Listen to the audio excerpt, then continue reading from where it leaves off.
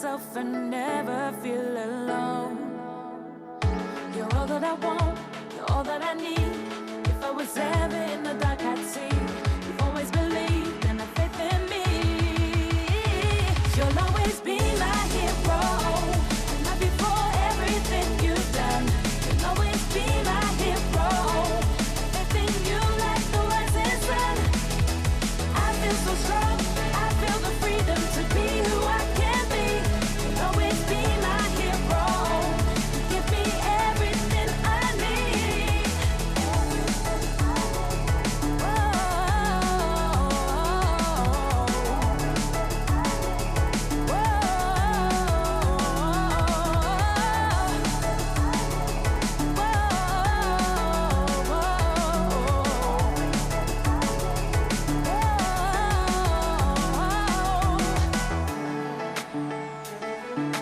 Everything I need. You have faith in me. You're all that I want, you're all that I need. If I was ever in the dark, I'd see. You've always believed and have faith in me. You'll always be my hero. I love you for everything you've done. You'll always be my hero. Everything you like the rising sun. I feel so strong, I feel the freedom to be who I can be.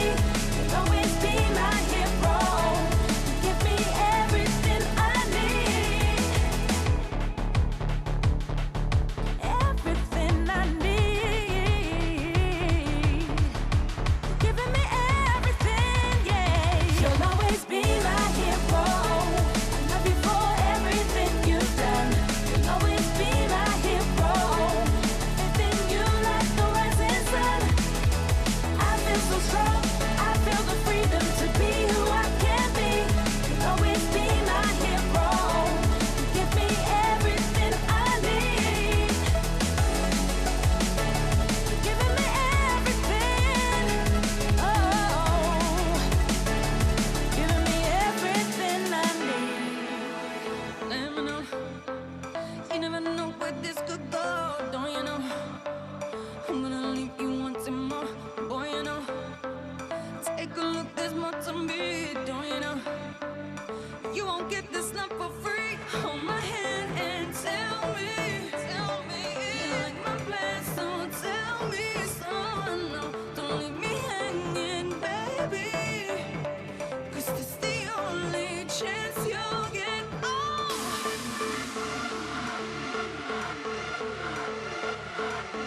tell me when you gonna let me know. You're never gonna let me go. Let it show. How my love is meant to go. Boy, you're moving way too slow. Let it show.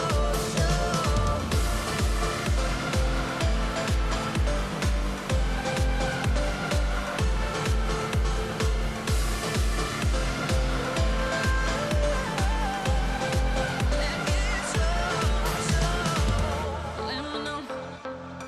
Boy, you got a lot to prove, don't you know? Take too long and you will lose, boy, you know. What you feel, I feel it too. Let it go. I'm not gonna wait for you. Hold my hand and tell me you like my plan, so tell me so. No, don't leave me hanging, baby, 'cause this is the only chance you'll get. Oh,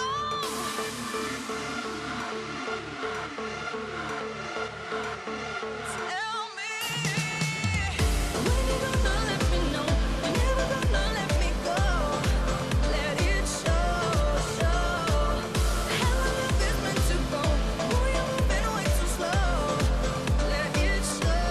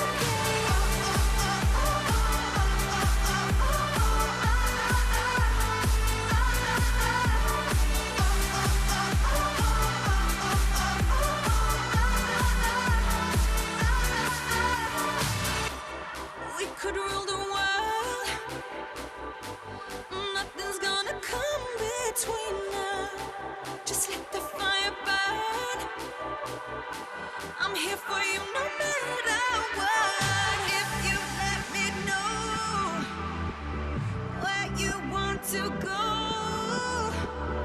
maybe it's the time I can make you mine. Let me know if you want to win. We can be this one. Let me know. I can't live the way, baby, that's okay.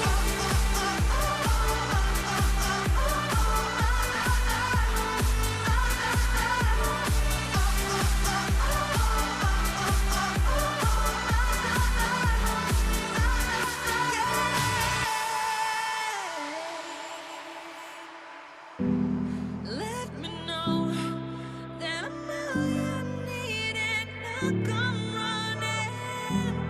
Let me know this is all I'm feeling. Now you want it. Let me know if you want to win. We can be this one. Let me know. I can't live the way, baby, that's okay.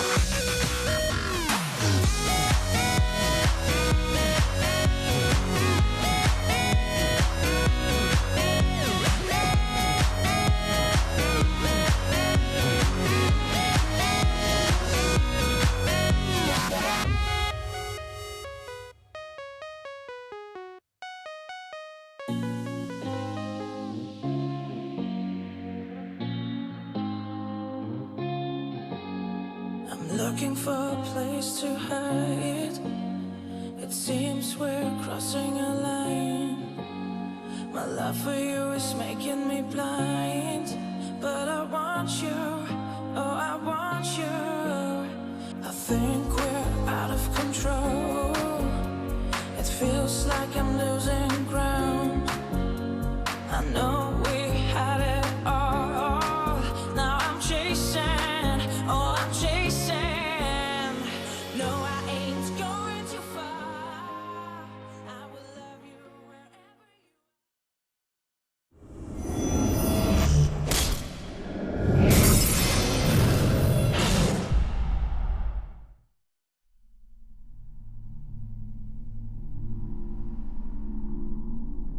Bizim için en başından beri eğlence çok yok ama modları gereği biraz eğleniyorduk.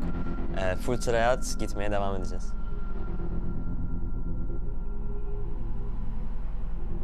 Cũng như lúc đầu khi mình đánh giá thì đội nào là đội mạnh nhất thì mình cũng đã nói đó là đội Thổ Nhĩ Kỳ. Thì không biết tại sao khi ngày mai lại bắt buộc phải đối đầu với họ thì điều này cũng chắc là cũng phải cố gắng hết sức mình thôi, tại vì đây cũng là đội mình đánh giá là mạnh nhất. I feel that Japan wasn't the favorite coming to the event, but I don't know. I think everything can happen. If Japan is the first seed, I think maybe we can beat them.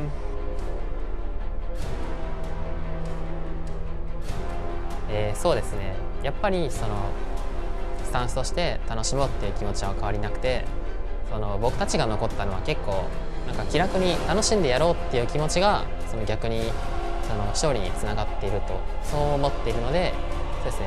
決勝トーナメントも楽しむことを第一にやりたいですね。Eskisi gibi değil şu an Uzak Doğu Asya. Ama şu anki Ice takımlarından daha iyidir eminim. Bakalım küçümsemeyi planlamıyoruz. 全て勝ってそのオールスターの本戦に出ることですね。Mình mong đợi là mọi người sẽ đoàn kết hơn và cùng nhau cố gắng là giành chiến thắng này, giống như là chiến thắng này cũng là cách tốt nhất mà tặng cho tất cả mọi người đang ủng hộ tụi mình mà thôi.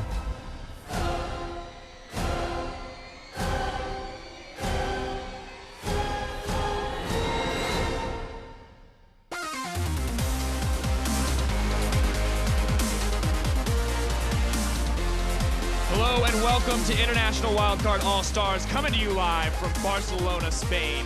Team Fire has scorched through the first 3 days, melting Team Ice down until only one team remains.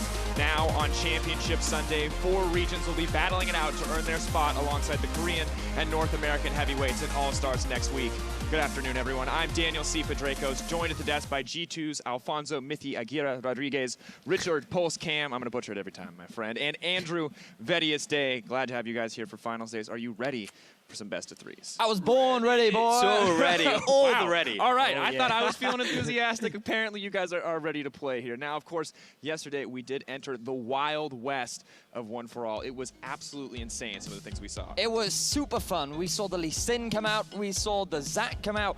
We even saw Yasuo versus Jarvan. What more could you ask for a day of One for All? I mean, I could have asked you predictive, right? When you told me that Yasuo Yeah, all was right. going to win.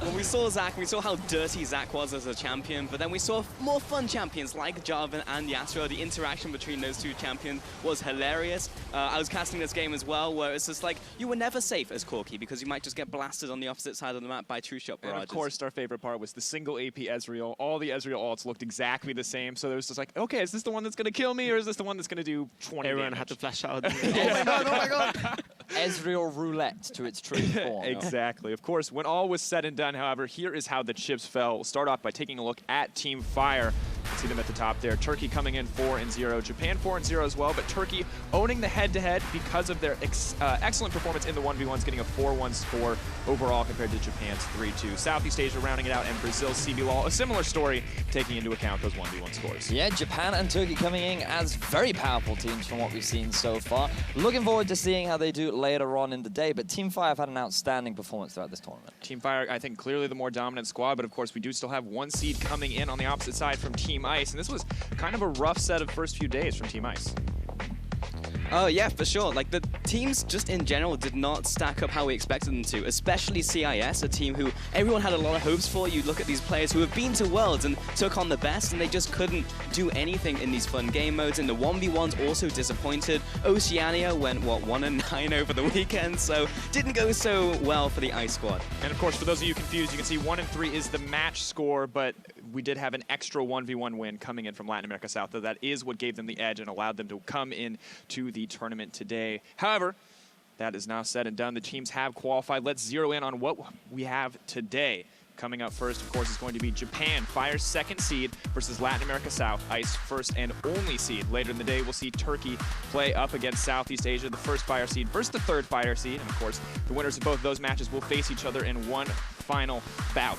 Matches will be a best of 3, but an interesting best of 3 at that. It'll be Summoner's Rift in Game 1, Assassin's Mode in Game 2, and a best of 5 set of 1v1s if needed to get that also coveted win. And news announcement, this is how all best of 3s will be played for the future. No, no, but I think it's a fun way to play the best of 3. It means that not only will you be relying on your ability to play as a team, but you've also got to be able to adapt to the assassin meta that we have seen growing over time. So. Well, and of course, over the course of this tournament, each of these teams has gotten to try their hands at these game modes, so there's nothing new here, but we did see a lot of different results going in, and you can see some of those on your screen now, the wins and losses. Interesting, you know, Latin America South coming with Summer's Rift win, Southeast Asia falling just a little bit flat. In fact, 2 Latin America South, but overall, Turkey and Japan looking pretty confident, taking just about everything. Yeah, pretty much. And the great thing about this analyst desk, I think it's perfect, because we all have a speciality in each one of these game modes. So, of course, Miffy likes the traditional 5v5s, Assassins, of course, Katarina mainly, and then 1v1. So we're good to go. We're perfectly rounded deck. And I just get to stand here and say things to make you guys talk. So I don't know what my skill is. That's the ideal dream. I'm the one for all. Of course, let's start in on our first match of the day. It will be Latin America South versus Japan.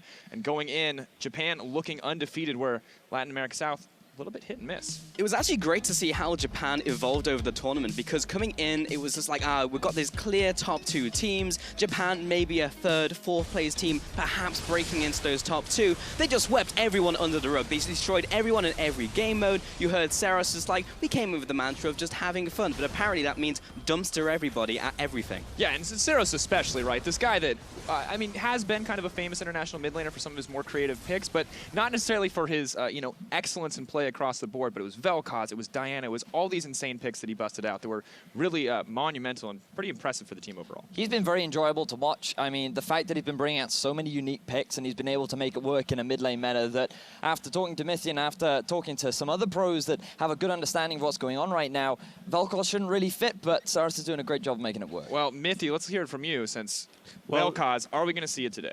I think it's very likely that we see it, since it worked out well for him last time, but I feel like once you start playing against better opponents that make less mistakes, Vel'Koz can get abused quite easily. He obviously is very strong, and once you get like that level 6 and you just like get that laser going, you know, you can one-shot the whole enemy team if they're all lined up, but at the end of the day, it has a lot of flaws that you can abuse, and it's not really a safe pick at all.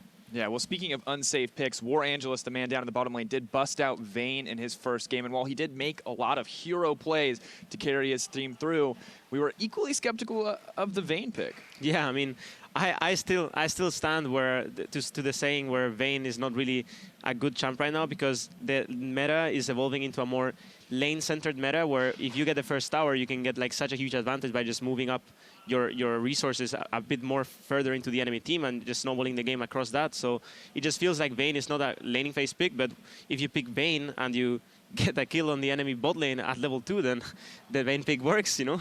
And to echo on that sentiment, this is something that we're looking a lot at when it comes from Latin America South, because here it is. Have they really been actually tested as a team? Because I feel like when you're going to grace a Vayne with this many advantages in the early game, you're pretty much setting up your team for success from the get-go. So I feel like that Latin America South, for me, are still to prove themselves. And when you look across the board, when they're going up against this powerhouse of Japan, I feel like that they are definitely going to struggle. And I mean, I'm predicting that Japan will take this 2-0. It'll be interesting to see, of course. One final thing, though, on the bot lane, Mithy, we've seen Vayne, we've seen a lot of creative picks. In this new meta, is there anything that we haven't seen yet, or anything that you think we will see as teams get more comfortable on 6.23? Well, I have tried to talk to some of these teams here, and no one really is interested in seeing Zyra, even though from the experience I've had playing in the new patch, I feel like Zyra is still a very strong champion. So I would love to see some teams picking Zyra as a last pick, because now that you can blind pick your mid lane mage, your top lane tank, you can like kind of save the last pick for support, and that's what I love, right? Because you can just pick like the Soraka, the Zyra, all these like niche champs, and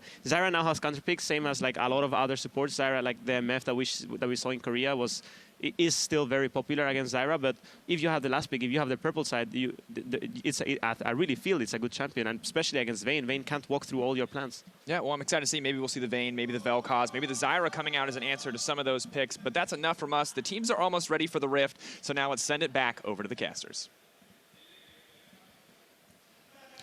Hello, everybody. Thank you so much, Sifa. Hey, sports fans, how are you doing today?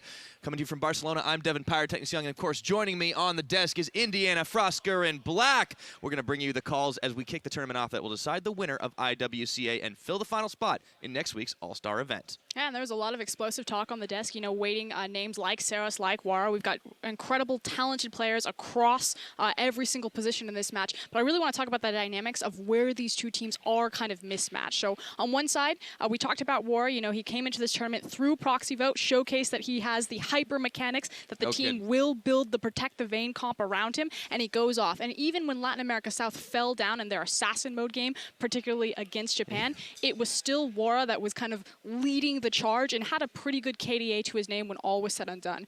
If you look at the other side on Japan, they have Heredi as their AD carry. Now, Heredi isn't necessarily known as the strongest AD carry. In fact, if I'm going to pick a weak link for Japan, I am going to look right there. So there are options for Latin America South to kind of exploit them. Absolutely. It's kind of like a bit lopsided when back and forth, and we'll see a lot of map control like kind of being taken that way, I'm imagining. But let's go ahead and take a look at the All-Stars we'll be seeing on the Rift today, starting with the representatives from Latin America South.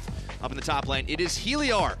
In the jungle, it will be Kratos. Mid lane, Plugo. ADC, that is Wara, also known as Warangelis. And his support, Bear.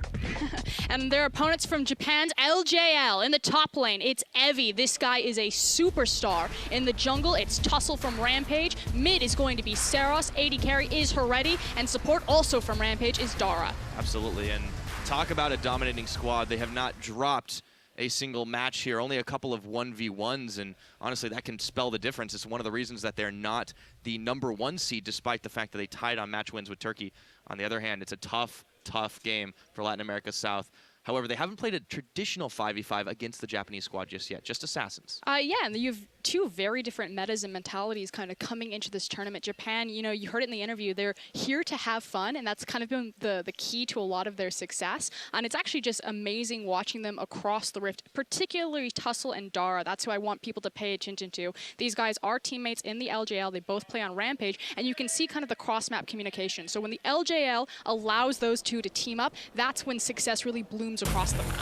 Yeah, it's been huge for them, and they've come up massive in a lot of the games so far we've seen. So we are about to hit into picks and bans, and that's an Orianna off the board. Latin America South on the blue side. That is on the right. The Saros respect right there. But I also had a few theories. I actually felt that Orianna, as we moved more into the Courage of the Colossus meta, that Orianna would suddenly become the most high priority mid laner, since we should assume to see Syndra and Ryze permabanned. Just because she offers great protection for hyper carries that can shred those tanks. She has great 1v1 individual matchups in the mid lane, and she can actually put out sustained damage over the course of the fight to whittle the tanks down. Going further in the picks and bans, we have the Karma taken off the board. We already talked about the Cinder being something that has pretty much persisted in power for a while, and there's that Trundle ban on Team Ice's side. Yeah, already starting to see the meta develop a little bit. Obviously, again, Courage of the Colossus is the new thing in vogue. Trundle works very well against those tank champions that have really started to dominate the top lane, and I especially like to see the respect of Tahm Kench taken away. You normally see that being thought of as a support, but no, you don't. Evie is the one who's been dominating on that one. LeBlanc is the last ban for Japan, and of course we will see a quick lock-in of Poppy for Helior. But this does mean that Ryze is still open and available into that mid lane. Now, again, Saros did take Vel'Koz. He is known as primarily an innovator, but I expect that most mid laners would be able to look through that rotation and find that champion in the wheelhouse. Yeah, I'll bet that Saros will want to take the last pick here and get the counter up against Plugo. It's a matchup that definitely should go his way, so he may be fine with just taking a skill-based matchup, and you can see they're focusing more on picking Heredi, something he's comfortable with, getting Tussle that Lee Sin. Okay, there's the Ryze. Yeah, we're going quick and fast through this. Key things to point out, we got Heretti on a utility AD carry. Again, Wara is going to be your high mechanical AD carry. Heretti is going to be your utility, so the Ashe fits perfectly for him there. Tussle on the Lee Sin, that's the big thing. This is the guy that you want to watch. He's a very proactive jungler. He is the best jungler in his region, and he's looking across from the best jungler in the Latin America South region in Kratos. And Kratos is known for his Rek'Sai. So again, if Tussle is your aggressive jungler, Kratos is completely the opposite. He's your dandy type of jungler, you know, vision, control-oriented. Yeah, get in, steal something, and get out. And buff control is going to be very, very important, I think, in this game. Well, Tussle, true to his name, he does like to get in the thick of it and mix things up with the action. A lot of power, though, with that rise that Plugo is taking in the mid lane. And here we go, the Nautilus lock-in for Evie here. Or it could be supported, well, not anymore, because it's an Alistar, never mind. It's Dara's Alistar. He is very well known for this back in his region. This is terrifying for him to get his hands on it. And we heard Mithy talking on the desk, why is Vayne not as high of a priority? Mithy was theorizing it's because she has a weak lane phase. The meta is still very much about who can control the lane, especially the creep minions. But if you're opening up more tank supports, if you're bringing in more melee supports like the Alistar, it does give room for Vayne to shine and to find some counterplay and matchup. So Wara has the option here. There's the Janna. I'm looking for the Vayne. Likely to happen. Oh, Ezreal, though, still considered an option. We won't see if that gets locked in just yet. It does. So that's paired a very safe pick. And Wara is the hyper carry of this team. They're going to want him to be pumping out that damage late, so they're not wanting to put him in any danger early on. Yeah, talking to the team, they said that they were totally comfortable building around Wara, that they knew his identity going into this tournament. He is the hyper carry of their region. We expected the Vayne to come out because he's very comfortable, but like you said, the respect. You've got Dara on his coveted Alistar pick. You've got the ultimate from Nautilus coming in, as well as the Ashe Arrow. He's not going to gamble that many times with that many hard CC, so he looks for the very safe, very self-sufficient pick in Ezreal. Absolutely. So Japan just shuffling around for a little bit as the last picks come in finally. We had that Cassiopeia locked in for Seros. Cassie versus Ryze. We've seen that one quite a bit. Yeah, and it's going to be mostly about who's going to get the dominant lane shove in there. But before we kind of talk about the mid lane matchup, again, just kind of collectively looking at these compositions, it's still very much about kind of creating area of effect in Latin America South sides and protecting Wara and allowing him to output that crazy amount of damage that Ezreal can do late game. On the other side, it's about your layering CC and having multiple engage options for the LJL. Absolutely, and if they can land it all, I mean, there's only so many ways to get out of danger.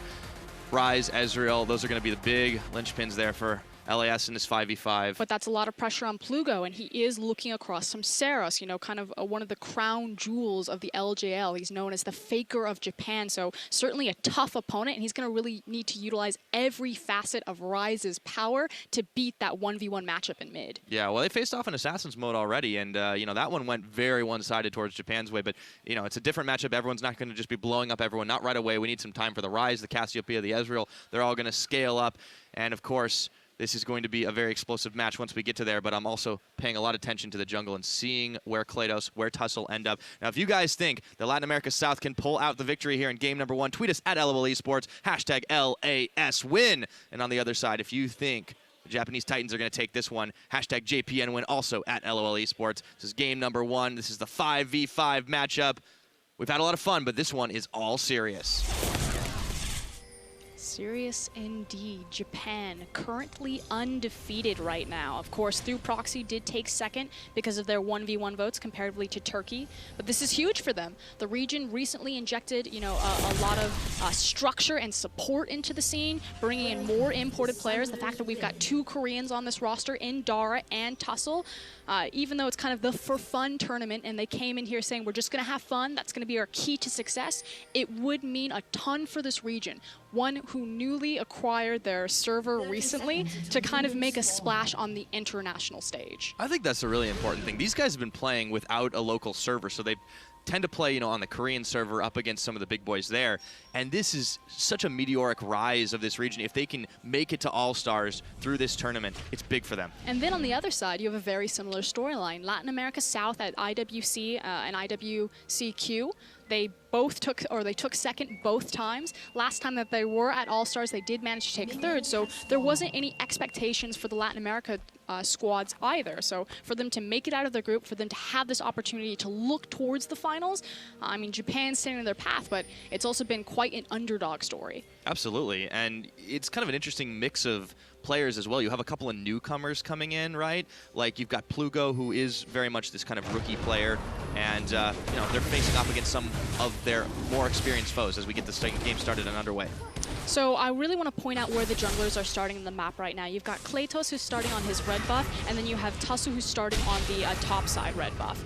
Now, what's interesting about Kratos' pathing is he's actually going to hit level 3 off the Krugs, as will Tussle, but Rek'Sai, we all know her very famous for her ability to bot side gank from blue side in particular. So there aren't a lot of options because he's got an Ezreal and a Janna down there, but I'm kind of curious, you know, is he going to prioritize Scuttle Crab, or is he going to look for this bottom lane gank to try to get this Ezreal and Janna started on the right foot? He's definitely going to apply some pressure. I don't know how far forward Heredi and Dar will be comfortable playing. You could see a huge amount of chunk damage coming out. Heredi has been pushed back very far, and Wara is just going to keep him at bay here. And this is what happens when you're punished by picking a melee support like that Alistar. Ezreal, if he can get on the back of the caster creeps, you can see how punishing he'll be with that Mystic Shot in tandem with Janna's E. Yeah, so Wara is already playing this out very aggressive. Imagine if he'd gone for the Vayne pick as Kratos moves down towards the bottom and looking to get the counter jungling on. He will steal it away, and Tussle's still up top side. Yeah, we've already seen some divergence then. The fact that Rek'Sai is just moving a bit quicker through this jungle, although Tussle should be running straight for his blue buff, so if Kratos can't take this away quickly enough, he's got Smite. He's going to be coming around the side. He's got it. Kratos is able to steal this one away. Tussle actually doesn't know it's happening, but he's going to be chasing down Plugo instead, who gets nailed on the Sonic Wave in an instant flash. Respect out of Plugo. Hold on, though. Here comes Kratos. Oh, right out of the bushes. Yeah, and rocket he's gonna hard flash. place. Whoa, that's going to force Tussle to flash away too. Great start here for Kratos. But naturally, having Plugo missing both summoners is going to be advantageous for Japan in the end. That was both the Ghost and the Flash on the mid laner. Low mobility. Yes, Ryze has a lot of safety on him because he's fairly tanky. He's hard to lock down, but we'll see if Japan can punish that. And did you catch if Ryze was taking Courage of the Colossus Mastery? I do not believe so. We saw a couple of Courage of the Colossi, if you will, but it was on Dara, it was on Evie, which is to be expected, and I believe it was just on Kratos. I didn't see one on Plugo's side, but maybe we'll get that one back up in a minute. I was just curious. Typically, it's common for Ryze to take Storm Raider Surge or Thunderlords, but Russia has actually been playing Ryze with Courage of the Colossus on the Mastery. Well, we used to see Strength of the Ages on him every now and again, too. It's pretty disgusting. Yeah, that is a pretty good mastery. Let's just go with that.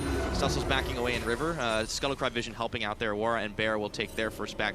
We're only 4 minutes into this game. No serious leads. Up in the top, it has been a wet noodle fight. Star Guardian Poppy up against the Nautilus, who sent to the Riptide. Hillier's a little bit lower. He shouldn't have been fighting in those minions. But it's still kind of a tempo advantage for... I don't want to... Yeah, I'm going to call it for Latin America South. And the reason why is because I feel like they got good back timers off, particularly with their bottom lane. Again, Ezreal, he's not weaker on the initial level 1.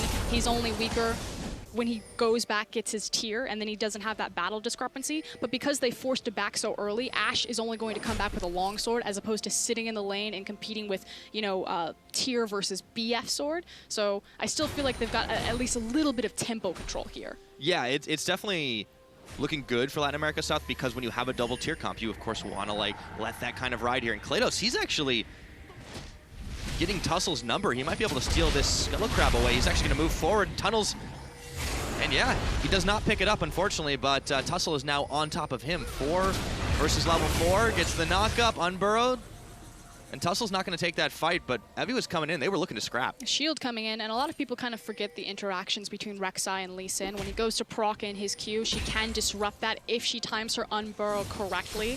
It's not as volatile as a matchup that it used to be for Rek'Sai. Gotten a little bit better for Lee Sin. Yep.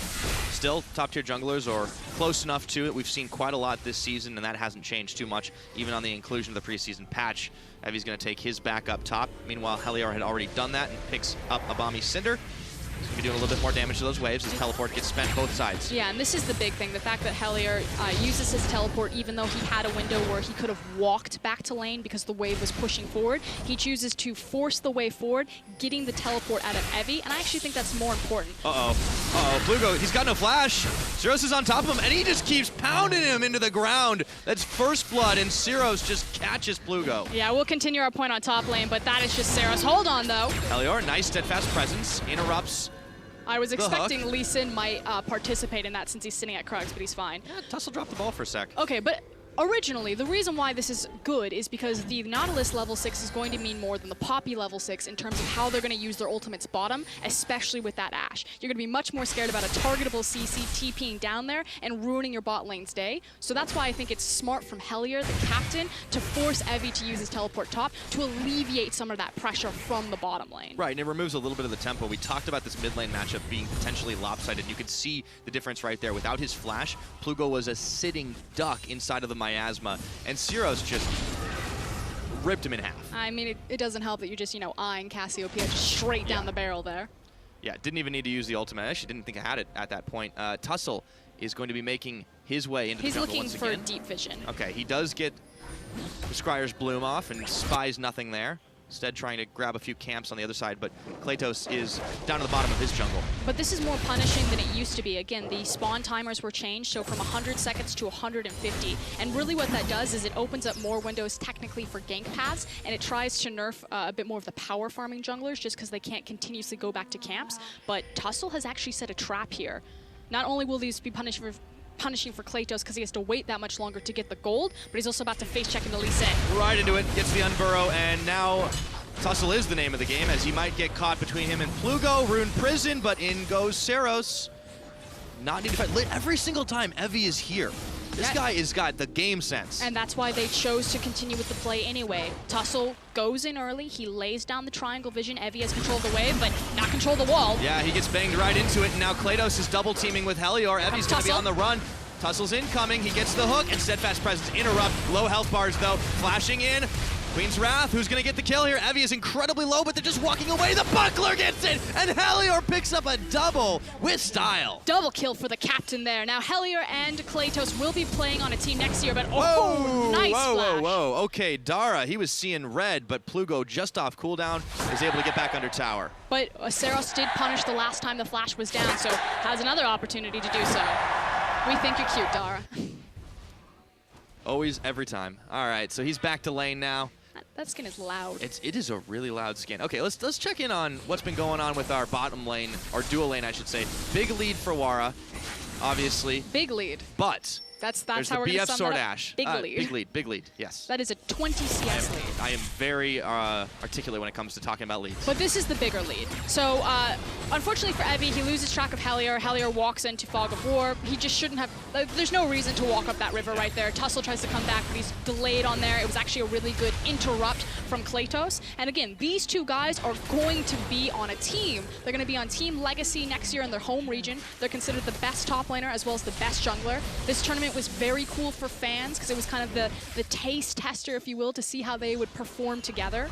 And yeah, we said that it was all going to be about Wara in the bot lane, but his job is just to sit there and farm. If you can get your top laner ahead, you automatically win bot lane anytime that teleport is up. Yeah, and that's the funny thing about FLICKR is that he's not typically known as a super flashy player, but you got to hand it to him. That play, calculating. Yeah, he turns and smacks the hammer as the buckler's going and just nails that sweet double. So it's 2-1 as we approach 10 minutes into this game, and a well-earned 1,000 gold lead for Latin America South. You just need to think of FLICKR as kind of your primary facilitator. His name is the captain. You see that on and off the rift, and now they're setting up another play for him as here comes the Rune Warp. He comes right in. That's a double team. Evie now is finding himself in a little bit of trouble. Burns his flash, but FLICKR just dashes right into the tower. They're going to tank this through, and Plugo picks a kill. And this is back-to-back games that they prioritize. They first pick Poppy. So FLICKR having the confidence that he can take any matchup with that champion and having the execution to perform well in it. It's now Kratos. He's even around the backside here. I mean, he could try to go in for the steal, but he's got War behind him. I think they might end up giving this one up, but if they can collapse, Tussle is low. There's a teleport. Cassiopeia secures the dragon, but the chase is on. Dara denies the unburrow, and it looks like Fire going to get away with this one. There's another teleport available, but Evie's just going to walk up into the top lane. I think it's a mistake for Latin America South to execute on that TP. I think you can serve the cooldown there, so there's now a window for Team FLICKR that they can punish Ice here because they have the global advantage with Evi's TP. So Evi does have the TP build. Let's take a look at that one more time. And up in the top side, Helior was on Evi, but what he didn't know was that the Rise was coming for him. And it's funny too because Plugo just pretty much uses that as a gap closer. He doesn't even dodge any wards with it, but it is enough, but primarily on Helior, making sure that he's finding these key and crucial stuns. You know, he stunned Evi initially against the wall, finds him that time against the tower. Critically, Plugo gets the gold for that kill, and since he's been behind so much in CS, this is really beneficial for him. So it'll help him keep pace with Seros right now, who's already completed the Abyssal Scepter. Klados up in the top is going to clear the control ward away. Spotted, of course, by Evi, and is going to respect that distance. Yep, also helps reactivate safety vision for Helior there. The fact that his ward is now means something in that tri-brush. Yeah, big changes with the control wards here as Dara and Heredi This is dangerous. will be chasing the arrow. For the ward. Arrow could come any moment. Wow. But respecting the volley, Baron Wara. So Wara much just goes in respect. again.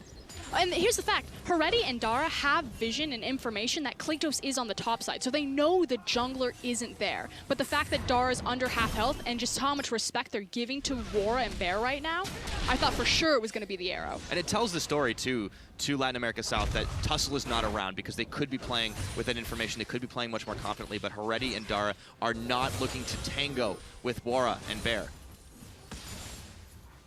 Someone who is looking to tango, though. Yeah, Seros is always gunning for something. He's got complete control over the mid lane, which means that they now have the advantage of going what I'm going to call the Silk Road. Basically, you start out on the Raptor camp and it feeds all the way down into bot lane. If you secure this with vision or you can control this path, you pretty much get access to Dragon bot lane tower as well as these setup plays. Oh boy, and here's why it's called the Silk Road, because there's a lot of trade going on. Tussle kicks Klados right into Dara. Bear's incoming. There's the arrow. It's gonna land, and Klados is a sitting duck. Bear gets the heal way too late. Tussle picks a kill for himself, and just like that, the LGL have equalized on kills. It's not done yet. Dara does have ultimate. They could look to dive this. War is in a lot of trouble. Wara might think he can go in and finish off already. He's trying to chip them pot individually, shots. yeah. And no one's pushing the wave into the tower. Dara has to get in position and tank this for his team. He might have bought himself enough time. Oh man, Dara goes in for the headbutt pull. Exhaust is on the flashes, burn flash. He dodged they one. can't get the lead. He dodged two. But Wara's still going down, and they juggle the aggro effectively. Okay, took a little bit too Klados, long, what though. are you doing? Oh my god, he gets the flash, three-man unburrow. Tussle is gonna flash away, smites the Krugs! And Klados is just running now. He tried, I'll give him that. Wara with his best fancy footwork can't catch them. Oh wait. Bear's gonna try though. Look at Helior. Helior is just marching down the bottom. Flash, tornado. They've got Dara, who's running away. The auto will finish the job, and Heredi is gonna get safe under tower, but is it gonna be safe? Helior is looking to come he's running in for a heroic charge. Good night, sweet Steadfast prince. presence, and goodbye, Ash. Auto attack finishes the kill, and Klados tanks it. Okay, even though Wara doesn't get any assists throughout that entire exchange, I'm giving him MVP of this play. He lasted so long. So initially, it's a play set up by LJL. They execute on it brilliantly. They find Klados. They manage to take him down. Oh. And that's all we got time for, because there's a flash rune prison. Another wall. Zeros gets knocked right into the wall. He did not have any summoners to burn, and Helior winds up the Poppycopter to deny that teleport effectiveness. And there was that window where the LJL actually could play cross-map globally better than Latin America South. But joke's on them, because Helior beat them to the punch, walking all the way down to get involved on the back half of that play. Speaking of getting involved, Helior has had ridiculous kill participation this game. Even though he's had, a misfire on a teleport, he has done so well. And Wara, down in this bottom lane, looks to secure first tower blood here. And they know Klados is here. Heredi, they have to respect this. The damage from Wara is too real. They're gonna get it. So 15 minutes into this game, they're gonna pull ahead in the lead, and Plugo's still taking pot shots mid. I mean, I'm gonna take some pot shots on the desk right now, because I know that talking backstage, everyone's like, Japan's got this. This is an easy 2-0. And I've been watching these games, I was like, I understand that they lost in assassin mode, but this team looked so good. Oh dear, Plugo. As we say it, the gang squad comes for him. But this is perfect. Latin America South, where they're strong, is in their macro play. How they identify the objectives, where they need to be on the map, and moving to the correct positions. LJL are so good at their mechanics. They're great at skirmishing. They're great at pulling off these little plays here. So we finally, it's like replay after replay. Now we get to show it again, because you're right, Wara just lasted so long and burned so much from this enemy team. He gets his flash off, okay, but look at how much they invest He to kill him. dodges both the Q as well as the volley through where he positions behind his creep wave, and it takes so long to kill him that his team is able to clean up on the back half. And Kratos died at the start of that fight, by the way. That's how long this whole engage was. But the important thing is, again, the individual decision-making and the team decision-making from Latin America South compensate for the fact that they may not have the flashiest mechanics to keep up with the brute force strength of the LJL. Because Tussle, Dara, Saros, these guys are superstars when it comes to 1v1s. I will tell you what, though, when you see these two styles match up, this is some good League of Legends. Helior just knocks already right into that wall. Kratos perfect tanking. And yeah, it is macro versus the micro decisions, and it has been bloody. 6-5 in kills now. And nobody's even eyeballing that dragon, by the way. Helior gets some vision down here, but that's about it. Well, when it comes down to macro play, now we have to look at what the summoners are available to us. The fact that Helior now has the teleport advantage over Evie, and again, the fact that Kratos got his hands on the Rek'Sai. I'm telling you, if you are in a 5v5 on Summoner's Rift against Latin America South, Kratos cannot have that champion. He is too influential on it. He is the shot caller of this team, and you cannot give him that much global pressure. And that's the best part about this, too. Normally in a regular traditional best of 3 or best of anything, you can see what your opponent does and ban that out the next game, change up your pick and ban strats. You can't do that in game number 2. They're playing assassin mode. And that's where they might fall down as they did the first time. Well, they have to win this game first if they want to make that a tie situation, but not speculating about that from us. And just take a look across the board as we're 17.5 odd minutes into this game. Who's looking really pretty right now? Helior, of course, working his way towards more defensive items. He has the Swifties, and that's come in so handy. Evie on the other side has done the same. But I think the real big difference is this mid. Still been a 20 CS discrepancy, but you can see Plugo looking a lot more comfortable, and he's also not opting to lane against Saros for the time being. It's kind of like what their damage sets are going to be as soon as we break out into these 5v5s. Wara and Plugo are still kind of waiting for their tiers to take off and that full kind of mid-peaking itemization to come online for Ezreal and Ryze. But things do get a little bit hairy as we start looking to late game. You know, if Wara doesn't land all of his skill shots, he doesn't have the easy, consistent damage that Heretti does on the Ashe, things can go sideways because you're dealing with Cassiopeia and Ashe and Nautilus. A lot of those champions are going to do a lot of damage. It's like you said in pick and ban, it's all about stacking that CC up and nailing a target, but it has been hard to catch Plugo. I think Wara is definitely somebody to look for. This is a guy that will always E in. He's like the opposite of Wei Zhao. Just giving you a little throwback there, I know. The memories. Yeah, Plugo's going to take out this tower, though. It is nice to see Latin America South shoving their advantage and able to nail down a few more turrets because they can, pound for pound right now, outplay if they match the lanes up correctly. And again, it's about abusing the lane assignments. As soon as we prioritize taking down first tower bottom, we suddenly pick up our bot lane. They're now in the mid lane. That frees up Ryze to abuse the individual lane assignments up in top. And suddenly we've got 2 towers to 0 in favor of Latin America South. Yeah, good news for LJL, though, is they're able to secure a little bit more vision. Scuttle Crab being taken away. Dara is going to find Bear and Wara. Tussle is flirting with danger. It's my kind of Lee Sin player. Oh, he's looking pretty good in this game. 3-1-1's a pretty respectable score, and all the same, Tussle, he just wants to fight, but he has a window of effectiveness. He needs to start using it. This is scary, though. This is like LJL's perfect. You can see Ashe and Nautilus. They're rushing here. They want to go for the fight. Ashe here. Oh, it's going to nail Wara, and they pinball him to his death, and now the fight is on. Bear and Plugo trying desperately to run, but Helior has joined the fray, and he charges right into Dara. The Poppycopter winds up. They know they can't take this fight, and they have got to bail out. 1 kill so far, but back to the safety of tower they go. That could have been worse, and it might get worse. Why is he still fighting? The hook's going to land. They're going to keep going here. Evie takes a lot of damage, return damage, I should say, but Kratos is not healthy enough. He has to leave. Helior is still trying to defend this tower. This might be LJL's first. No, they survived it. They weathered the storm. The LJL will not be able to find any sort of counter push on taking down the mid tower. That was super risky from Latin America South. They saw the chip damage on the mid tower. They thought that they had a big enough window to push it down. Tussle might find a table scraps, if you will, of taking away the red buff, but... Yeah. It was a little bit greedy of Kratos to try and take that after the fight, but let's see it all again because Tussle waiting in the wings set this all up. But again, the most important thing here is the fact that the tower is so low. That's why they're taking this gamble, because you know that LJL's only response is to make a big, crazy flanking play, and they have all of the CC, like that Ashe arrow, like the Nautilus ultimate, to pull that off. Unfortunately, Wara takes the ice arrow straight to the teeth.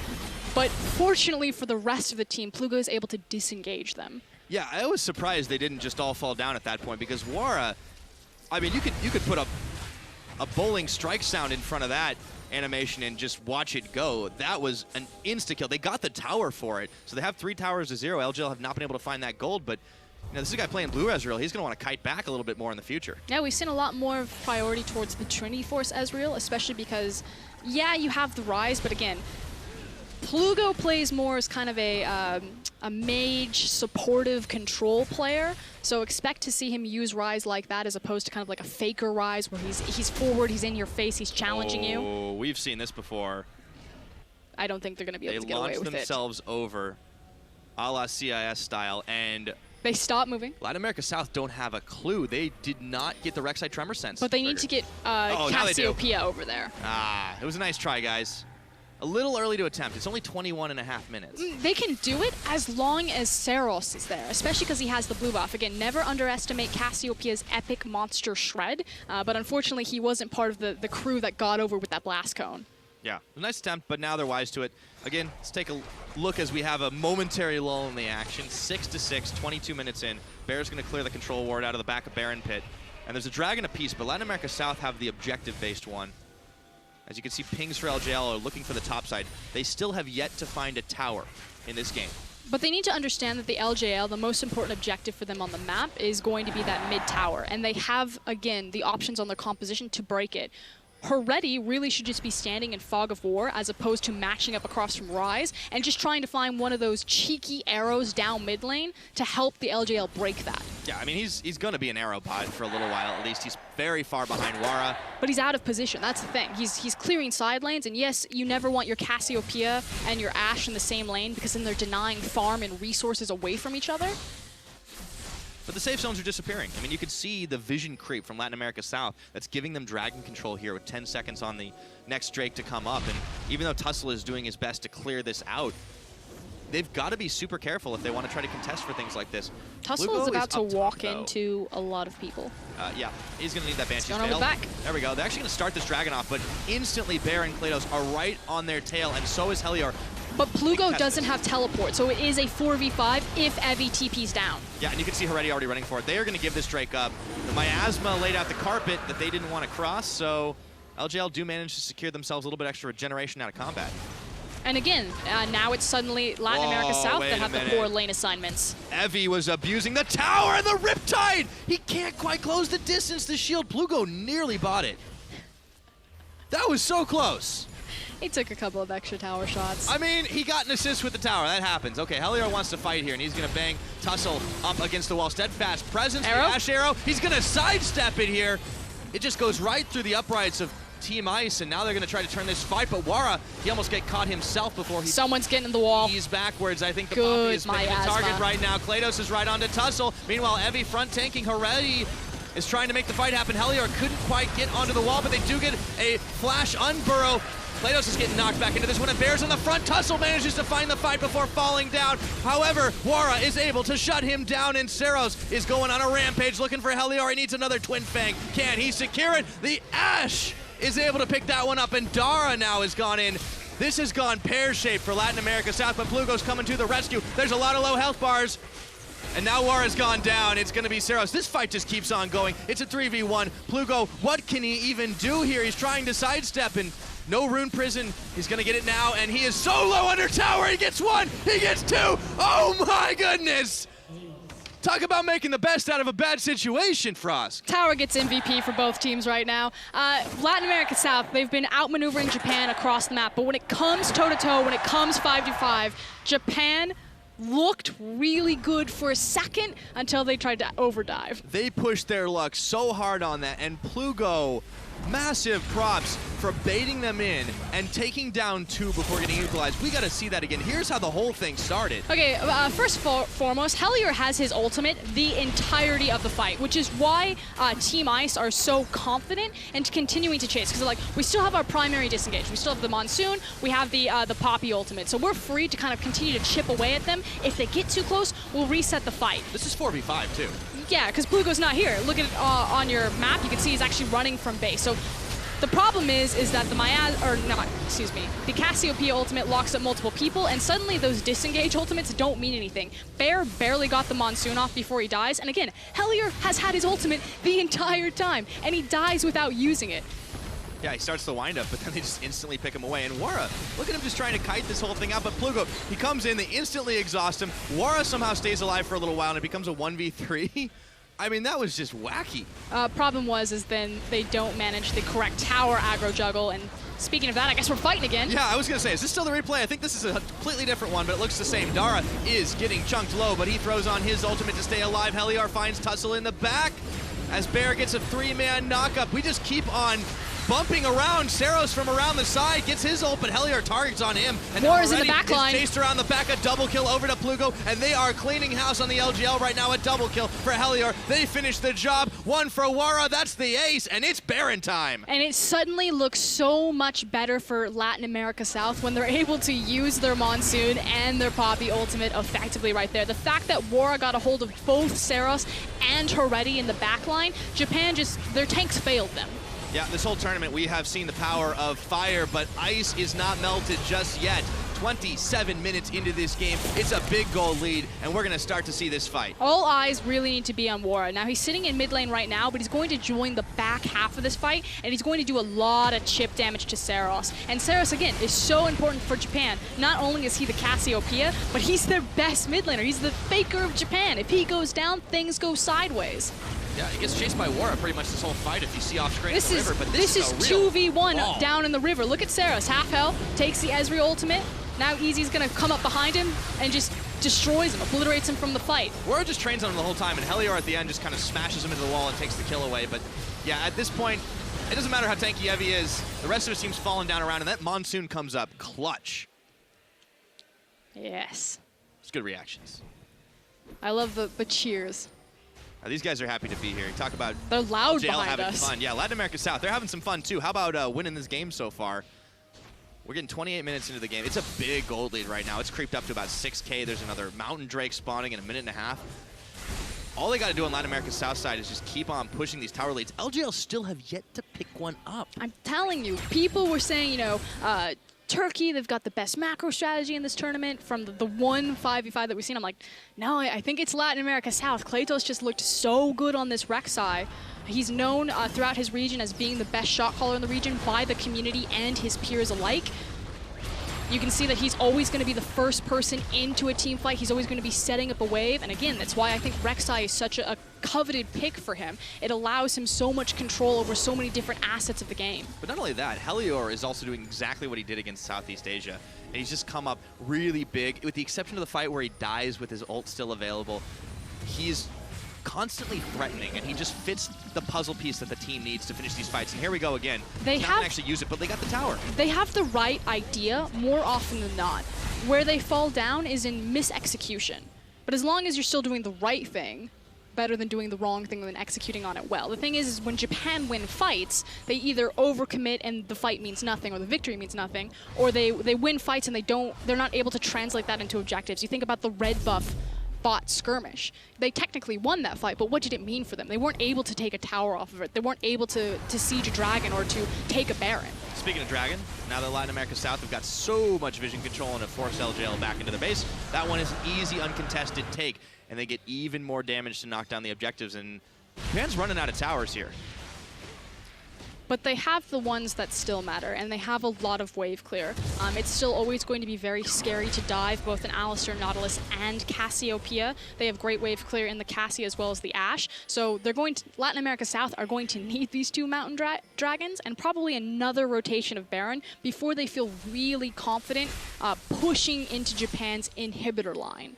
Yeah, it's true, but Japan are definitely going to have to play a lot more conservative and not try to push too far out of their base and outside of their vision zone. But what this means is even though Japan are behind in the game by close to 10K, that they have kind of this 6-minute window between the next kind of Baron spawn, it's probably closer to 7 at this point because Baron's still alive, of turning the game around, you know, setting up their vision, getting another chance, finding that another pick. And again, they have so many tools to do that, like the Ashe Arrow and their comp. So Japan are still very much in this, as long as they don't lose here. Maybe give up an inhibitor. I don't think they'll need to if things look scary, but they've got another 10 minutes left in them to turn this game around.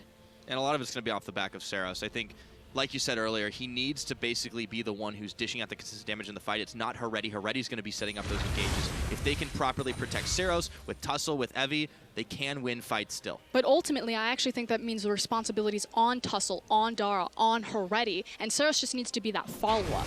But Heretti with that Ash arrow, you know, we said that this is a weakness that Latin America South could exploit in the individual matchup. He needs to step up now, and he needs to find that key arrow on Wara, on Plugo. He found it once. Yeah, you can see that the LJL are definitely going for that protect your big carry kind of build. You can see the redemption's been finished on Dara right now. Obviously, he has his own Seraphs. Seros does to, you know, keep himself alive a little bit longer, but you got to be really, really careful and save your summoner spells for those big situations. And we'll see how it happens as Heretti's trying to defend topside. They are being pulled apart by Latin America South. They're just pushing farm into them right now. Again, I still think this game probably has between 10 and 15 minutes left in it. Japan are very much still in this, especially if they get a good 5v5. And really, Latin America South are playing the split push pressure game. They don't want to commit to one thing because, again, diving is still going to be very scary. It's just, you know, find the chip damage where you can. If you can get a pick, take it. But slowly pulling them apart at the seams as opposed to just bashing them in. Yep, although Wara he's good. Cannot dodge the dredge line forever, but he does get out of range, so there's no retaliation available. Helior just keeps on pushing the wave in the bottom side, but they've really done their job up top when they just keep pecking away at this turret. But you can see that the LJL is responding very quickly. They realize this is the choice target. Because Latin America South need to keep LJL within the confines of their base. We're now on the 1 minute 30 warning for Baron, and the longer that they can keep the LJL trapped in here, the less time the LJL have to kind of set up a counter defense. You know, setting up their vision around Baron, trying to make it advantageous for them to contest that objective. I definitely want to go back to Helior for just a minute because he's been so critical to denying a lot of these fights. You see every single time Tussle gets anywhere near him, he throws in the steadfast presence. He knows he could deny the big kick backwards. That's why we haven't seen Tussle be able to make these hero Lee Sin plays this game. As Helior gets the windup. They're going to siege this. Teleport. They might be able to cancel it. They will, in fact, do that. And Dara now is in the thick of things, and he is running out of health very fast. He might have the Unbreakable Will on, but it may not matter. The redemption is enough to keep him alive, but now the inhibitor is under fire. Seros threatening, chasing them away. They do not want to commit, but they got what they came for, and Plugo gets hooked. Tussle is looking for the kick backwards. He finds it onto Plugo, but they can't finish him off. He's going to flash into the Monsoon. Heretti finishes the job with an auto attack, and now Evie is looking to make this bigger. Tussle takes out Bear, finishes the job, and Klados is going to fall. The LJL have done it. They managed to get a fight they need here, and Dara goes in. A big flash headbutt Pove, a double kill for Seros, and it is only Helior left. Disaster for Latin America South. The thing that I'm looking at right now is the fact that Baron is 15 seconds from spawning. Helior, yes, he's still alive. Yes, he has his teleport, but you're looking at 30 seconds before Klatos is up. Does he even have any tunnels? He'd have to walk from spawn.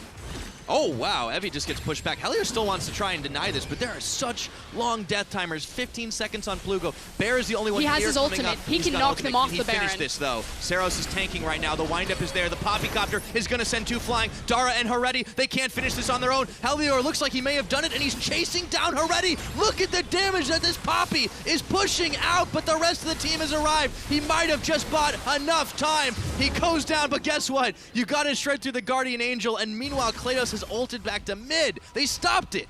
Disaster for Latin America South, but the hero that they need, the captain up in the top lane, Helior.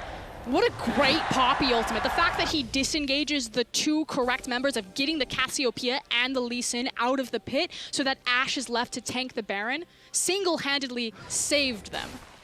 100% of the way, and now it is Latin America South that have control of the Baron pit. The LJL may have won a fight, but they still could not get anything. They've still got no towers, Frostgurren.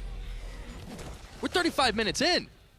It's fine, because at this point, if they win the Baron, if they win the Elder Drake, if they win a big 5v5, they're strong enough that that 0 tower will automatically become 3 towers. Probably I hope so, because it looks like they're allergic to him otherwise. LJL's going to try and force this Baron. Look at, they've actually caught out of position. This could be a good for them. Here's the scary thing, is how quickly they'll burn this. Okay, they've got the TP. Waiting for Helior. Okay, looks like they can try to take this fight. Helior a little bit low, and He does not want to commit, but they caught him in. Plugo's around the backside. They just need to buy some time for him, and he knocks a bunch out before he goes down. Plugo looking for the flank, straight on to Saros, who ults away, but Saros has managed to stay alive. Tussle has found Plugo to finish the job, and all of a sudden, the team fighting prowess of the LJL just comes up huge. Wara is kiting and running and trying to keep himself alive. Tussle has not gone down just yet. Wara is actually keeping them all on the back foot. He arcade shifted Alistair's animation of the headbutt. You have got to be kidding me. And he's going to rejoin Bear in the mid. Now there's a teleport. These fights just do not stop. This is hilarious. Okay, I hope we get a replay of that team fight, because there's one person that I want to point out in particular. Kratos, are you crazy? Apparently. He's nuts. Yeah, they brought Bear and Wara here. They're shredding through this. Are they going to trade an Elder for Baron? This is still nuts. There's a massive mini-wave topside. This is so dangerous for Japan. Okay, so we don't often get to see these types of trades happen. But the problem is the wave clear on Latin America South is still fairly weak. It's a little bit better just because Ezreal decided to go for the Iceborne Gauntlet, but before we get to that, I want everyone to pay attention to Plugo here, because Plugo is really what cost Latin America South this fight. And better than that, the fact that Team Fire know how to team fight so well. Sarah sitting just right in the back on that Cassiopeia, protecting Heretti, knowing his responsibility. Plugo finally comes around the side to get involved in the fight, but it's too little too late. For so long, that Ryze wasn't doing anything, contributing nothing to that fight. As soon as he walks in, he just gets blown up, and it's simply through the mechanical prowess of Wara, especially that arcane shift there, that Latin America South are able to get any sort of trade in that engagement. Yeah, no kidding. All right, back into the live game. Look at the damage that fight. Wara was the reason they didn't lose it all, and Bear, he might lose his health right now. No. The only number you have to pay attention to is 367. Ryze did less damage than Janna. Not great that time around, but this may be a different story as Evie gets caught and has to tank a lot of damage. They've knocked him into the wall, but they can't finish him off. Redemption is coming up huge for both of these teams this game. That's Dara's spent, and that's a half-health inhibitor. Baron minions versus double Mountain Drake Elder. Dragon changes did come through on 6.23, so they've got a bit more room to work with on this buff. They're not going to go for it, though. Japan have defended. It's such a tense moment when you're working with these two big, powerful buffs. I think they're effectively going to neutralize each other. That would have been bad. Yeah, Wara has had some of the quickest reaction timings that I have seen in a long time. Very impressive play from this guy. Even when the fights look lost, he's able to still come up with something. He almost got 2 picks there. And he wasn't initially the guy voted in, and now I'm just like, Latin America South, why not? This guy's so good. He's a rookie. This was his first competitive split in the summer of 2016. And yeah, he was the 3rd voted guy. Well, I bet they're pretty happy he's here now. I would be. They built, the first time they were on 5v5, they built a composition around his Vayne. He shows up in assassin mode. You know, true, they played an AD carry. He is the actual AD carry. Yeah, this is kind of crazy stuff. Excuse me, I was talking about Plugo, my bad. Wara's the guy that roll swap from being a mid laner, so there's your mechanics. It's still hard to roll swap from being a mid laner and then be recognized as one of the best AD carries in your region. Yeah, it's a big, big deal for him. And I think he's shown, like, you can look at Vayne and, like, okay, a Vayne game, he goes off, they did to protect the comp, and that's still impressive. But you think, okay, does he have any other tricks? He looks so good on this Ezreal. It makes you wonder why he even bothered with the Vayne in the first place. Kratos was looking like he was wanting a flank. He was just taking a scenic tour. We're 40 minutes just about into this game. This is one of the longest we have had in this tournament so far. The thing is again, the Elder Drake and the Baron buff really neutralized themselves as far as, you know, the objectives that would fall down on the map. So again, we're now in another scenario where the LJL might be able to chip away this tower. I would certainly give it away if I was Latin America South. They need the gold at this point. Let them have it. Deposit it into their bank accounts. It's going to start earning interest for them. But this means that we're now looking towards the next respawn of these epic monsters. Although Rune Warp is pulling Plugo somewhere. I'm not sure where. He just disappeared.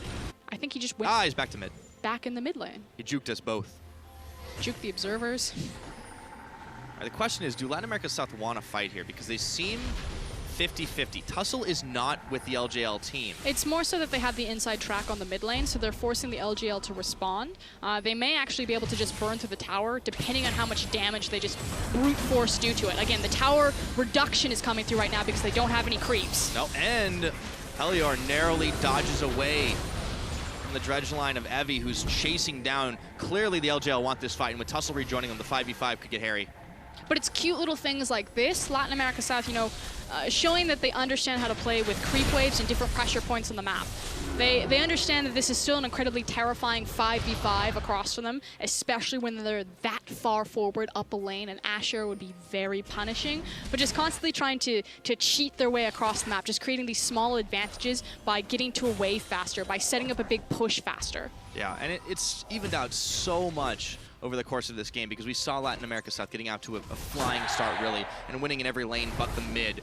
But now that you're getting close to max items, it just doesn't matter anymore. I mean, what put them in this position, this was their game to win, but they got greedy, they got impatient, and they overstayed when trying to put down that top inhibitor that really allowed Japan to get their foot back into this game. Otherwise, this should have been done and done. This was a 10K gold lead for Latin America South, and now we're to the point in the game where the gold discrepancy doesn't matter at all. Not only has it almost completely closed or been cut in half, but everyone's on their core itemization, everyone's approaching 6 items, so Latin America South, you had it and you gave it away. Yeah, and I think the Baron is going to be a big tipping point in this game once again. It's a minute and a half out. You can see that Latin America South just continually trying to push those waves and keep the vision control on their side of the map. But there's a few deep wards here for the LJL. They just keep on moving in and grabbing a bit back for themselves. Such a close game with 17-16 in the kill department, and the fights have definitely been going Japan's way. This is where control wards get pretty broken, however. The fact that all of our ward spots have been pretty much eaten away by different ingredients or completed item builds, that you're pretty much entirely reliant on just the support's sight stone as well as your 3 control wards that they can hold, and the fact that it also cancels out vision from sight wards. This is kind of where the control wards were meant to shine, is in these late game scenarios where your vision options are limited due to slot space. So keep your eyes on how Bear will maneuver those and if they're going to set them up to deny Baron. And Bear has come up very, very clutch. We talk about his macro decision making, but in those fights, you have to give this man credit. He's clearly in his element on the Janna, and he has had some really, really, really big tornadoes. Bear is here because he's lovable. Yes. That's gives you warm fuzzies. No, that's why he's a fan favorite support. He's not recognized as, you know, being the best support in his region. He is a very experienced player though, and again, he's on a comfortable champion like the Janna. Well, obviously to be a popular player in your region, typically you are a veteran, you've been around for a long time, but everyone that I've talked to and like, okay, so tell me about Bear, they're like, he's just really lovable. Well, they certainly are loving him right now, and now Tussle is caught in the middle of it all, and he gets his Guardian Angel popped. Helior is trying to send everybody back, and now without friends, Tussle's gone down, and Bear picks that kill up for himself, so he's got claws too. That's the jungler, and maybe more. Saros is now in trouble. Realm Warp, and Saros is isolated from his team. They're just pushing him apart. He's going to flash. He's going to burn everything, and he can't get enough. Shutdown. Wara has found him, and now it is 2 kills to 0. Helior is buying all the time in the world. He flashes, he dashes, Evie gets the knockup, but Helior is standing firm, and this could be the end for the LJL in game 1. They've lost their primary disengage, and it's really only Heretti available that can clear the waves. I think they're about to get smothered out. I think Latin America South are taking game 1. Those 2 dragons are coming in handy right now, and Helior keeps on tanking all the damage. Redemption coming up already, forced back to Fountain, and it's only Evie who's standing outside of it. Plugo might get caught here, but they just don't give a damn anymore. They're on the tower, but they do lose Plugo. Teleport on Helior to try and keep the minion alive and tanking. They finish the last tower, but Tussle is about to come up, and it is focus on the champions, but they gotta hit the Nexus. They're gonna do it. 44.5 in, and it was a nail biter, but Latin America South with a win. They had control from minute 1 for 99% of the game. It was simply a misstep when they went to push the top inhibitor that Japan got their foot back into it. But Latin America South, they're patient, they slow it down, they reset the map, and they claim their rightful victory. I'll tell you what, it looked like it was all Team Fire in this tournament, but Latin America South proving that they do deserve to be in this stage.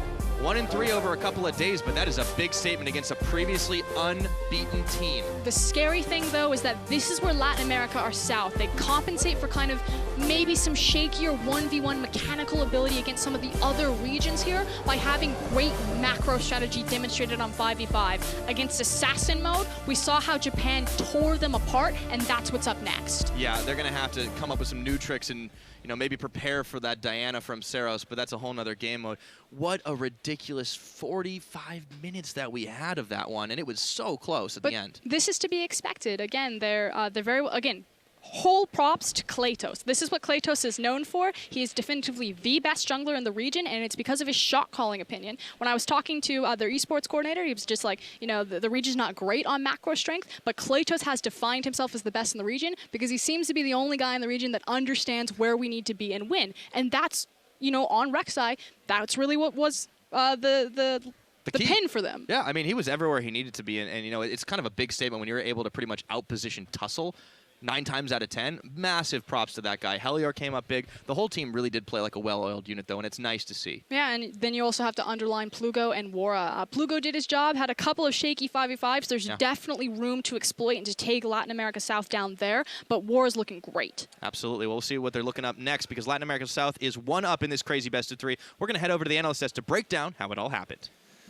Thank you very much, Pyra. That was an absolutely insane game. But before we start to look towards the end, I want to take it back to the beginning and give Latin America North a lot of praise, or South, rather.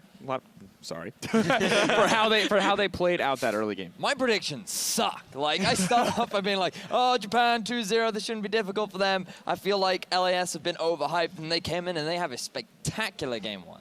Early laning phase seemed really strong. War Angels, we were questioning whether or not the Vayne game was sort of a fluke, but we did see a lot of success in the early laning phase. But then, while the lane was good, this was kind of the big starting point for the side of Latin America South, was this Ryze gang top. Here's where I was saying, like, this is what Ryze can do, right? You can go from mid to top in like 1 second. You can go from mid to bottom in like 1 second. It's like a better version of TF in some strange way because you can like tank towers better. Your CC is a bit more consistent, and there's less things that can outplay you, It's true, and we were really skeptical about giving the Poppy the attention, right? You have a tank v tank top lane. Not a whole lot's going to change even if Poppy does get a lead, but it did seem to work out really well for the team overall. Yeah, because Helior's a god. That's why. He was just going in that game. He actually did just play like went a in. god, yeah. He did. Like, we saw crazy sidesteps from him. He was roaming all the time. He just comes into the bot lane. It's just like, okay, this one wasn't like not necessarily the showiest of skills. He just I love spammed this one against the because wall. it's a show of place. He went from mid. He went mid. He forced Cassio's flash. He went bot, got that kill bot, and now we saw mid how he like flashed in on mid because he just forced his flash. So he like went from he just carried every lane. We watched him everywhere. He went literally top and like mid bot. Okay, guys, I won every lane now. Carry me. And well, I mean, the plays didn't stop there from Helior. Of course, as we got into the mid game, the playmaking did get a little bit sloppier. But when we saw that Baron attempt come in, Helior, one-man hero. So frequently we see the lone man walk in for the desperate steal, die, and fall on his face. But Helior setting a new standard for Baron Protects. The thing is, he hit just the right targets too, because he was able to get Cassio out, who's the main damage dealer. He could use the Baron to force Hereti back, and he was nearly able to get the kill if it wasn't for the fact that the Blast plant was there to help both the Nautilus and the Cassio get back into the pit.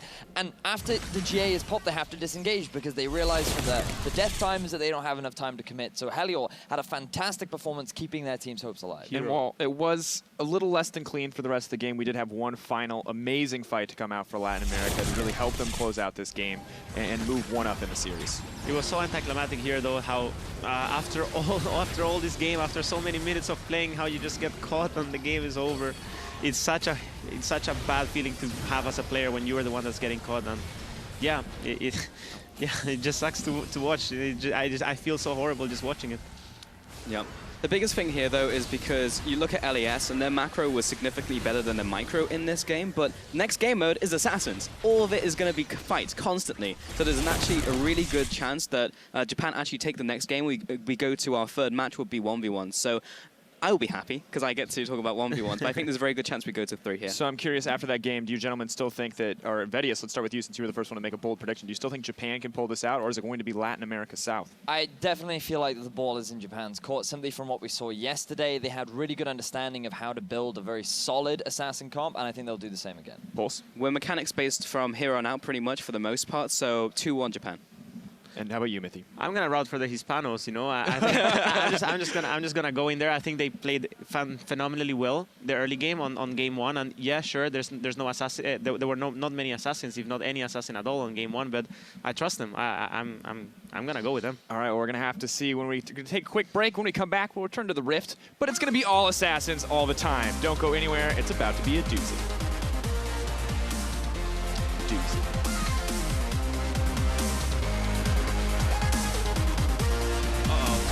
Plugo, he's got no flash. Zeros is on top of him, and he just keeps pounding him into the ground. Flashing in.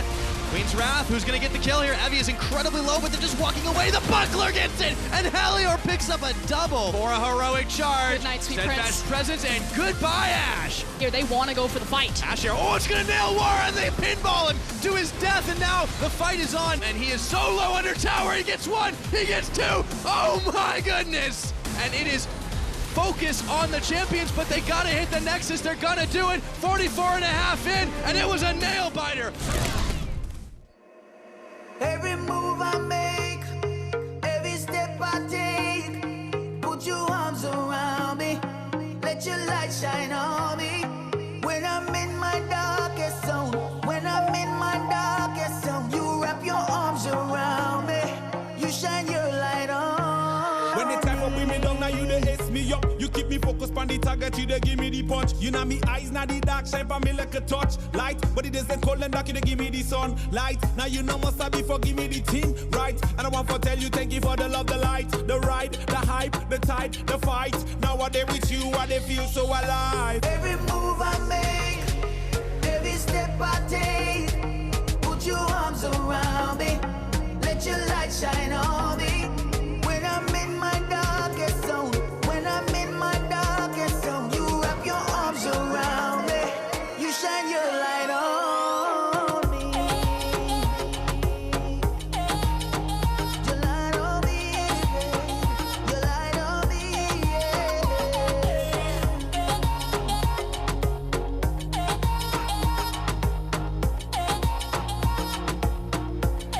Sit, school love no get yakba.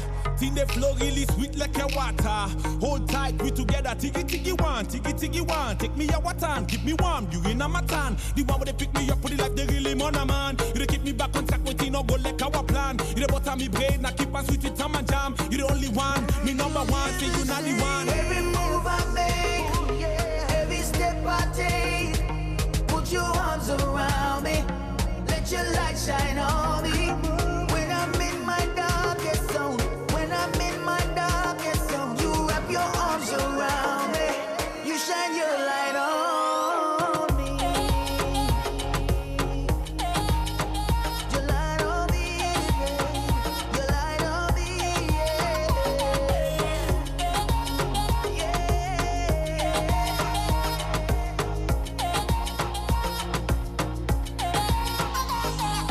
Girl, we know I say we compatible. Give you anything, girl, for make you comfortable. Girl, we know I say we compatible. Give you anything, girl, for make me comfortable.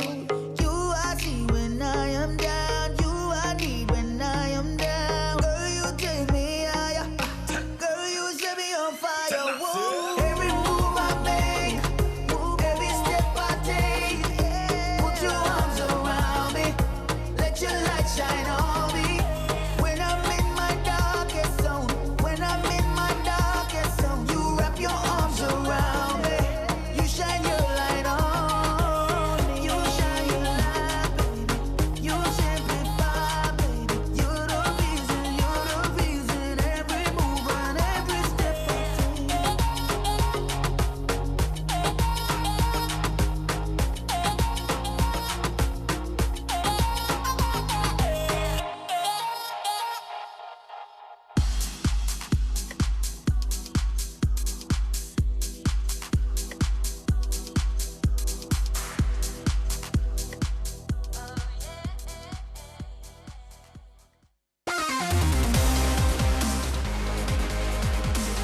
Welcome back to International Wildcard All-Stars. Latin America South is up 1 over Japan in this best of 3 with a twist. For Game 2, we're loading back on the Rift in explosive fashion. It's Assassin mode. And in Assassin mode, players may only select champions whose primary role is Assassin as defined by the game client. And to keep things extra bloodthirsty and spicy, no defensive items will be available for purchase. Players may only choose items that give them an offensive edge with stats like attack damage, ability power, or attack speed. And of course, we do have to clarify Hexdrinker and things of the like. So there are some defensive items available, but if it does not have AD, attack speed, or AP in it, you're not touching it. No Sunfire Cape. Don't care if it does damage. Doesn't technically Man count. mode is your only option. That's what I wanted to see. I was a little bit aggressive towards some of the players going like Abyssal, Zhonya's is their first They're all item. going to buy that. They're all No, going to yeah, buy but they that. shouldn't, Mythy, because it's about killing things. Yeah, right, but it's about winning too. All right, well, winning is versus the well, Atlas, okay, all right? right. Winning is important, of course, and we did expect to see LeBlanc coming in a lot more, and we talked about this the other day. But it was Diana who was kind of the champion that defined this meta overall. Yeah, she certainly was. I mean, she's quite a naturally tanky champion in her own right. She does need to take a little bit of time to get up before she really starts ramping up, but she's just one of those fairly safe mid laners that just does well into other assassins.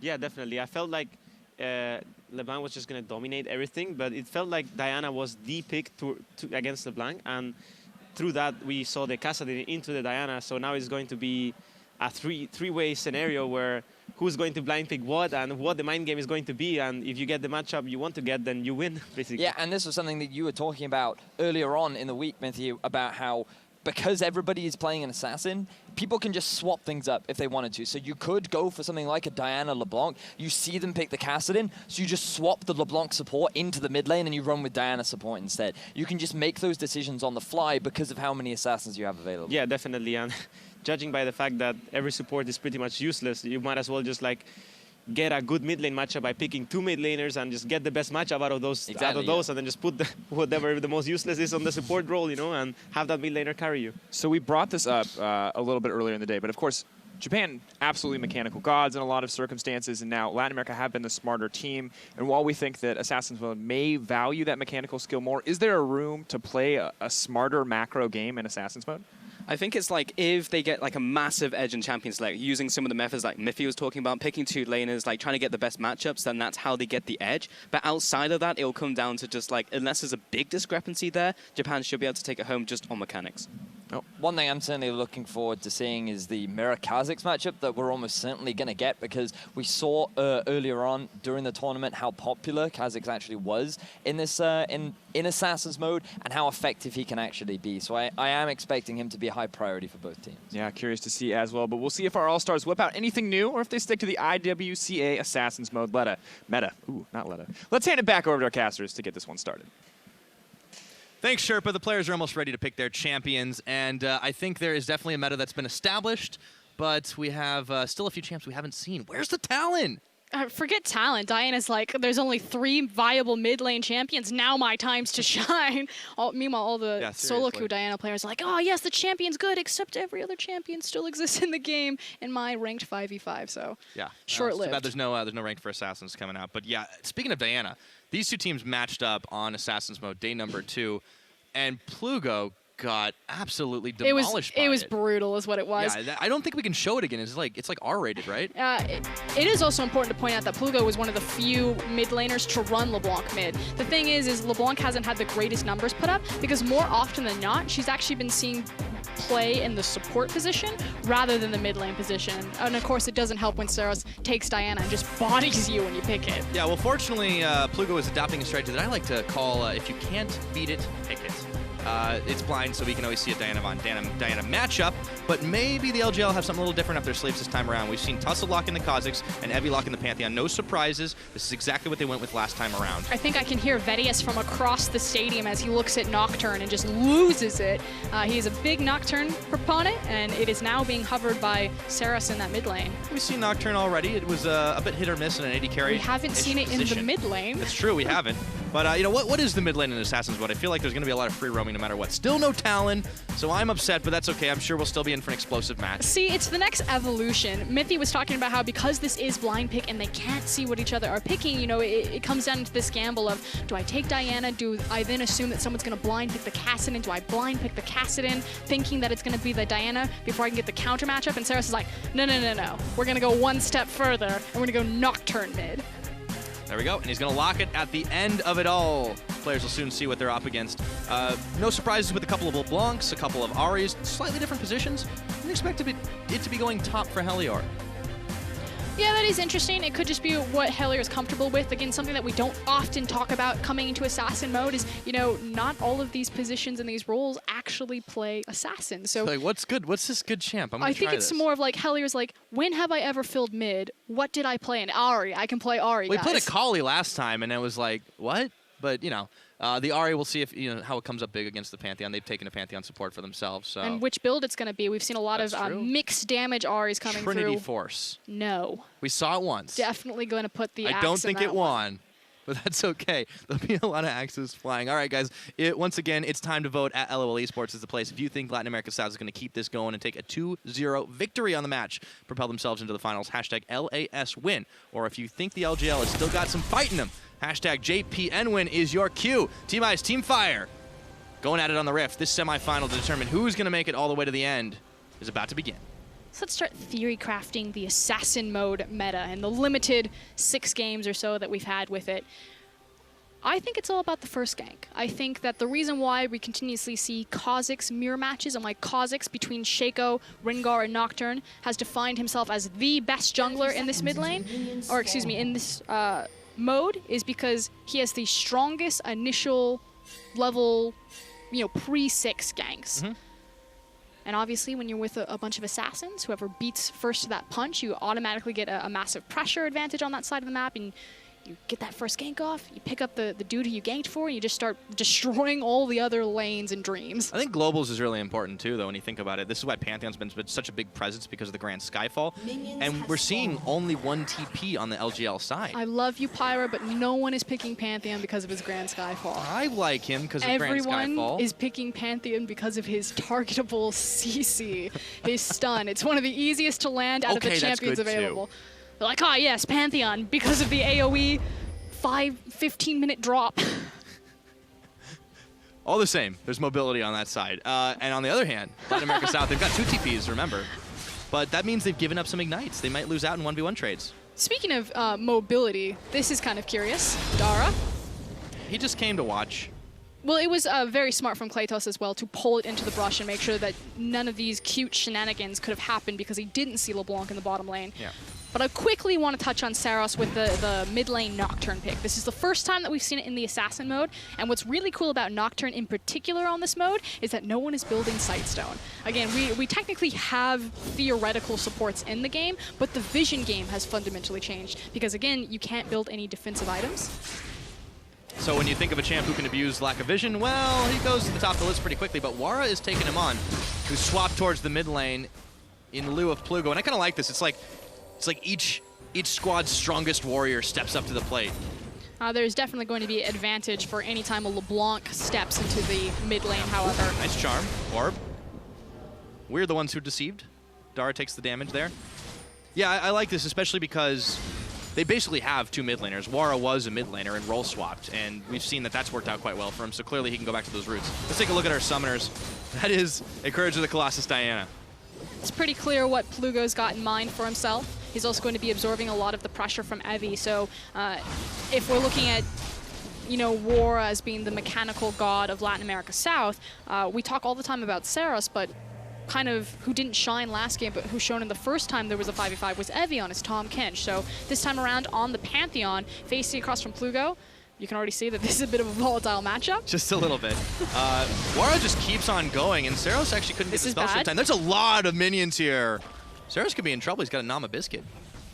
I'm really surprised that Wara didn't try to punish that at least with a few more autos. Certainly respecting the fact that he doesn't have eyes on 3 members, and you can see that this is about to be a party in mid. Uh-oh. LeBlanc, Kha'Zix coming on in, and Wara, he's healthy enough, and he has the jump on him to get away. He looks very much in his element on this LeBlanc, though. Ultimately, though, that just alleviates pressure from Saros' Nocturne, but he's still falling behind. Yeah. Well, Wara was definitely the much more comfortable player the last time the Assassin mode came around among all of for his team. The Latin America South players. I want to add that caveat. He was the only one that had a scoreline that looked relatively positive. But, I mean, that was a very big dominating game. This game looks to start out a lot different as Dara comes back and joins already in the bot side up against Bear. Charm lands, max range. Oh, they got the damage, and they turn on Helior. We can see first blood right here. Dara's going to back out, and they play the control game. And you can see what Dara's trying to do with his distortion and replacing himself. He's trying to dodge out on Heartseeker's strike. So kind of some cute sidestepping, but ultimately while he's doing all that juking, he's still taking a ton of damage, especially from the creeps as well as the ignite. Speaking of ton of damage, Plugo's got to burn that flash, and they finish him off. The Void Spikes, Tussle picks up first blood. Disaster for Latin America South, because now, of course, this unlocks Evie. Meanwhile, mid. Yeah, they're going to try to turn for Saros, so Kha'Zix is already coming up big, but Saros is able to flash away before any more damage is dealt, and they burn summoners across the board down there. In the end, though, still advantage to Japan. So now it's a question, what will Tussle and Evie do to continue to exploit this advantage that they've created, and can Plugo continue to hang on? Unfortunately, he loses a ton, not only going down his first blood, but the fact that his teleport had been burned, and he has to walk all the way up towards that top lane. He's sitting at, what, 19 CS to 28, so Evie building a very healthy lead. Yeah, I was about to be like, what are you talking about? He's got 30. Oh, it's a mid laner. Oh. Yeah. Got juked again. That's what the assassin mode's really all about. Plugo's definitely had a hard time in this, and you know it's kind of curious because he is the mid laner, but he's clearly not quite as comfortable on these types of champions. We know he likes the victors. Clearly, the Ryze works in his wheelhouse too, but assassins are a different beast. He's more of a control mage player. He's excited to come to this tournament. It's funny because Latin America South, they scrim with the Brazilian teams, and so you can definitely see how that's certainly not inflated their performance, but kind of trained them up to aspire to this. They beat him out just barely to get in this spot too. This is unfortunate. Oh, Tussle's incoming, and they do not see Evie. Oh boy. He knows that at least one person's there. There you go. He's not going to take the one-on-one. Okay, golf clap. Give him that. Well done. Well played. And I mean that's kind of his job right now. Plugo's just trying to stay alive a little bit longer. You can see his buys kind of designate that he will be going for the Abyssal Scepter. He has to build an offensive item, but it starts, of course, with the Negatron Cloak. Well, Plugo is going for his armor build. Again, you were juked again by the itemization because he is facing across from the Pantheon, so the MR wouldn't mean much for him. Yeah, I keep getting juked. I know, you like, keep looking at Ari. I was like, the Negatron Cloak's really not going to help him. No, not there. But the Seeker's Arm Guard for Plugo, so he'll be able to get his... He'll be able to get his hourglass soon enough. And, you know, when the team fights start happening, that's when the things really get crazy. But LGL's still on the offensive right now. And Plugo's actually found Tussle in the jungle trying to get desperately back to his base. Can he do it? Leave yes, Plugo alone. Tower. He's just trying to farm. Saros is going to get caught up by Wara. He's actually had the jump on in this game. Wara's looking really good. Well, the top side of the map is completely won for Japan. Again, that's another massive wave that's just been pulled away from Plugo. He is hemorrhaging on experience as well as CS gold. So this poor Diana is in a very sad state of affairs. The one caveat is that Diana actually has a really cost-efficient build path and a very flexible build path. So he'll still be relevant coming into late game, but we're not going to see, the Saros Diana that was two-shotting people coming out of Plugo on the top side. Yeah. Saros, he gets fed on that Nocturne. We might see some of that happen to him, but Haredi just gets shredded. Able to flash away at the last second, and Klados is coming down too, so they're really focusing their energies on this bottom side of the map. And they can try to push this tower down, because Wara also has the jump on mid lane. Saros is not working with a ton of mana, so this Nocturne really can't contribute to anything if this LeBlanc decides to mosey down there. Yeah, the chains are going to land too. He's able to get a little bit more chip damage. The Shadow Orb comes in, and there's a big wave building. As you said, Dara is all alone. Tussle is going to come to the rescue, but that's a lot of damage on the tower. And time again, LJL have proven that when it comes to toe-to-toe mechanics, they are superior, but Latin America South are just making the smarter decisions across the map. There we go, now they're pulling Wara. They won't take the tower down, but it's just above 50%, and that does mean a lot. Yeah, and Evie's going to have to come down to this mid lane right now to try and make a play because they realize that Plugos is not a threat. He's going to just come back up to the top. Okay, the Grand Skyfall. See, that's why you pick it, Frost. But Plugo's going to die, it looks like. This is not looking great. He's taking tower, however. To the Colossus! Get the outplay. He flashes and he blocks it. Woo, buddy. Definitely was the stun, but hold on. Wara's trying to make redemption. Can Evie get back in time? He should be fine. Oh, he needs to move fast. Evie is going to finish the job, and he gets away with it while Wara's still hunting to no avail. Unlucky. Whew. Okay, 2 kills to Japan in 9 minutes. It's definitely been a much slower affair than we saw the Assassins of the day before yesterday, if you will. Hold on, bot lane. Total control of LJL right now. Yep. There's 4 members down there, especially Saros rotating. He's now got full mana. Oh god, here comes Evie. This is a 5v5. Helior comes in and realizes this is not a good place to be. Bear is going to get shredded, and now they turn on to Dara, but Helior is isolated, but Plugo comes in to pick a kill himself. Let's see if he stays alive throughout this one. There are still 4 members of Team Fire closing in on him. Wara coming up the lane. Nice pull-in by Plugo, and Wara is coming up huge. Plugo is able to stay alive even through the minion damage. He gets the level up. You gotta be kidding me. Wara's not gonna be able to finish off Evie with some help from Plugo, and just like that, it's 4-4. Plugo's mechanics? What mechanics? Flashes in, gets a displacement on 4 members under tower, stays alive, and turns that around for Latin America South. I take it all back, Plugo. That was amazing. That was the sickest moonfall I have ever seen. Let's see that one more time. Okay, so LJL make a great decision here. Unfortunately, they don't juggle tower aggro the best between all of their members. And even more unfortunately is what Plugo's about to do next to them. Oh, come on, line up and flash. Boom! Satisfying to watch. Then Mora comes in, hits the big AoE damage, and the tower is just doing so much work. And this is 2 times now that the LGL have been punished for overstaying under a tower. And if Plugo had not leveled up there, he would have died to minions. Hellier's and then he like, wouldn't have been able to help finish. It's such a chain of events. It's so good. Oh, and here comes the Grand Skyfall out of Evie. That's going to prompt Bear to flash quickly. Into the charm goes Evie, and Helior's backed off now. Reset. We should be fine. That's a lot of vision investment by the LJL. A lot of control wards, but they're cheap. Yeah. They're nice. We've now got a different lane assignment. He's playing with some confidence. He moonfalls back. Dara's going to try That's a support LeBlanc. That is a support LeBlanc, and that's not going to live much longer. Plugo can't finish the job, however. He's out of spell rotation. But he is starting to live large, and Klados might be able to finish this kill. Goodbye. He's going to go in, ults, flashes, Dara. He doesn't have his E because he used it to go over the wall. Dara, why? Nowhere to go, and Klados takes a swipe out of him. Didn't want to gamble with the cooldown, decided to try to juke him up. Meanwhile, mid. Wara is able to nail Evie, but Saros is there. Okay, so difference between the damage. That is the mid lane LeBlanc versus the support LeBlanc that died top lane. And that was, I believe, a single chain as well as a sigil proc that almost half-healthed Evie. So War really showcasing why this champion is considered so high tier right now by a lot of professional players and streamers. Big thing for me, for LeBlanc in particular, is how her wave clear was changed. Technically, yes, her burst damage was elongated over about 5 seconds comparatively to what it was, but now she can proc multiple sigils. They have AoE ability on her Q, so she's got multiple ways to push waves. And do that. As well as just be terrifying under tower, as usual. Yeah, Saros, this Nocturne pick, we definitely weren't quite expecting that, and I don't think he's been expecting the punishment he's been receiving, as Tussle now might find himself under fire from Klados and Bear, but no. They go in for a roam, and they come right back out. Well, the problem is they need to unlock Saros from that lane so he can abuse the lack of vision on this map and start using that Nocturne ultimate effectively. But across from LeBlanc, he should spend all of his time under tower. The problem with LeBlanc and why she's always going to be powerful are her trade patterns. The fact that she can put massive amounts of damage on you and the creeps at the same time. There's no, clever choices to be made on that champion. Plugo is pulling Evie, and once again, he's able to block quite a few shots, one from the tower, but Plugo is still confident to chase him down and push him off. Tussle might have to tag in. Problem is that Plugo got so much gold from the assist as well as the occasional kill from that initial bottom dive. So all of the work that Japan had done topside putting him down has been almost completely reversed. And we're getting to that point where Diana has her armor, so the Kha'Zix and the Pantheon are losing their grip on her up top.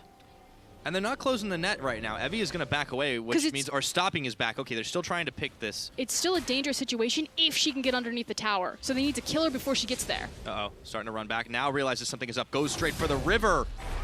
And the Clone LeBlanc just goes right by. Plugo looks for Evie to see if he can finish the kill, but no. The 2v1 was just too strong as Saros takes a few pot shots on his way up to mid. Good catch from Saros, however, to make sure that Wara isn't leaving the mid lane and contributing to the top. Wara just, he sees Dara come in, and rather than trying to dump a couple spells on him, he just keeps farming. Support LeBlanc. He's Not there for the threat. CC. All right, now it's an Ahri battle in the bottom. Saros trying to keep his mid lane alive. And I believe to circumvent the health, because again, in this mode, you must build items that have AP or AD in finals. But that counts as an item that will work towards the spooky ghosts. Exactly. He's... Uh-oh. Wara. Okay, it's going to be a 3-on-1, and Evie shoves the spear in him. But let's go back to spooky ghosts. It's if he's going to get the Spooky Ghost or if he's just going to sit on the components of it. Or if he's going to upgrade it into the, what is it, Watchers? I believe he has to upgrade it as far as the next item because you're not allowed to build a defensive item unless your You next can't buy. complete a defensive item, but Yeah. you can actually sit on a variety bucket of just pseudo-tanky items or uncompleted tanky items. What a loophole. These guys. I'm just going to build all Giants belts. Yeah, I was working on a Rylai's. Come on. Don't do that, it's not cost efficient. No, That it's wasn't actual advice for Assassin mode. Don't build all Giants belts. Frost told me it was okay. All right, Tussle's going to hop his way over and pick up a dragon here. Helior has turned mid, and Cirrus is having a hard time, but he gets the chase on right now because, well, he thinks he's got allies coming, but it's actually back up from Latin America South as Tussle's preoccupied with the dragon. Ferretti going up, and now it looks like Latin America South want to pick this tower finally. Get themselves first tower blood, but there's a teleport on. They could just rush it, but Plugo's interrupted the TP! And with the teleport not coming in, that will give Latin America South the go-ahead to push it down. I don't know if the TP was going to be the primary deterrent anyway. Plugo just stops. Here comes. You can't kill me. Oh, Kratos was heading up top, now going back mid. But still, Latin America South, you know, strong macro grip on the game as well as the map. And it is going to be the Eye of the Watcher upgrade from Dara. I was going to say, he has to go Eye of the Watcher. He can't go Ruby Sightstone. Yep. Doesn't have any AP or AD on the item.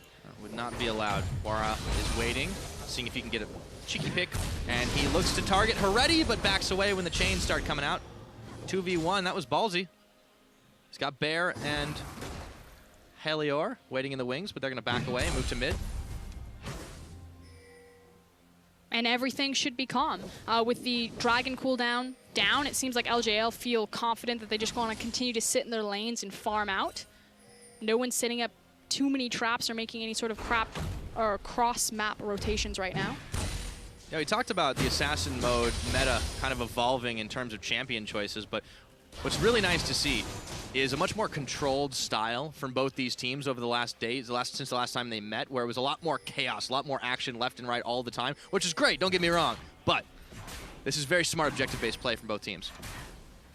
Plugo firing away at the tower up top. He's going to take him a little while, but there's no one there to stop him. Evie does have his ultimate, so he can get there. Saros also has his ultimate. Yeah, but what he doesn't know is that Kratos is here. So Plugo, oh, there's a TP coming in as well, and they're going to turn right on to Evie, who's got to burn his flash, and Plugo keeps going, goes gold, and takes down Evie, and in comes Saros, who finishes him off. Even burns his flash. Oh. Wara. Okay, that was bold. Okay, so a trap finally was set up, and as I talk about that, meanwhile... Dara is going a little low. Helior should be able to find him if the chains will finish the job. The flash, the auto, not enough! And he burns his flash to get away. Oh, boy. Literally escapes with a sliver of health. See if these two can escape. Who's going to take it? In some trouble right now. Wara's just going to try to misdirect. He does, and in comes Tussle. Oh, they blue smite him down. Wara's got the chains, and they finish the job. Tussle. Teleport. In comes Plugo. They're tagging in. Siros is in some trouble now. Who is catching who? He pulls him in. Moonfall. Helior is incoming. The orb will bounce. It'll take the damage. Foxfire, everything is on him, but it's not enough. Excellent spell shield there. Oh, no! Saros is still alive. He's got vision. And he's got help. Just take the tower, boys. Evie, don't do it. It's not worth it, Evie. Evie? He's going to try. I mean, you got to give him props for being a man, but right now, he might be regretting this. He does have backup Dara, but Dara just doesn't have the damage. Plugo kiting away. Still on the run, the orb comes in, and they are going to back off this time around. Yes, with Kratos taking the recall back, it does signal that Latin America South we're done. We thought this was a good idea the first 4 times we went up top lane, but we're fine now. All right, let's go ahead and take a look at this Assassin's Greed. Okay, so it's a trap set up into a trap. This is the double trap card. Latin America South have Kratos waiting in the wings, but surprise, Saros is also making his way up through the river. He's like, what? It's a double trap? No one expects it. No one expects the trap. Definitely not. 7-7 in kills. We're very close to even, but the LGL have that slim lead. And Dara, bless his heart, keeps trying to find picks, but he doesn't have damage. I'm repeatedly told that Dara has done, at least 3 minutes ago, about 40% of his team's damage from support LeBlanc. You're serious? Yeah, I literally pushed back into my producer. I was like, how is that possible? I don't even understand, but this is why I don't do math. On the broadcast is Plugo Gets taken down before he tried to tag in. Klados looks to try and hunt down Evie, but to no avail. And now here comes Dara. There's that 40%. You're gone as well. Bye, Klados. Oh! That was nasty. Oh no. And in comes the man drop. Bear finds Tussle, but who is finding who? Support Pantheon not looking so hot right now, but they do take down Evie, and Wara has tagged his way in. These guys just keep taking these fights. These odds are crazy. They're high-fiving into death. I was just about to say, just the controversial run-in one at a time into 5 people and see how it works out strategy not paying off for Latin America South. Yeah, at least Heliar didn't fully commit to that, and Plugo's coming back up. The charm does not land, but now you can see LGL knocking down towers up top. He's just trying to thin the creep wave as best as possible, but this is a huge swing of power for the LJL. The fact that they picked up all of that kill gold straight into their back pockets, as well as 2 towers to snowball them ahead. What was a very slim margin between these teams has now ballooned to close to 5K. Yeah, and just look at how things all kind of began here with Plugo just saying, that's okay, I can deal with the Pantheon. But he didn't realize that Tussle was right behind. And there is no real rhyme and reason to any of the continuous fights that we've had at top lane. It makes a bit more sense for Japan right now simply because that tower is so low. But this has been the story of just using as many global ultimates as possible to get up top lane. But after this is all said and done, look at what's happening now in the picture-in-picture in the bottom of your screen. The Baron is being fought over. Evie tries to interrupt. It's such a quick pickup by Latin America South to try and force this issue. And unfortunately for them, they're not able to make it happen, and the spikes just keep on punishing Wara, who's going to have to jump over the pit. Takes a few parting shots as well, but they did manage to grab Evie, so at least they got something for their troubles. But you can understand the mentality here. They had a window knowing that Japan had reset their positioning after taking the top inner turret. So they wanted to rush the Baron on that tiny window while Japan are in their base and trying to get back on to Summoner's Rift. Back on to Summoner's Rift. Tussle is going to find himself another dragon. Not sure how useful the Ocean Drakes are because it's out of combat regeneration, and we've seen a lot of combat. It's actually super useful because we've seen them running across maps to get involved, so that regen is going to be actually very relevant. They don't have time to be in base. I was trying to be cheeky. You blew my cover. No, I got you. Yeah, okay. It's good. It's fine, Power. We've known each other a long time. This is very true. It's nice to be back casting with you again, Frosk. Let's take a look. I thought I got away from you in Australia. We brought you back to Barcelona. All right. So, How far do I need to go? To the end of the earth. I love you, Fire. I love you too. There's a lot of vision still being invested for Team Fire right now, and you can see it kind of spread across the map. And the Dragon regen going to help out for the LGL. Latin America South, however, they still are keeping relevant. It's just that big fight that they kept high-fiving their way in that put them so far behind on gold right now. But these guys turn objectives fast. And you can see what they want, and they want the Baron. The problem is that, you know, the Death said it best. When it comes to these 5v5s, when it comes to these 3v3s, Japan, you know, has shown that they're the better team at it. The last time we were in Assassin mode, they won. They've now got Heliar. Yep, and he is just caught between Goodbye. a rock and a hard place. Tussle finishes him off, gets the reset jump, but Klados is going to be jumping away himself. Now Bear is being chased down, and it's all on the retreat path. Teleport coming in for Diana. Will they last long enough? They find Dara. Klados picks him up, and now Klados running scared. Double kill over to Tussle in the meantime. Or I should say, Klados, Plugo coming in. Wara, they're going to get the pull in, but they flash out, and Plugo, he gets juked by his own team. Goes in, goes golden. Wara's not going to give him any help. He flashes, he dies already. Picks him up. 14-10, and the LGL keep on rolling. But Wara is still alive and hanging around in the area to deter any sort of Baron. Meanwhile, Saras has pushed his way through one tower and is looking for another one. Everyone's backed away, though, from Latin America South. Everyone that stayed alive, rather. And in comes Klados. Syros, he may have been huge last time around, but this is a very different story. This game, it has all been about Peretti, Tussle, and Evie. But he's still very relevant to Japan's strategy, although hold on, deep teleport from behind Baron. Very far. They're not going to save this tower with that. Tower goes down. Brown Skyfall's coming in. He's still going in. Wara really wants this fight, and he's going to finally have to realize that he cannot take it. So they burn a lot of summoners, a lot of ultimates, and LGL get out with a tower. And there's no response here as we now take another look at Heliar. So unfortunately, he's just pushed way too far forward, not having vision on his flanks, and just the CC chain comes through to blow him up. From there, it's a good job by Wara to stay alive long enough, as well as chip enough health from these from Team Fire to make sure that they can't immediately turn into the Baron. What's cool here is you can actually see the communication between Plugo and Wara. So Plugo has the opportunity that he could just actually exit the fight, but he continuously is going back in and stalling them, trying to set his team up to say, okay, are we coming in for another round of burst? Yeah, it's a little difficult when you're dealing with all those Mav Malmortiuses, and in the end, LGL is still able to eke out the fight win. Tussle was big. Klados, though, he really made that fight close enough to worth at this point. And you take a look at how the gold swung this time around. It's finally going much more in favor of the LGL, but it has not been a smooth path by any means. Again, it was really the top lane skirmishes that continuously were just hammered through by Japan, giving them 2 towers and so much control and pressure on this map. And again, it's even more, it's always punishing in a normal 5v5 game, but even more so in the assassin mode because you don't have any wards. Like, there's one sight stone, it's now Eye of the Watcher on this entire map. So when you lose that much control of pressure, you can't see anything. Yeah, and speaking of not being able to see anything at all, Wara, he's gone gold after the Nocturne and popped right on in, and Klados is backing away. Bear is going to be sacrificed. It looks like Dara goes for the chase. Plugo is able to pull them all back, however. He gives his life. And it's low health bars for the LJL, but in comes Wara. Can he finish it? No, he cannot. And that's the problem, is that War wasn't there when Plugo was tanking up all the damage and finding the CC. They didn't have anything to layer after it. So, misplaced fight. Latin America South continuously getting punished by Japan's superior 5v5.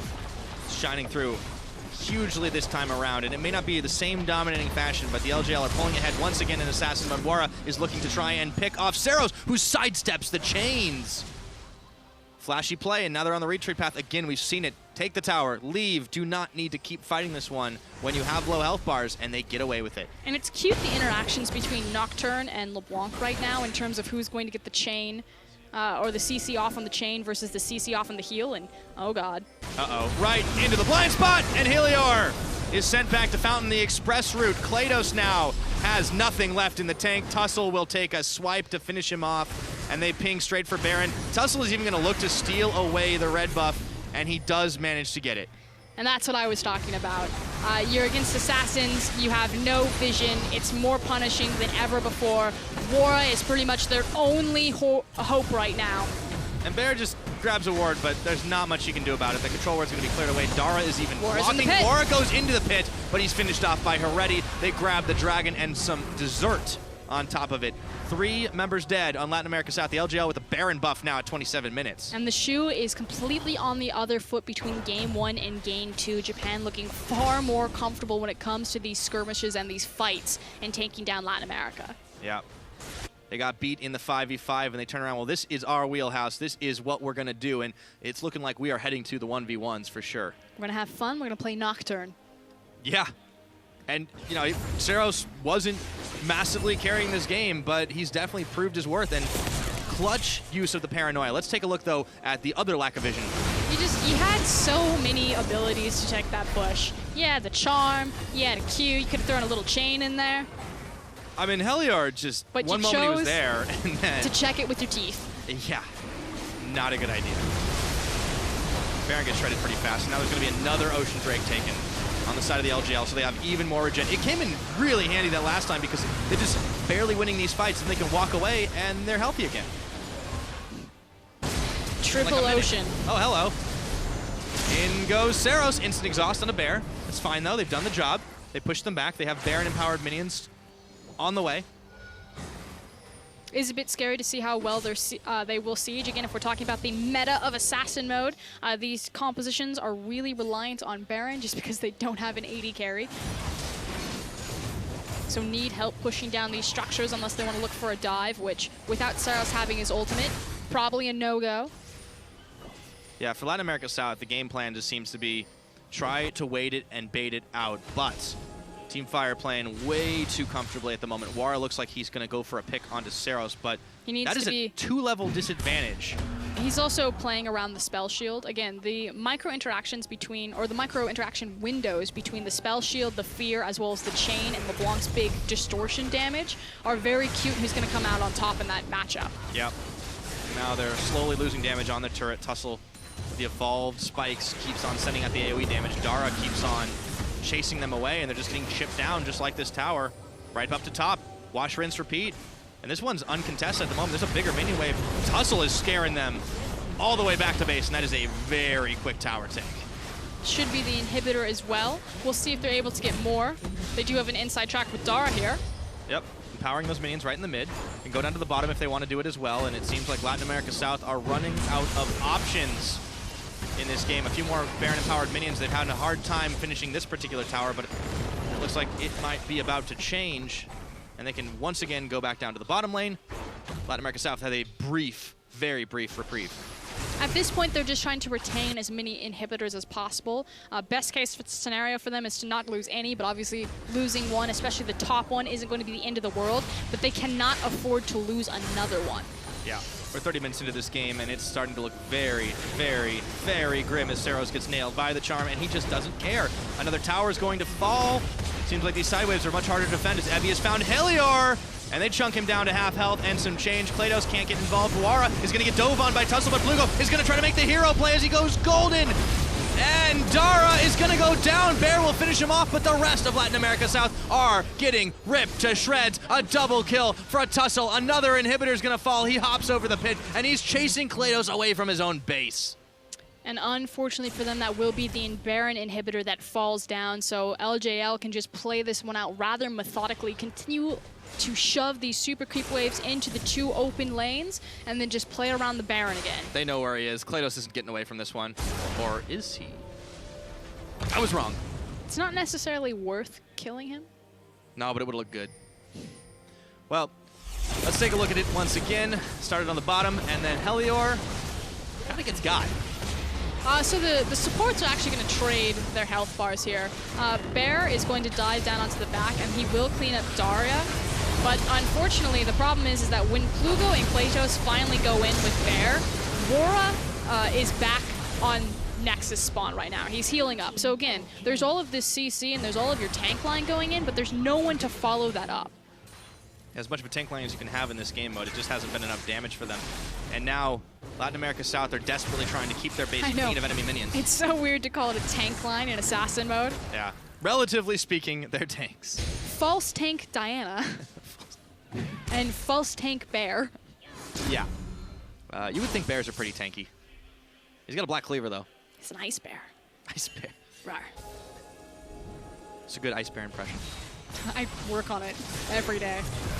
I'm glad it's shown. All right. So back to the siege goes Team Fire, but they have no more Baron. There's 2 minutes before that'll respawn. They may not need it as much, though, because they keep chipping away. It's just a matter of time before those minions keep on simply shoving. That there's nothing else available on the map for them. That's why they're here. Well, there might be kills. Wara is just getting demolished. Tussle, he's not even afraid anymore. There's the flash, the Grand Skyfall. Look at the AoE they're dishing, and Tussle, it's a godlike kill. Saros on a rampage. That's a triple kill for Nocturne. And they might as well just give him the Quadra at this point. Boom, it's a double for Tussle, and that's going to be the ace. That's going to be GG. 32.5 minutes in, the LJL will equalize, and guess what, FLICKR? We're going to the 1v1s. We're going to the shootout. And I wish I could tell you what happened in that last team fight, and the only thing I can say is scumbag Tussle denies the pentakill from mid lane Nocturne on Saros. That's okay, he had a pretty good game at the end of it all. And what a big victory for the LJL. They will force it all the way to the final match, the 1v1s. It comes right down to it. Pressure is on now. We just saw that when it came time to put your mechanics on the line to play these very explosive champions, that Latin America South fell down twice now to Japan. And now they've got to put their mechanics on the line without any of their team around them. One thing that's really made Latin America South strong in this tournament is being able to work and move around the map as a unit. I think LJL, they're feeling really good going into this 1v1 shootout. Oh, they've got to be. They have mechanics, definitely what they are all about. And you know, you talk about team unity and working together as a unit, but for Latin America South, they were too chunked. They could not get involved and take the 5v5, and obviously Assassin 5v5s always tend to be clunky anyways, so clearly not in their comfort zone, and they just got beaten. And in particular, it was kind of Wara who let them down, the fact that he wasn't there to follow up on the initiation that Plugo was providing, so just constantly mismatched. But on the other side, I know that you kept saying that Saros wasn't, you know, the big guy in terms of the KDA, that it really was all about Evie, that it really was all about Tussle, but Saros was still doing so much work and how he was setting up the map for his team and then coming through with a triple kill in the end. I was going to say, then he gets a triple kill at the end, and it's like everything I say he evened is like, it out, nah, it's okay. He almost got the penta. I mean, he was doing so much work. He got, what, 2 towers on the bottom lane just straight for free. Just solo pushing himself. And like the paranoia, you said it yourself, it's so huge when there's not as much vision available in the game. We didn't necessarily get to see it exploited, but you can see the mentality there. Yeah, so that was about it. So, wow, what a match. We should toss to the analyst I think we desk. should. Why don't we let them take it away? We have a tied series, guys. Analysts, take it away. Thank you, Pyra, and the assists coming in from Frost there on that handover. Disastrous game at certain points for both teams. Before we get into the thick of it, let's talk a little bit about picks and a little bit about lane assignments. Some interesting adjustments here for both teams. You say disaster, I say hilarious. I thought that was an insanely fun game. I thoroughly enjoyed watching all the different champions that we had come out. We also got the Nocturne mid. Now, the cool thing about Nocturne is he actually does pretty well into LeBlanc conventionally, and he kind of sucks into Diana. For some reason, they decided to swap out the Diana from the LeBlanc, which confuses me a little bit because in terms of trading pattern, every time you try to go in as a Nocturne, it's actually really easy for the Diana to just disengage, and you have to make a really tough decision on the Nocturne as to which part you actually decide to spell shield, because if you spell shield the Q, that means you mitigate a lot of the R, but it sets up nice for the E follow-up with the gank. You also have the shield, and there's a lot of different abilities on the Diana that it actually becomes very difficult to decide what to shield. I'm very sure that the Nocturne wins against Diana. I'm so sorry, but... No, dude, as a Nocturne main, I promise you, Diana does really well into Nocturne. That has to be like after level 11 or something, because the early game, it's all about Nocturne in that matchup. All right, well, we can continue to debate. Maybe we'll see that later in the day in our second series when they get a chance to go on Assassin's mode. But looking at the way this game unfolded, we praised Japan for their mechanics. We thought it was going to be good, but did not start well. Things looked pretty grim when we take a look at this bot lane fight. Yeah, it was a little sloppy. I mean, this looked really good because it's just like, Bear's under the tower by himself, only Helios following after. We all dog power on top of him like good assassins should. Perfect. Follow up onto Helio as well, take down the Playmaker who had some pretty sick game plays in this game as well. And it's like, all right, just Plugo left, and it's like, haha, you've activated my trap card. And look at that Colossus shield too on top of that. He's so tanky now, he gets a dangerous game. Yeah, I feel like we forgot about Courage of the Colossus because, you know, it was all Assassin's mode, at least on the second day when we did play this originally, but clearly it's still pretty strong. Well, it paid off there. Of course, however, as we move forward in the game, you can see some shots of the players here. What we did notice was that it wasn't just Japan making mistakes. Latin America South, similarly, despite having a lead at certain points, also got, I think, a little too far ahead of themselves. The coordination wasn't quite there for the team, and in this particular instance, a little too eager to make something happen or to get something back. Yeah, I mean, we have to give some props to Tussle as well. His map movements were fantastic in the early game, utilizing the fantastic ganking power, especially at level 11 that Kha'Zix has. But as you were rightly saying, it was often a situation for Latin America South where it was like a 1-by-1-by-1 where they were trying to redeem something back, but it ended up just falling short. If they just accepted their loss and gave up the tower for one death, they would have probably been in a good position in the game to still like do a lot. But once you just go 1-by-1-by-1 and all of you guys, everyone is just dying, and then one team has a side stone, the other team has no side stone, which is something that I would like to point out. It makes a huge difference. Absolutely. There's a reason why everyone buys it. Yeah, it's fair, it's fair. Of course, got to give some props to Ebi at insane damage that game. 791 damage per minute, as well as 33.5% damage share overall. But now, 1v1s are ahead of us. So before we send it to break, what are your thoughts? Is this just another mechanical mode that Japan is going to dominate? What do we expect this to be? Okay, so the big thing here is we're not playing out all of the games. So it's like you have to win your first couple and then try and secure the win here. So I think the teams are looking to front load with the strongest players and just try and get those wins as fast as possible. But that depends on how many good players they have. So they may want to put a meat shield out first to soak up a good player and then send out the big backline carries. Any other thoughts, gentlemen? Is there anything that's going to mix it up? All right, Pulse got it. Pulse nailed it 100%. It's just like we would send Mithy out first, so he would be our meat shield, and then we would That didn't work for us when we did send Mithy out, though. Exactly, I lost in 1 minute. We all right. Saying to play-by-play Well, one, it's no longer about our 1v1s, of course. It's going to be about the two teams facing each other, and everything is on the line for these guys. So we're going to take a quick break. Next, Latin America South and Japan. I don't need this. Move from the Rift to the Murder Bridge, where this tied series will be decided mano a mano. See you guys in a few minutes. I'm proud. PogChamp. Mano a mano.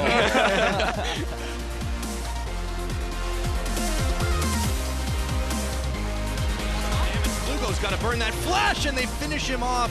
Oh, Blugo! Nice pull-in by Blugo, and Wara is coming up huge. Blugo is able to stay alive, even through the minion damage. He gets the level up. And now Wara's just going to try to misdirect. He does, and in comes Tussle. Oh, they blue smite him down. Wara's got the chains, and they finish the job. A teleport coming in for Diana. Will they last long enough? They find Dara. Klados picks him up, and now Klados running scared. Double kill over to Tussle in the meantime. That's a triple kill for Nocturne.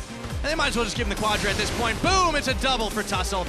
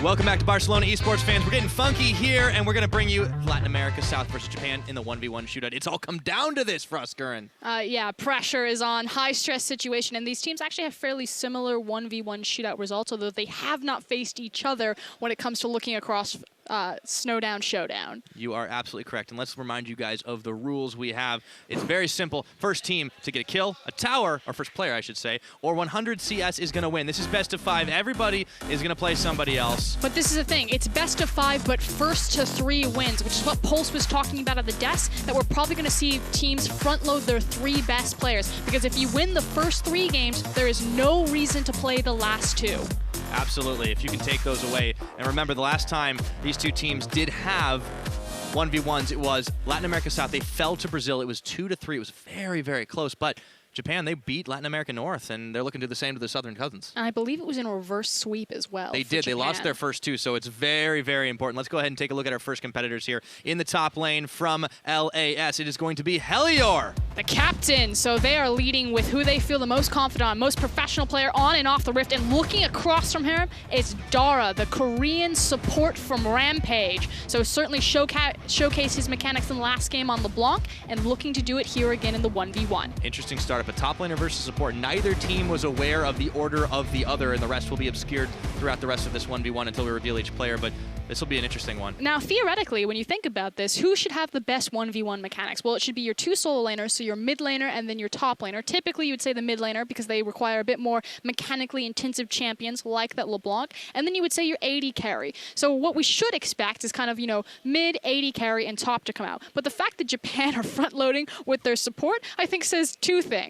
A, it shows that Japan still here to have fun, and B, that Dara is a really mechanically abled support. We saw that last game. He did, 40% of his team's damage? Yeah, for a while at least. Pre-15 minutes. And by absolutely the way, absurd. As we get into the bans and picks, I like that respect. Getting rid of the Urgot, getting rid of the Nasus. We're going to have some bloody 1v1s this time. No farming to 100. Tahm Kench and Syndra are up next. That's my favorite thing is the Nasus ban. Get that guy out of here. I'm here for the first blood. Yeah, Kalista is now banned away. We saw that tearing it up yesterday. And Caitlyn, so very, very smart banaways. Just generally speaking. Let's see what they decide to opt for against each other. So the Tahm Kench was really prioritized by Turkey when we saw the 1v1s. They dominated with that champion, forced it to be banned. Kalista was the flavor from Southeast Asia, which it makes sense. Great dueling champion, range, has executability. But I like the fact that you can clearly see that Dara is here to kill people. Although as we say that, he's like, I've actually just eliminated all of the other power farmers, and now I'm just going to take a really long-range poking champion, and I'm going to farm it out either way. Yeah, he's trying to stay safe, and hasn't locked that one in just yet, or has he? No, he has. Yeah, he has not locked Orianna in. They cannot see the Orianna, champions. however, is locked in finally, so Helior takes that. Now they can see each other. And this allows them time to set up their masteries and their runes accordingly for the matchup that they will face in the 1v1. So first and foremost, talking about Orianna. We've seen kind of some hit and miss Oriannas. I believe she's been played once, and she started out AD. But Naru? No, that wasn't Naru. It was Orianna into Cassiopeia. The main thing, though, is that in this matchup, she can take her E, and if she chooses to go AD again, she can literally just run forward at people, and she can almost out-trade almost any champion, especially if Varus misses his Q, by just having that clockwork wind-up as well as the bonus shield on her if she has a Doran's Blade. So watch to see how we play the level 1. Yeah, play like a defensively offensive champion. The level 1 should be pretty interesting. We could still be in for a farm fest. You got to play it out safe, and you don't want to give up early games, start to lose that momentum as we load on to the Murder Bridge. I mean, the meta that I've been seeing is it's all about the bush. That if you get control of the bush, you've almost just single-handedly won at least the first wave control. And if you do want to play this out towards that 100 CS, it's really important, where are you freezing your wave? How are you trimming the wave? Are you standing in the back caster creeps when they go to trade on you so they take a little bit extra chip damage because the creeps change up their aggro? It's these tiny little things in your wave management control rather than just hitting all your skill shots that have really made or break these 1v1 champions. Absolutely. We'll see if the Orianna or if the Varus comes the out bush. Big. More range. Bush control, very important. They both start with AD, Doran's Blades, and potions all around. Helior is going to face check, though.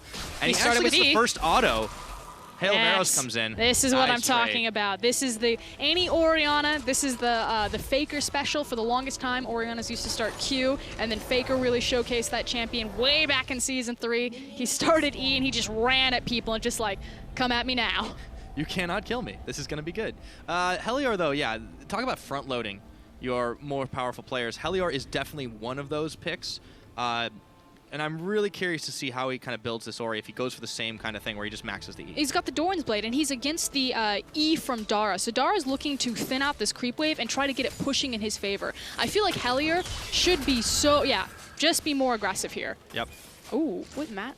Is that Chris with the Undying?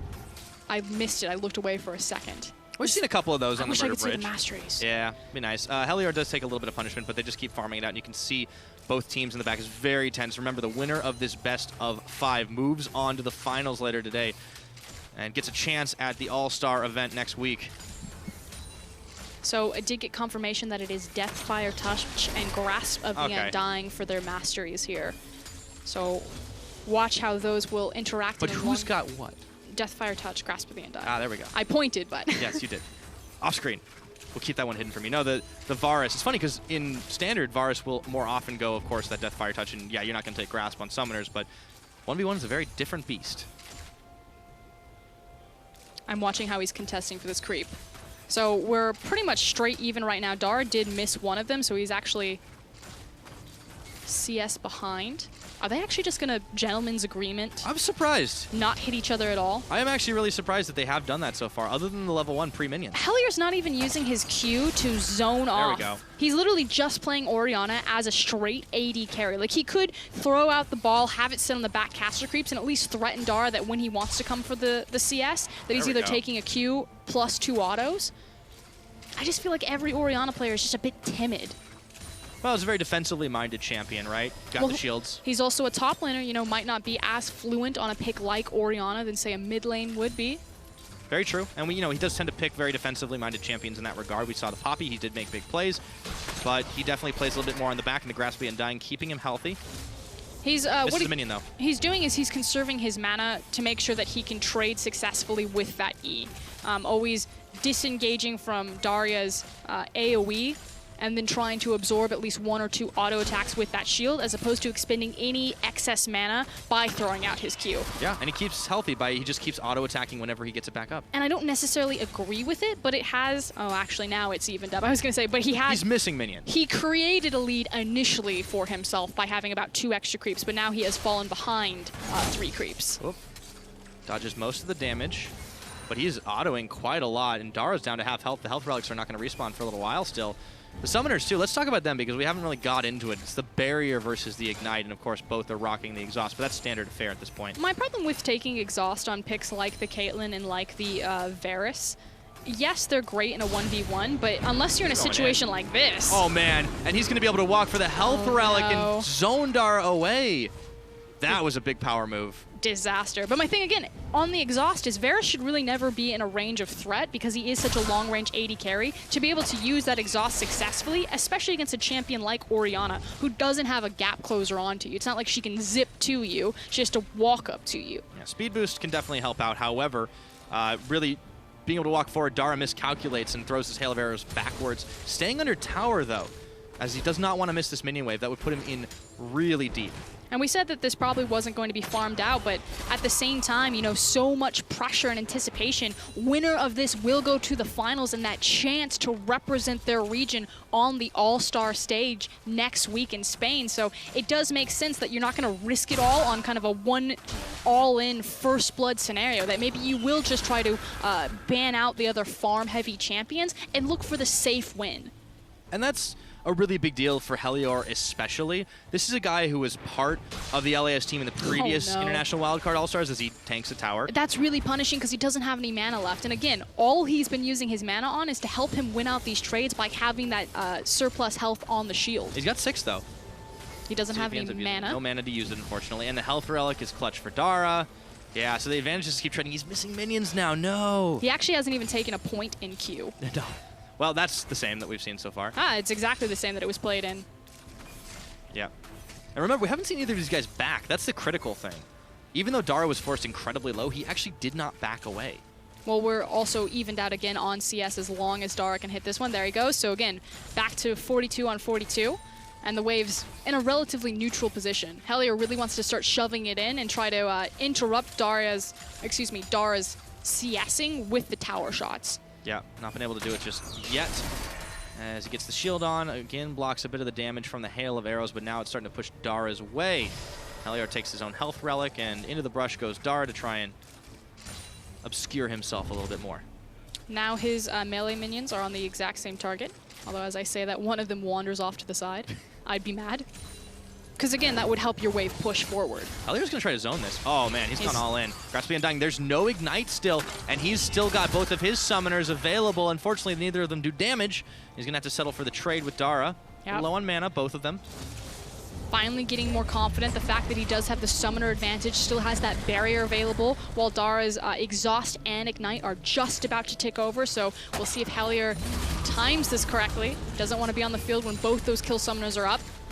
Yeah, this is really, really dangerous. He's very low health bars. He's still missing a couple of minions. Instead of last hitting, he's been very actively trying to push this wave the entire time to force it under tower. It just requires so much patience and diligence to just sit there and say, okay, I have to be all about the creeps. Because sometimes you just get bored. There's the ignite, there's the hail, there's the auto. You're Hellior, done. he's done so. What? The barrier! Oh, he jukes it, but not in time!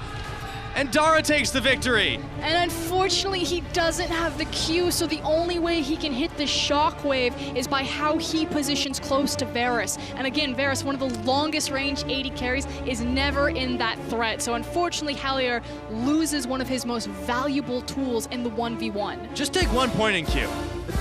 Just one. Not this time, though, and a victory for Japan in game number 1. They are 2 away from moving on to the finals. Yeah, and again, it's front-loading, although there are 5 players to play in the 1v1, although as I say that, I think we're going to see the highlight here. There we go. And the issue is that Hellier, he doesn't have flash because he took barrier exhaust, so there's just no way for him to get that shockwave on top of Varus, and that would have made the difference. Again, no point in Q. Yeah, even just base damage on the Q would have done quite a lot and maybe put him within death of an auto attack range. He didn't even get to complete the shockwave. And it looked like it was just outside the range to hit anyway, so well celebrated by Japan over there. And that 1v1, I mean, that's one and done. We're going to wait on the next one. Exactly, and that was from their support. Again, theoretically, if you think about this, your top laner, your mid laner, and your AD carry should have the best mechanics on the team. They front-loaded with Dara, who's known for his Alistar, and he comes up huge, so... Yeah, good Varus play overall. I mean, he kept pace even though he was forced back, didn't back. Neither player did, actually, throughout the entirety We just of that. waited until second rotation of summoner spells and then went all in. Exactly. Yeah, that was nice. That was nice. The ignite coming up really handy. I really want to hand it to Hellier for holding that barrier to the last second, but oh, if he only had the Q. Oh, well, we're going to see our next competitors representing Latin America South. From the mid lane, it will be Plugo. And then it's versus Evie, so Japan's top laner. So again, we went from one Korean into the second Korean representative for Japan. Yep. Oh, excuse me. Evie is Japanese. I messed it up. It's Tussle. Ah, that's okay. He's still the solo laner, but you talked about solo lane being the I was big just part of it. so hyped up from Dara. I was like, now they're going to take You were put on in the his Korean duo hype train just partner. from Dara. That was good. But Evie is a really solid player in his own right, and he kept pace with Hellior in the series so far. And this now demands the Tom Kench ban because Evie was phenomenal in that pick. It's a comfort pick for him in any game mode. And the fact that they were able to abuse it as a flex pick between him and the top lane. Oh, yeah. This is an uphill battle for Plugo. And unfortunately, Plugo not really recognized for his mechanical ability in that mid lane position. So, I mean, he's not coming in with the reputation of someone like Naru, like Seros into this tournament. Did have a good Diana performance back in Assassin's mode, but again, it was kind of the surprising Diana performance as opposed to the expected. Absolutely. So we'll have to see if Latin America South can take this one. Plugo, he definitely looked really solid in the traditional 5v5, but in Assassins, it was a bit of a different story for a while. Had some trouble in that Diana. I feel like it's a champion he could pick, actually, in this mode as well. Wait, Pyra, we have the budget eye of the tiger. Are we allowed to say that? I did. We got away with it then. All right, so keeping it with the Assassins, LeBlanc's ban away, and we just got to go ahead from production. Yay! We're allowed. You're not fired yet. Not just yet. Okay. Got to do a little worse for that. LeBlanc banned away. This is my jam, in all honesty.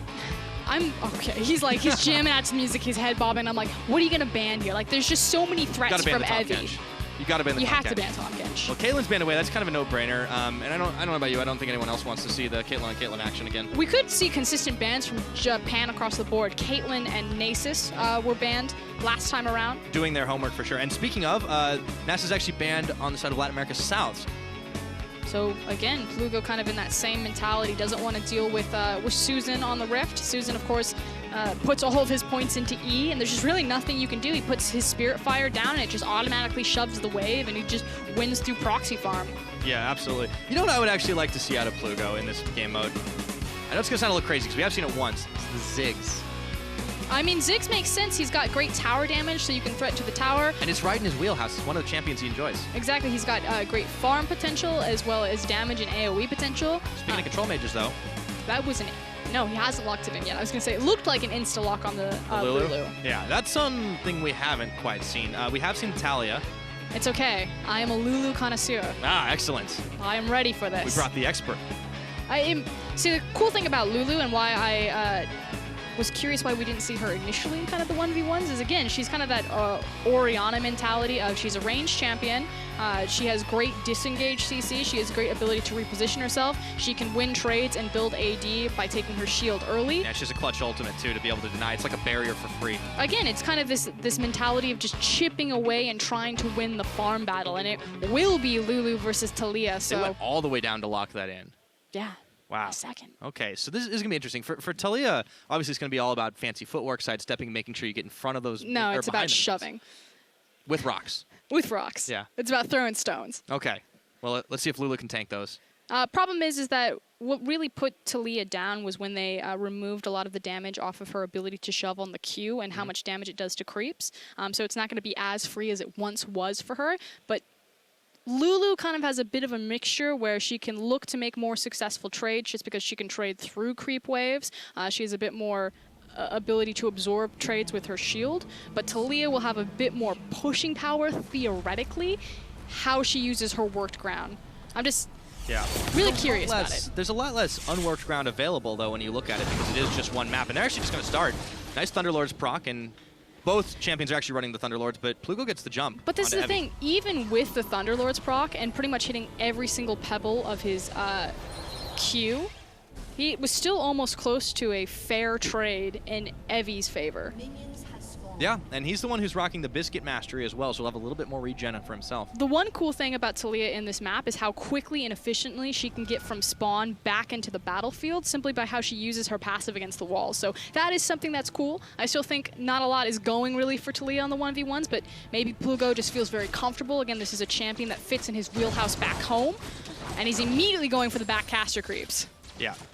Nice That's start smart. out here. Yeah, he weakens them up, softens them a little bit, and Evie's not going to have too many creeps to work with himself. Plugo looking for the Q onto the minions. The threaded volley nails them, and Evie dodges, And you but can he's starting to shove the wave. already see the type of work that he's doing. I bet Mithy's sitting backstage like, huh, took the caster creeps down to 20% HP. I wonder who revolutionized that idea.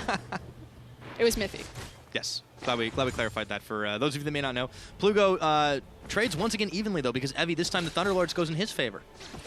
And again, that's kind of the flexibility that we saw with, or what I was talking about with Lulu. Talia, she's got pretty much one binary playstyle. She's going to push this wave, and she's going to try to disrupt your farming by getting it under tower and make you compete with the tower shots. She can take pot shots at you underneath the tower once she has you shoved in, whereas Lulu kind of has the flexibility of, I'm going to try to absorb trades and trade back with you as well as push. But right now, Evie's just getting shoved in. Yeah, not a huge minion advantage, though, for Plugo, so it's slim, but it could always mean the difference. And Plugo trying to get in position to maybe knock another threaded volley into Evie, but he seems to be saving his mana right now to probably try and push those minions. There we go. There's the Q. Just on the work ground, though, so it doesn't cost him much, doesn't dish much. We'll see how he plays with his relic behind him. That was close. Dodges the shove. But actually very dangerous by the fact that Evie still had his cannon creep available. Yeah, that could have been a really punishing move. And Plugo's actually tanking a lot from Evie, but Evie's fighting in the minions. And there is the health relic. Plugo is not afraid at all. Minion is going to absorb all of the threaded volley, so And you Evie's can safe. already see, you know, the declawing that Riot has done to Talia. The fact that she's not able to push as strongly as she once did. Yeah, it's like when I'm watching the Bob Ross stream. Ruined! She's just a happy little rock. She's a happy little rock. Oh, I see what you're saying. Yeah. Oh, I see what you're saying. I went Bob Ross, you went Twitch chat. Well, that's the difference between the two of us, isn't it? Great. All right, back to this. But check out the mana usage here from Plugo versus Evie. The fact that Plugo is having to use multiple abilities to just keep up with the pushing power of Lulu, again, is declawing him in these trades because he doesn't have as much of a resource bar to work with. Not to mention Pix is helping Oh, out. Evie that's does get important, shoved, though. but not into tower Shoot range. back. Ignite. This could be the end of it. Double ignite. Exhaust is spent, but no, it turns around, and it's gonna be Evie. Don't go toe-to-toe with the purple. Whew. It didn't just taste purple, it tasted spicy. What a match. And that was not a happy little accident. That was calculated by Evie. Again, showcasing his ability from the top lane. This guy is known as the best top laner in Japan, and you can see why. Absolutely. So 2-0 right now. Japan, they were the ones who reverse swept their last time around. Latin America South are going to have to do that if they want to stay alive. I know, they are back to, again, there are 5 players, but it is first to 3. So if Japan win this next 1v1, they are through to the finals against the winner of Turkey versus Southeast Asia. So it's just one more match. Disappointment. Absolutely. You do not want to start this out 0-2. And let's take a look at it again because it was a real close affair. It looked really good initially, but unfortunately the creep wave had already gotten the aggro from the tower. And so Evie didn't take any extra damage and just turned it around again, using multiple of his abilities to absorb the trade with the shield and then just get the Thunderlord's proc, Glitter Lance to the face. Yeah, and you could even see the frustration on Plugo's face trying so hard to get back in because he saw, oh, there's not enough damage from the minions. I'm going to turn back for the auto, but he gets nailed by the Glitter Lance. And it's lights out. It looked great initially in the early levels. Great setup from Plugo on the initial wave that came in, making sure that he got the first push, but unfortunately ran out of steam. All right, let's take a look at our next competitors. It is all on the line for Latin America South, and they have selected Warangelis, their ADC, to represent them next. Okay, the hyper carry king, and facing across from him is the FLICKR of Japan. It is Saros. This is the explosive matchup. If there is any player from Latin America South that can go toe-to-toe mechanically with Saros, it's certainly going to be Wara, especially after this tournament. Yeah, we saw them play against each other in assassin mode. They just opted 2 of the strongest players on this team, and they're going to need him. If Japan can put this one away, Saros is the guy to do it, but Wara, he has defied death many a time, and I'm curious to see what he picks up. He's the Zillion King. Yes, exactly. Yeah, got it. Yeah, he could take Zillion too, but I don't think so. No, actually it's Saros. Like, now that I'm thinking about it, I'm like, it is Saros. He's played Nocturne, Vel'Koz. Wara definitely not, but he was a mid laner, so maybe back in the day. But that's what's cool about Wara, is that since he's role swapped from mid into AD carry, there's kind of like that sneaky aspect of, will he play a mage? Will he play an AD carry? He's certainly showcased his mechanics on the likes of the Ezreal and the Vayne already, so needs to be respected in that front. But this is kind of big question marks for both these players. What is Saros going to play? This guy is known for his innovation back home. Yeah, I think this is going to be a really, really curious pick, man, because if there's ever 2 players that are going to take something a little bit outside of what you would expect in the 1v1, outside of traditional stuff, it's got to be this. Here we go, though. Will it be similar bans? Will we see heavy farmers continue to be taken off the board? I feel like we keep seeing them target people out like Caitlyn, like Nasus, and then they come in with the Talias, and it's like, okay, they're going to farm anyway. They just wanted to eliminate some of the competition, and then we end up at a level 4 duel. We're like, okay, why not? Cassiopeia stops. It seems like everyone kind of changes their direction midway. That's how it's gone. But now down to the last couple seconds, Saros is taking his time on the ban. I was going to say, is he just going to keep doing that and not ban anything? But no, he takes the Caitlyn That is away. A legitimate strategy. Although, again, Caitlyn and Nasus, we'll see if this continues to be the meta of 1v1s.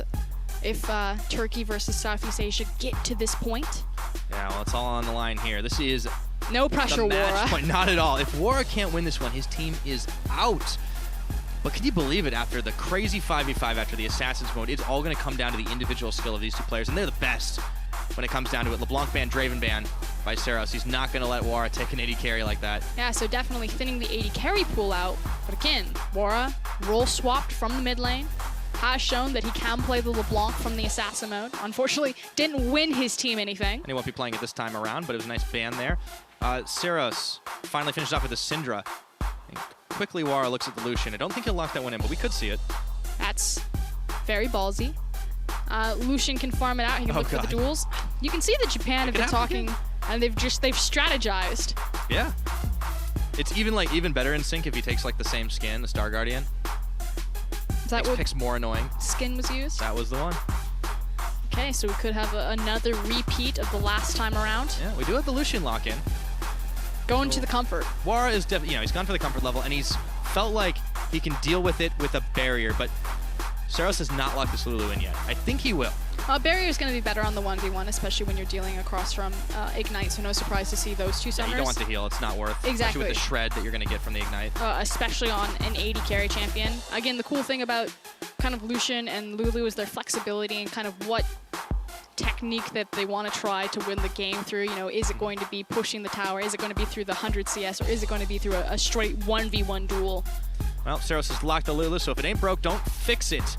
he says as he locks that champion in. Wara is going to be facing off against him on this Lucian. So this will be really curious. I think Lucian definitely has a bit more punishability. I mean, if Lulu, her primary damage source is through a skill shot, and naturally if he uses his Relentless Pursuit, it's really just about like the abilities and how they match up. Technically, who pushes the buttons better? Well, Lucian at level 3 is going to have one of the highest damage outputs if he weaves his passive correctly enough times, but I don't know, are we simply going to be trading through Qs or I mean, creeps? he could just be farming it up too, because that's another thing when you think about the double tap can let him farm a little bit faster and shove the wave and try to make that play. I'd be curious. Well, naturally, you're always going to want to grab control of the wave, so that way when you do look for those little trades, you get the advantage of having more creeps follow up your attacks. You know what I mean? That's true. You can start shoving that one in. So that will always be a priority unless we get into a case where we get control of bush, we bully someone off of the initial wave that's set, and then you try to get behind the enemy caster creeps and zone them in between the time that the next wave is coming in. Yeah. Let's see who gets the jump on who as the 1v1s continue. All on the line here for Latin America South. They need this victory to stay alive. Wara on to Snowdown Showdown, marching his way down the mid, and he'll meet up with Saros. And Let's get ready. This is it. This is do or die for Latin America South. It is all on the shoulders of Wara, the guy who wasn't even initially voted into this tournament, who has come through and showcased that he deserves to be here. He has been massive in this tournament right now, and like on all variety of champions. We've seen him pretty solid in Assassin mode. We've seen him great in the 5v5s, and now he's on Lucian, a champion that's in every AD carry's wheelhouse. It may not have been meta for a little while, but Saros is going to have to watch his back, but he feels confident enough to take this Lulu, and they are not going to be meeting each other. Just some brush control for Wara. Makes sense. You don't want to risk your region's life simply by face checking level 1 into a bush, having things go sideways. Yep. Oh, died the minion too. Both of them. They are playing very scared in this one. Come on. Let's see some action. Wara, I think the level 3 is really going to be super crucial for him, like you were saying, as he does get a few pot shots with the Piercing Light, but the Thunderlords is punishing him. And taking targetable damage as opposed to trying to do with the Glitter Lance. You can see the players on the bottom of your screen. Japan looking a bit more cheerful, although Hellier's like kicked back like, yeah. Yeah, he's finished. He's done as much as he possibly can. Saros. He has to wait until the shield drops. drops. There's the Relentless Pursuit. He gets the exhaust. There's one following. He's got Biscuit 3 caster creeps. There are a lot of caster creeps there, that's for sure. And the ones for Saros were a little bit preoccupied. Oh, the barrier and the ignite. He's going to have to dash away. The minions were punishing him. And Saros comes out on top of that trade. Oh, no. Run. Yeah, he's just going to have to go back. Very close right there. The issue was that War chose to fight Saros within, I think, 3 of Saros' caster creeps. And it was really the minion damage this low level that almost spelled disaster for Latin America South. You can see him going for a much more sustained full build right now. Well, he has to. He can't afford anything else. No other money. I mean, this is awful back right now because you just do not want to leave that early on. Saros is going to be able to take a health relic if he wants it or just save it. He denies the minions. He can freeze the wave. Oh, this is looking so good for the LJL. He's just trying to hold it there as long as possible. The biggest thing that he missed out on, though, is always going to be that experience. It's not going to be as punishing across from a Lulu as, say, another champion, simply because her ultimate really doesn't do damage, but still not the greatest situation to be in. Yeah, now he's going to equalize up to 3, but he's still a little bit behind the 8 ball, and he's trying to clear away these mini-waves so he can get the fight on. Unfortunately, gets nailed by the Glitter Lance, and he dashes, but Saros is already getting healthier enough again. Piercing Light, double tap again. Saros is going to be the one forced back under tower now. He's got no more biscuits. Now, what Wara needs to do is he needs to actually keep Saros in the lane as long as possible, or if Saros tries to make his back here. He's using his Relentless Pursuit back, but Saros cancels his own. So he's gone for pushing the wave, and he forced Saros' attention, who's still a little bit low, waiting for the cooldown on his E to go back in again. It's because he's immediately shoving it in. So he was threatening Saros, even though he didn't hit him with anything to stop his back. He's threatening him by forcing the wave, and he doesn't want to fall too far behind in CS. He wants to make sure that he maintains that lead no matter however slim. And again, the reason why is that he has the initial back. The big thing, obviously, being the pot. Yep. So Saros is actually going to try to minimize the damage by attempting to back on the cannon creep, but Wara just showcasing how strong Lucian is at shoving that wave in with double tap. Yeah, but Saros has just gone straight through the mini wave to dish a little bit of extra damage onto Wara, who's not able to all-in him now. I'd be irritated as well. Let me back! Gets a little cranky when he can't get backed off. So, still very close in the farm game right now as Saros has had the wave shoved into him. Wara stopping to back him. No, he doesn't. Never mind. Got juked. Missed all 3 of those creeps. Yeah, that's a little unlucky. Little unlucky. Just a bit. Can make or break his region. Yeah. Wara is not missing any himself right now. They might miss that one in the back. Unfortunately, he does get hit by the Glitter Lance. And now level 5 versus level 5, that 6 could be a big difference for Wara. But Saros is not backed yet. And here we go. It's still level 5. He's going in, dashes. Oh, he gets turned into a munchkin. Squirrel, I should say. Key thing right now is to look at the summoner spells. The fact that Wara's barrier is just about to come up. And if Meanwhile, he gets 6 here. we're going to have the second rotation of Saros' spells. Oh, he stops the back. And he's so low right now. He's not under a ton of threat. Wara doesn't have much mana. Yeah, and he so doesn't have 6 yet. Even if he does get 6, I mean, it's hard because I can't click on his mana pool. He might not be able to cast it. Yeah. He can keep Saros under pressure, though. And he's actually just tanking these minions right now. Because he wants to interrupt Saros' back. He's threatening with the creeps. You know, if you back, you will lose this wave. Yeah, play this as safely as possible. Remember, the whole tournament is on the line right now. So there's in the hands of these two players. The level 6 advantage, and again, on pretty much any other champion, this is kind of your go-to to all in. But the fact that Wara has had complete control over the creep wave by always having more minions than Saros, he pretty much negated any experience disadvantage that he was at. And a clutch grab of the health relic. Now Saros is still trying to back, but Wara just keeps doing this, and he's even able to interrupt it. Saros was going to move anyways, but he takes the damage. And what initially looked like a poor back for Wara has now turned into his favor just because he was able to deny Saros. But he says, this is fine, I've got, you know, a 3 CS lead probably. Whole another health relic too. Saros is just scraping by. Now, he has kept up in farm, and this time he's going to try to back. I'm curious to see if Wara just... No, he takes a tower shot off that too. He was trying to get an interrupt, and he does. He's got the regen lead. Oh, okay. Saros ults. He's going to try to scare him off, yeah. But now there's not available, so that's going to be the calling! Saros dodges and ducks and dives out of some of it. Wara has no more mana left, but now it's tower threat.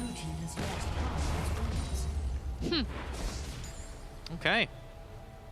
Level advantage for Saros. He's got the mana pool to work with, too. Wara's got to get back to the safety of his minions. So finally, the wave has been reset. It's been pretty much at Saros' front door for the last 4 waves. Yeah. Mana pools are a thing. Wara takes a little bit more damage, and the health relic comes back up. The one on Wara's side is going to take a lot longer as he only just recently picked it up. Okay, piercing light and double auto, but he still gets nailed by at least a little bit of damage. Help picks. Thunderlord's proc. Oh, Wara's playing with fire here. He's got barrier. Wara did manage to trade successfully on creeps, however. He's now going to be 2 above Saros, simply because Saros missed... Technically, he missed 3 creeps when he went to trade with Wara, but Wara also missed 1 when he was trying to get back to the wave. Missed another one there. Wara is going to be able to back, and of course, Saros had already backed for the first time. This game gets a Seeker's Arm Guard, another Doran's Ring, and an Amped Tome, as well as some biscuits. We'll have to see what Wara is going to pick up as the mini wave comes crashing in. Saros nails 1. Should be able to clean this one up. And still just a very slow-paced game. Now, both of them going defensive item tells me that they're looking for small skirmishes, but particularly over farm. They're not looking for all-in engagements unless it's gifted to them. It's about continually chipping away and using pressure advantages to, you know, get 1 CS, 2 CS. I think we're in this one for the long haul. I think we are for sure. It's so close. 2 creeps separating the 2 players right now as Wara is going to be able to dash and get a little bit more damage. He gets turned into a squirrel, but he keeps on Saros. There's a big minion wave, however, and Thunderlords is going to deter him. Dashes. Oh, he wants to punish the health relic. He does get it, but he takes a lot of damage in return. Oh, it's tense. 1 trade going awry could mean the difference right now. You're talking about the trades. I'm just looking at the creeps. I'm like, oh no, he missed another one. Oh, yep, and he's tanking through everything right now. He's got the cannon creep on him as well as the caster creep. Yeah, but he dashes straight in. That's going to force the ultimate out of Saros, and that is a very, very useful summoner spell. His barrier saving his life. Oh no. As Saros now is on the chase, realizes there is no health left, and he whimsies forward, and he's able to steal away the health relic. Wara is forced back. 6 creep advantage, but that's not going to last long. But there was no reason to take the trade like that. Wara, unfortunately, makes a mechanical error. He was standing right next to the brush. He took way too much minion damage. All he needed to do was step into the brush and drop sight, or choose not to fight right next to the cannon creep. Yeah, and just like that, Saros is able to free back. It's 76 to 76 creeps. We're within 24. you just have to think, you know, how draining it is to focus and to say, okay, I'm going to farm this one out to 100, then I'm going to look at the long-term game and try to stay focused on that, and how frustrating it is for a player. You know, they want to trade, they want to be aggressive. Look at this from Saros. 5, count them, 5 biscuits. We're not backing again. No. Health Relic steals away. They want to stop any sustain possible, and Wara's trying his damnedest to freeze this one out. It's going to be difficult, though. He has 4 CS advantage, but the waves keep on coming. Forces a little damage from Saros, dashes forward, gets a piercing light. Double tap to finish the minions off. He gets a few more. Oh, this is coming right down to the wire. Right now, Wara has the advantage. Saros seems to have misplayed this one, but the Thunderlord's proc is there. There's a lot of minions, though, pushing forward. And Wara does a nice job to sidestep the Glitter Lance. He is within 12 minions. Saros gets the shield. Auto attack still flying.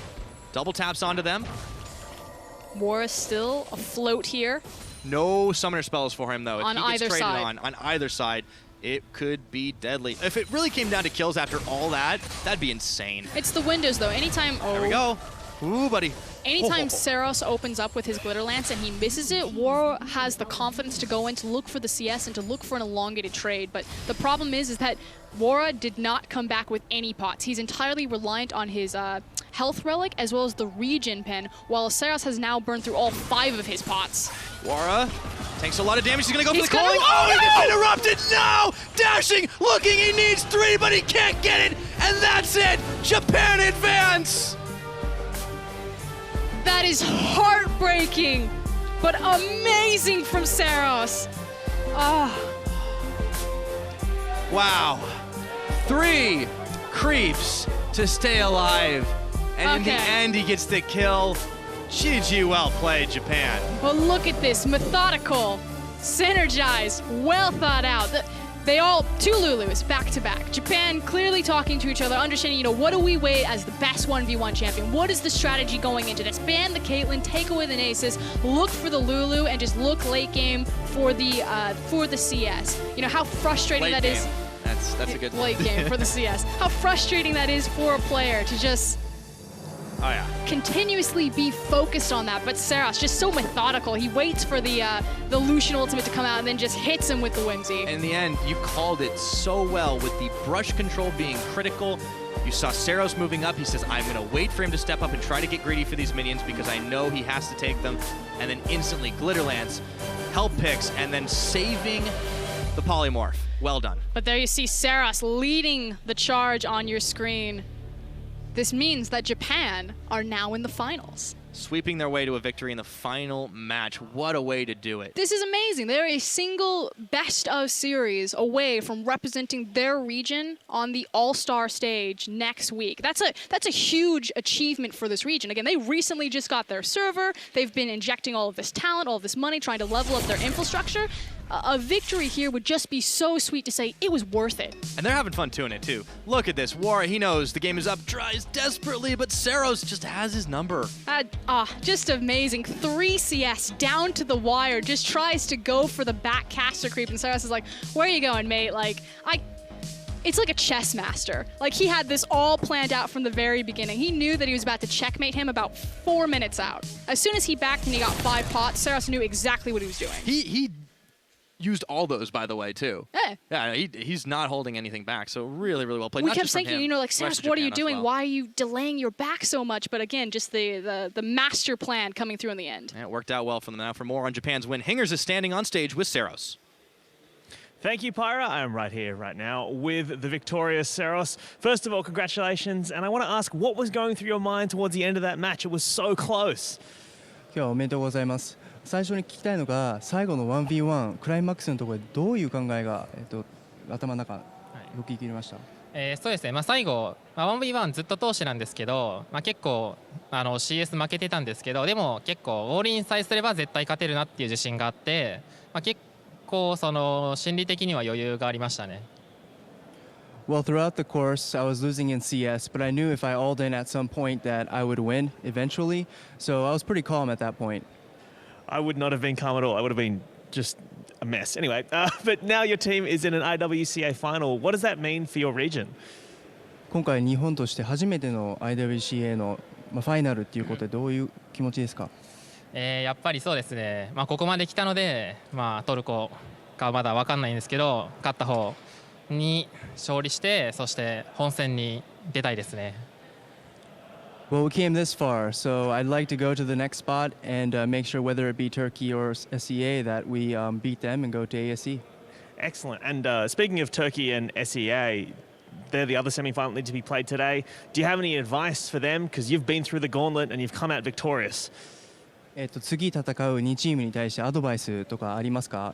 初めてこのゴントレットっていう大会の中で、どういったアドバイスがあります？アドバイス、そうですね。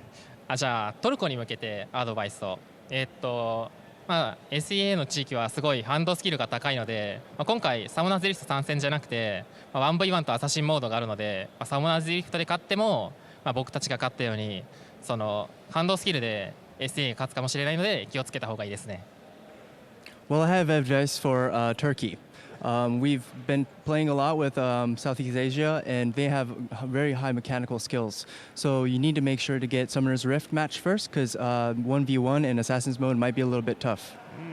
Well, thank you very much. There we have it. I guess if Turkey's watching this, that's the advice. Congratulations on the win, and best of luck in the final. It's now time to throw it to Sifa and the desk to break it down. Thank you very much, Hangers. Of course, an interesting set of 1v1s, and unfortunately for Latin America South, at least very Japan-favored. Now, we're just going to get right into this because I think that there's a lot we can talk about as we go through these replays. But Game 1, Oriana versus Varus, sort of a heartbreaker here.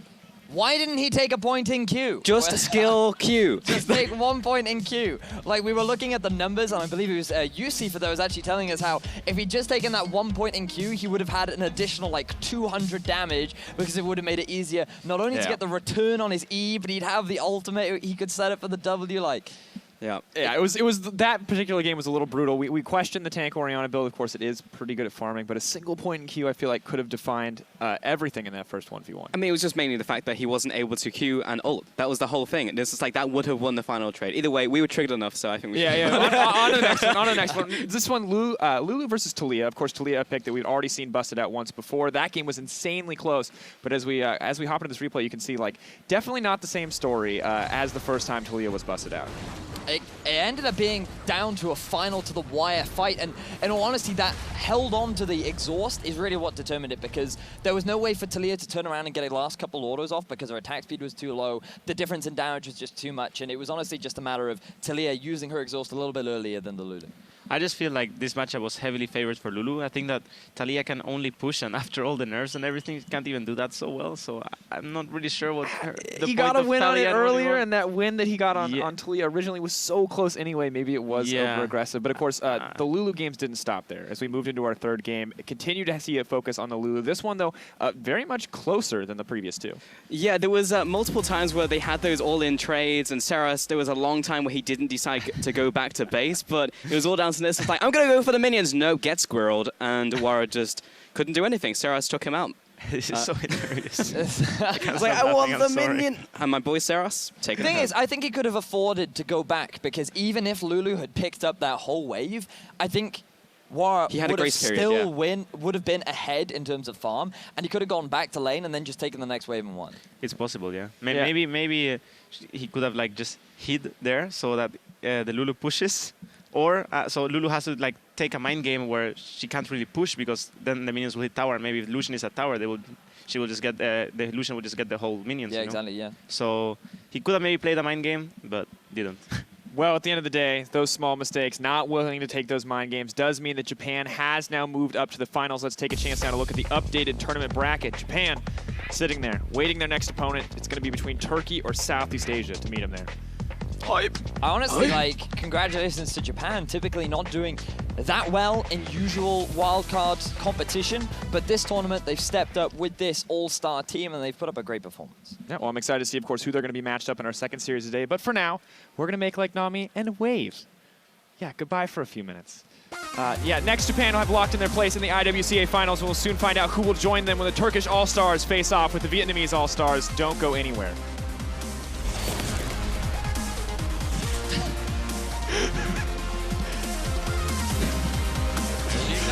The hail, there's the auto, Helior, he's done so, what, the barrier! Oh, he jukes it, but not in time! Ignite, this could be the end of it, double ignite, exhaust is spent, but no, it turns around! and it's gonna be heavy. Takes a lot of damage. He's gonna go for He's the calling. gonna- Oh, he no! gets interrupted. No! Dashing, looking, he needs 3, but he can't get it. And that's it. Japan advance.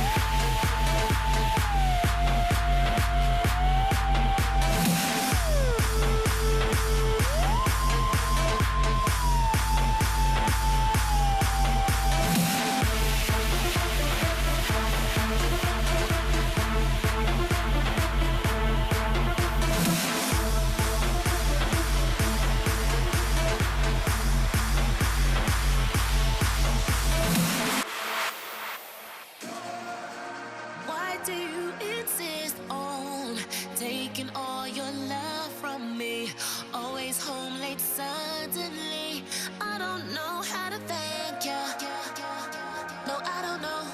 Cause now I know that you bought these diamond rings for show. Get your things get out the door. Make your things like go, go, go.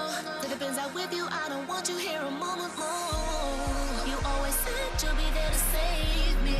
Looked in my face, said you want a baby. And you did try to call me crazy. This perfect picture just turned hazy. It's a blank page, but without the pain.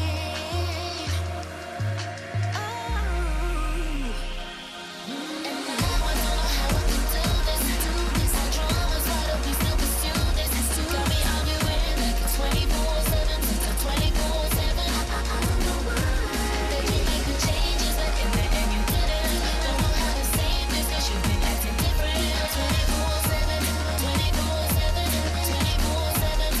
All of this time, I don't know to heaven. For months now you've been really complacent. So I really wonder just how long that you've been faking. All my friends tell me no one can get what I gave him. Tears of mascara every day that I stay in. The whole day in. Love's the key if your heart ain't vacant. So you can scream if you wanna. Welcome back to the IWCA live from Barcelona, Spain. Now we have a few new faces joining us on the desk as Vedius was deemed highly irresponsible, welcoming Indiana Frostgrove in black and Zach Rusty Pie as well. Pulse left his block here on the desk, and so now I get to be as tall as Mithy and Rusty. Please don't do it. No, you're not supposed to reveal his secrets. You're not supposed to put him on black. Sorry, all Pulse. right. Bringing it back. In our second series of the day, Turkey will be loading onto the Rift to face up against Southeast Asian All-Stars. And then winner here is going to move on, of course, to face Japan in the IWCA Finals. However, looking at these two teams, Turkey has looked unstoppable throughout these game modes. Yeah, I think it's safe to say even historically, Turkey's always performed well in any wildcard event, but these particular game modes gives the mechanical capabilities of all of the Turkish side to actually just shine, and they've looked outstanding. At that point, is it mechanical capabilities? I'll give him mechanical capabilities on this one. Mechanics. Yeah, I know, right? Two-shot. Look at those windows. No, Nailed it. but the Tom Kench pick, really hope to see if we get to the 1v1, Southeast Asia have to respect that. Absolutely. Of course, Southeast Asia, though, a similarly mechanically talented region. While they did suffer in the Summoner's Rift matchup, they have been pretty excellent across the board when it comes to these individual mechanical matchups. We saw their prowess in the 1v1. All of them apparently being very good on Lee Sin, which I did not expect. Usually you have at least one guy in this All for Ones who doesn't know what he's doing. That was a sick game. That was my favorite. Yeah. Lee Sin versus Graves, definitely a solid. So curious, you guys, what do you guys think is going to be the biggest matchup between these two teams, starting off with the Summoner's Rift match? Yeah, I actually do want to highlight the jungle when you talk about the biggest matchup between these guys. We could definitely bring in how the mid laners impact the jungle. Naru from the Turkish side is a big shot caller for the team, so him and Crystal working together, you would say for Summoner's Rift in particular, can be the biggest defining feature in what gets Turkey across the line. An experienced roster with experienced shot calling tends to make it a little bit better. But on the other side of that, you're looking at probably the strongest member from Southeast Asia, Optimus and Levy going against Naru and Crystal. But the thing is that the meta really covers Crystal's back in this matchup, just because you are able to take those tank junglers like the Rek'Sai and be very successful with that Courage of the Colossus. It's just when we get to the assassin mode that I think Crystal can actually be exploited by Levy.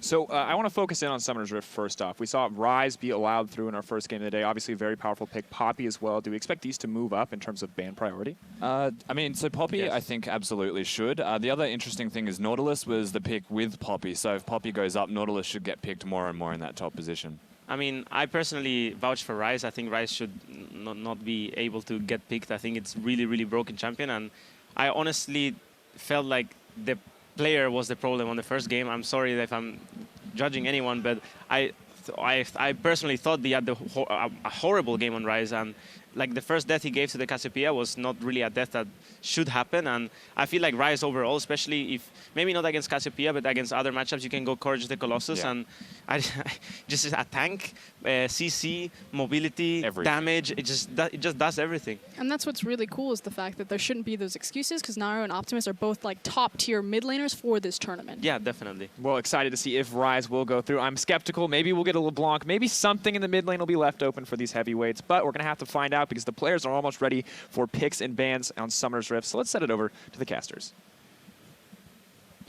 Thank you, Chifa. I'm Matthew Stewart, and joining me on the casting desk is James Stress O'Leary, and we're about to take to Summoner's Rift for the second best-of-3 series for today. It is going to be Southeast Asia taking on the Turkey All-Stars. I'm ready. This format is great. We got Summoner's Rift, Assassin mode, then 1v1s if we need it. Super, super hype. I'm so ready to get into this. So am I. So let's take a closer look at the All-Stars in the second IWCA semi-final. First, representing the Turkish TCL, up in the top lane is going to be Eldwin. Heading into the jungle is going to be Crystal. In the mid lane, we have Naru, and the AD carry and support will be Zeitnot and Double Doge. Friends become enemies, enemies become friends, because they were from Team Fire as well, facing Turkey on the other side of the rift. It is the Vietnamese All-Stars from Southeast Asia. In the top lane, QTV. In the jungle, Levy. Mid lane is Optimus, AD carry, Celebrity, and their support is Ron OP. It's going to be a huge match between these two, all fighting to see who will head into the grand finals to take on Japan, who just won their semi-final match. I mean, the desk, we're talking about a couple of key matchups here, but what are you really looking at, Stress? I'm looking again if that LeBlanc is coming through. Naru is one of the biggest players, pretty much when you look at like European Challenger and Turkish history throughout the entirety of League, he's always been playing LeBlanc. So it's been banned in pretty much every single game up until this point. If he gets his hands on it, I expect him to go huge, but that's unlikely. And one place we'll definitely get to see his hands on that would be that Assassin mode later on in the day, because we're guaranteed to play at least 2 games in this best-of-3 series. First up, though, is going to be on Summoner's Rift, and mid lane seems like a really important matchup. It does seem like an important matchup, but my eyes also have to go up towards the top side too, because, we saw Maokai come out of the SEA team in their first round Summoner's Rift, which, it was a pick to try and hold through with the rest of the team and play that tank style with Courage of the Colossus, but it didn't ultimately end up offering too much, and they kind of got ripped apart by the Vayne in the bottom lane before they could ever get the Maokai tanky enough to survive. So top lane is another question in my mind. So we'll have to see if that's going to be picked up in the top lane, but for now we're going to head into Champion Select to see what these two teams are going to pick a ban for their first match on Summoner's Rift. We're still waiting for the meta to fully settle. We've only really had 5 Summoner's Rift games, and we've seen a lot of different things. The Brazilian team with a lot of tanks. The CIS team had tried to kind of bring in a lot of what was on 618, and it didn't really work out for them in the long run. You can see the first ban that's come out here for Turkey is going to be the Lee Sin. A few flashbacks to how well SCA performed on their all-for-one mode, with everyone picking up Lee Sid. Poppy is going to be the first man coming out from Southeast Asia, as LeBlanc will hit the bench from Turkey. And we've heard that LeBlanc is first pickable. Everybody has said that. Now, interestingly enough, Turkey banned it when they were on red side, but being on blue side for this game, you would have expected that LeBlanc would have been that first pick. Rise is the other one that people are talking about, where they do well into each other, supposedly, but if one is left up, you have to, well, if one's banned, you have to ban the other if you're on red side. So we'll have to see if Rise is going to be one of the bans that come out here. For now, Syndra's going to hit the bench, so quite a few mid lane bans coming out between Naru and Optimus. Yeah, a lot of focus on the top half of the map. No AD carries or supports taken away from it. I mean, you got to wonder if Dumbledoge's Bard is going to get through, but with so much on the red side to ban already, I mean, that Rise is still up. We've still got some of the other jungle picks that we've seen. Rek'Sai has been a big pick for Crystal that has given him a lot of solidarity from that role. So let's see what they're going to be able to pick up here for now. Turkey waiting for their final ban, actually taking their time here, and Fizz is going to be the final ban that comes out from Turkey. So I do wonder whether that is actually the ban because the time had expired at that point, so I'm kind of holding on to my breath. The Turkey guys are laughing about it, so perhaps just kind of throwing a ban out there. I mean, Optimus, does he have much history on the Fizz? I mean, not that we know of, but Fizz has been completely changed. We haven't seen too much of him. A couple of times in the Assassin mode he was picked up, but that's about it really, as Southeast Asia waiting for their final ban, and Jace is going to be the final ban from SCA. Okay, these two teams, a little bit of a mix around the last two bans. I wonder whether we're pulling back out of this, but that does leave the Rise available for first pick here. No sign of us coming out of the Champion Select so far, so it looks like they're going to stand. Let's see if they do lock this one in. Still being hovered over here by Turkey. And it does get locked in, so that is going to be the first pick. You mentioned it, if LeBlanc or Rise are open, you have to take them. It seems like we've only Rise up. That's the instant lock coming in from Turkey, where Southeast Asia, they're satisfied with picking up Jin as well as Rek'Sai. Yeah, Jin has seen a lot of prominence. The Turkish team played it in their first time. So at this point, we are looking at that AD carry and jungler. They take away the Rek'Sai away from Crystal as well, so it's another pick that's kind of stolen from Turkey by the SEA squad. So they're showing their hand with that AD carry, with their jungler being picked up. Probably going to wait to pick either their mid lane or a top laner last here for the Southeast Asian squad. Turkey now waiting to go through their next few picks. Where are we going to go with it? We've already got mid lane for Elwind, and it's for Naru, sorry, on that Rise. So I wonder where the next step is. Looking towards the bottom lane, I would imagine. And Crystal, he's kind of running out of tanks out of the jungle. Of course, Courage of the Colossus is one of the big masteries that we're expecting to come through, so Crystal likely to go that route, but looking at the Olaf hover for now, not quite the same playstyle we've come to expect from him, so we'll see how he can do on a little bit more of a damage focus. And they just did a last-minute swap of Ashe on over towards Ezreal. So Olaf heading into the jungle for Crystal. Ezreal should be picked up by Zet, not here. You mentioned Courage of Colossus. That should be picked up by the Rek'Sai on the side of Southeast Asia. We'll have to keep track and see what Crystal decides to bring to the Rift. Absolutely, and I'm starting to be perhaps a little worried for Turkey now. You look at the Rise, you look at the Ezreal needing a little more time. And when it comes to this bottom lane, for now, it looks like we're looking to farm things out. The Jhin and the Ezreal, Jhin will struggle unless, at least to kill Ezreal, sorry. Jhin will be fine in the laning phase. Ezreal will just sit back and just kind of hold his own, farm things out and play for the later game. So it's pretty much dependent on the supports that come through now. Wondering where SEA are going to go because, I mean, Dumbledoge has Bard available if he wants it. And we know he normally tends that way when it's up. And they should be showcasing their support picks here for both these teams with their next rotation. Oriana's getting locked in, and we get Brand locked in here by Celebrity. So Ron OP should be picking up Brand heading into the bottom lane. So they're going for like complete lane dominance, basically. The problem is against an Ezreal, Zaynot should be able to just sit further back in the lane and just kind of be okay for a while. So Turkey now all they have to do is sustain up, pick something that just doesn't die in the laning phase, and they should be able to get out of it. But there is a fair team fight presence now with the Oriana, with the the Jhin, the Brand, the Rek'Sai. A lot of damage can come out from this combo. Well, Ron OP is definitely familiar with these mid lane champions, was scouted by his team for being well known to climb up to the challenger ladder through the mid lane itself, and very quickly at that. We'll have to see how he synergizes with Celebrity, who is his actual teammate from the Saigon Jokers in this bottom lane. Still waiting to see what Turkey's next 2 picks are going to be. We saw Dumbledore hovering over the bar there. It would be nice to see him pick up one of his signature champions, but instead they are going to lock in Karma, most likely the support for the Turkish team, and Kennen will be the top lane pick of choice. So they blind pick the Kennen up into the top side. Wonder where we're going to end up seeing with the Jace band as well. Poppy band, there's a lot of presence now in that top side of the map, and I mean, we've seen not too many matchups do particularly well into Kennen if you're looking for a laning phase, so a lot of the tanks that SEA would normally like to go towards are probably just going to end up straight up losing that lane. I wonder whether they'll kind of pivot away and go for something that maybe is a little bit more damage focused. It's a tough matchup though, because we've even seen picks like Na lose into the Kennen, so it's a difficult situation for SEA. They've got to figure out what's going to round out their comp. They may just go something like the Maokai again that is going to assist them in team fights, but honestly, you might end up falling significantly far behind. Well, QTV is known to bring out a few unorthodox picks heading into the top lane from time to time. We'll have to see if that continues here. But he is very well known as well to pick up tanks heading into that top lane up against a Kennen. Not an easy task, but it seems like he should be settling for this Nautilus heading into the top lane. And this is an interesting one because Nautilus does have a fair amount of damage and a lot of presence in the lane too. The fact that he's now playing melee into range may come back to kind of hurt him in the earlier levels, but until he's got some armor under him, QTV is going to have to play this one a little bit safer. But with the Courage of the Colossus, with the amount of shields already there, the crowd control coming out, QTV is going to have a lot of impact again in the fights later on. I just wonder whether Turkey will get the chance for Naru and Zeitnot to scale up and then pretty much dominate fights as long as they don't get caught out by that shockwave. Courage Colossus is one of those masters that has just brought so many champions back into the meta. I mean, we see Nautilus being picked up quite frequently, Rek'Sai's coming back into the jungle. We even see mid lane champions like Ryze pick it up from time to time. An incredibly strong master. We should see a couple of champions pick it up here. And that'll be something I'm now watching to see whether Naru goes for. Picks that up and maybe is able to survive a little bit more in the fights.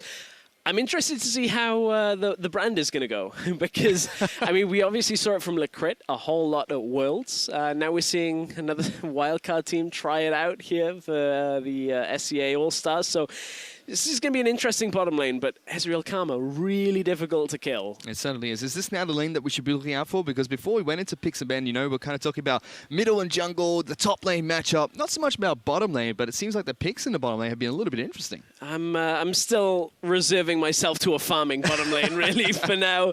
I don't think there's going to be too much in the way of action, but I might be wrong. If they can catch the combo with the brand with the Jhin, maybe get a lockdown and take one out. Well, we'll have to see where the action takes place. But for you, all of you at home, don't forget to go to @LOL Esports to vote for your favorite team. #TUR win or #SEA win to vote for which team you want to win in the first match of this best of three series as we head on to Summoner's Rift. And this is the only Summoner's Rift regular match in this best of three. So this is the one shot, the one opportunity at this point. So we'll see how game one goes. We have pretty much come to expect from Turkey a high level of strategic play historically compared to a lot of the other regions, so we'll see whether they can carry that out against the team representing the SEA. And Southeast Asia, very well known for their mechanical ability, but not so much their macro play, which does seem to fall short time to time. Checking up in the top lane here, seems like all the champions on both sides of the map are just just spreading out across the river, scouting out the jungle entrances. Crystal and Levi will meet here. So Rek'Sai just dances on top of the cleaver. So what do we got? Not Courage of the Colossus Ryze. It is Courage of the Colossus Nautilus and Rek'Sai though. So there we go. Still yet to see it. I know people were talking about how Kira had been playing it in solo queue and seeing how that had worked out, but didn't actually get to see it in a game. So still going to be the Storm Raiders Surge being picked up by Ryze. I can't do words right now, Stress. Something's happened. It's all right. Words aren't important. The extra movement speed from that. It's okay. We'll see how Naru can utilize that the later this goes. It's one of the more standard picks on previous patches. Of course, it was either that or Thunderlords that would be picked up, so we will keep an eye on that. But as we're looking at the early jungle starts, Dumbledore and Zeitnot get the information that Rek'Sai has started on a red side, which indicates the red Krugs start. So now Elwind basically has to be careful topside. And Levi can hit level 3 once he takes down the Krugs here. The other option is for mid lane to be the point which Levi goes to. If he can get in there, punish the Ryze pushing, because you can see on the map already, Ryze is trying to push up very early on. Can already see down at the bottom lane though, Zeitnot and Double Doge are zoning out Celebrity and Ron OP. The brand trying to hit them with the Pillar of Flames, but good dodging coming out from Double Doge and Zeitnot allows them to control this minion wave. Yeah, it's interesting that Celebrity and Ron OP actually conceded so much of the distance in the lane that early on, because when we were looking at it, it was Zeitnot and Double Doge that were a little bit later down into the bottom lane, so would have love to have seen exactly what went on there. But Zeitnot now pushing up. Karma has drifted away, so now they're trying to check again, just trying to get any kind of information on Levi, because he hasn't gone into a lane yet. They haven't seen him, so you have to assume he's in the jungle or waiting in a lane. So the TCL laners are going to be playing a little bit more passively until they get their eyes on Rek'Sai. Levi was the wild card of this wildcard team. No one really knew who he was. He was from a B-tier team in the GPL, didn't do too well during the regular split, but has put on a fantastic show so far in the International Wildcard All-Stars. Levi will be spotted out by this board as he moves towards the blue buff, so the bottom lane of Team Fire know exactly where the Rek'Sai is, furiously pinging him out inside of the river. Man, Double Doge has just spent so much on controlling the vision. He's now even put another ward on the one spot that you can get into the lane, or at least down into the river easily on that Rek'Sai, just trying to keep all the information in in check as much as they can. Crystal's going to try and interrupt this blue buff donation, but he's a little bit late.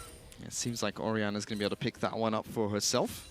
Heading back into the middle lane against Naru, an early blue buff for Optimus, which has been a very common mid lane champion pick in this tournament.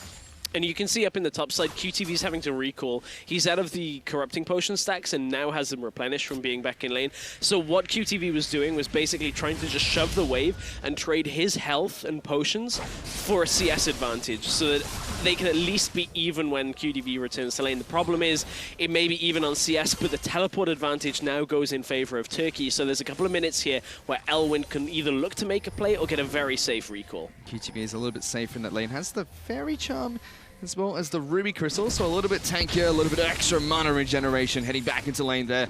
Zeitnot and Double Doge are still pushing this lane incredibly hard. Celebrity and Ron OP just poking at the AD carry support wherever they possibly can, but no signs of them being poked out of lane just yet. QTV now taking quite a bit of harass in the top lane. And part of this Fairy Charm, the reasoning is because he's already put 2 points in Riptide, his E. He's just trying to push as much as he possibly can, and Nautilus at this point only has just over 400 mana, so you can only ever use 8.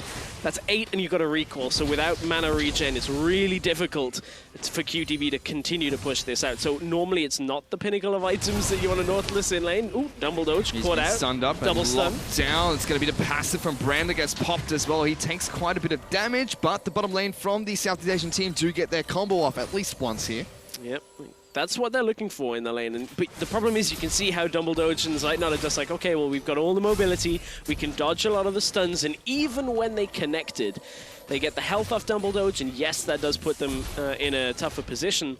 They are down fairly heavily in CS, but again, it's not translating into kills. And now we can see that bottom lane push back for the first time in favor of the Southeast Asian squad. It's been Zeitnot and Double Doge who have really controlled this lane. You already mentioned it's a slight CS advantage for Celebrity in that bottom lane, but things are incredibly even on Summoner's Rift right now between Turkey as well as the Southeast Asian team. Yeah, for now, fairly even. We just had another recall out from QTV just to get the Burmese Cinder. That means Elwyn gets to stay in lane, has hit level 6 is the most critical thing about that. So if there is a teleport play, he has his ultimate. QTV does not have either for now.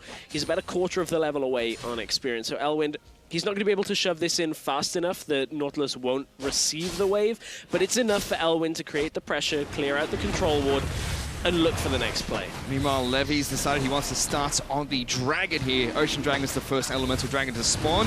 Ron OP is going to help him up with a little bit of damage as Brandis Optimus waits in the wings for Naru. Gets a decent amount of damage down with one command attack into Dissonance combo, as Levi should be able to take down this Dragon. Yep, it's a good little trade out of Optimus. Didn't decide to use the ultimate, didn't feel like he had kill pressure. He's running Cleanse and not Ignite or anything like that, so no real way of taking Naru out. Naru also likely would have just flashed if he saw the animation information coming, which is still a benefit for Optimus, but just holding on to it potentially for this engage. Ooh, a flash looking for the stun coming out from Ron OP, but completely whiffs the combo, trying to predict where Double Doge would go, and he goes in the exact opposite direction. All of this action on the bottom side does allow Crystal to go in on the top side now. If he removes the tunnel, and they would have known that he was there. I don't think he was spotted out, but Crystal is actually just going to ward and wait on the bush because Levy has just pinged this.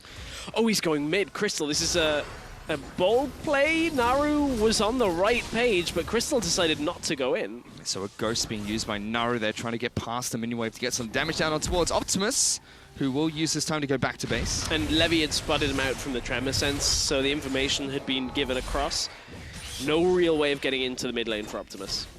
We check in with the top lane once again. Elwin still yet to go back to base. He's about a minion wave ahead of QTV, who's gone back twice now. Yeah, gone back twice. Once where he didn't even recall. He didn't even TP back into lane because it was not available. So Elwin's in a decent spot. But that teleport window is slowly closing here as QTV's is almost back up.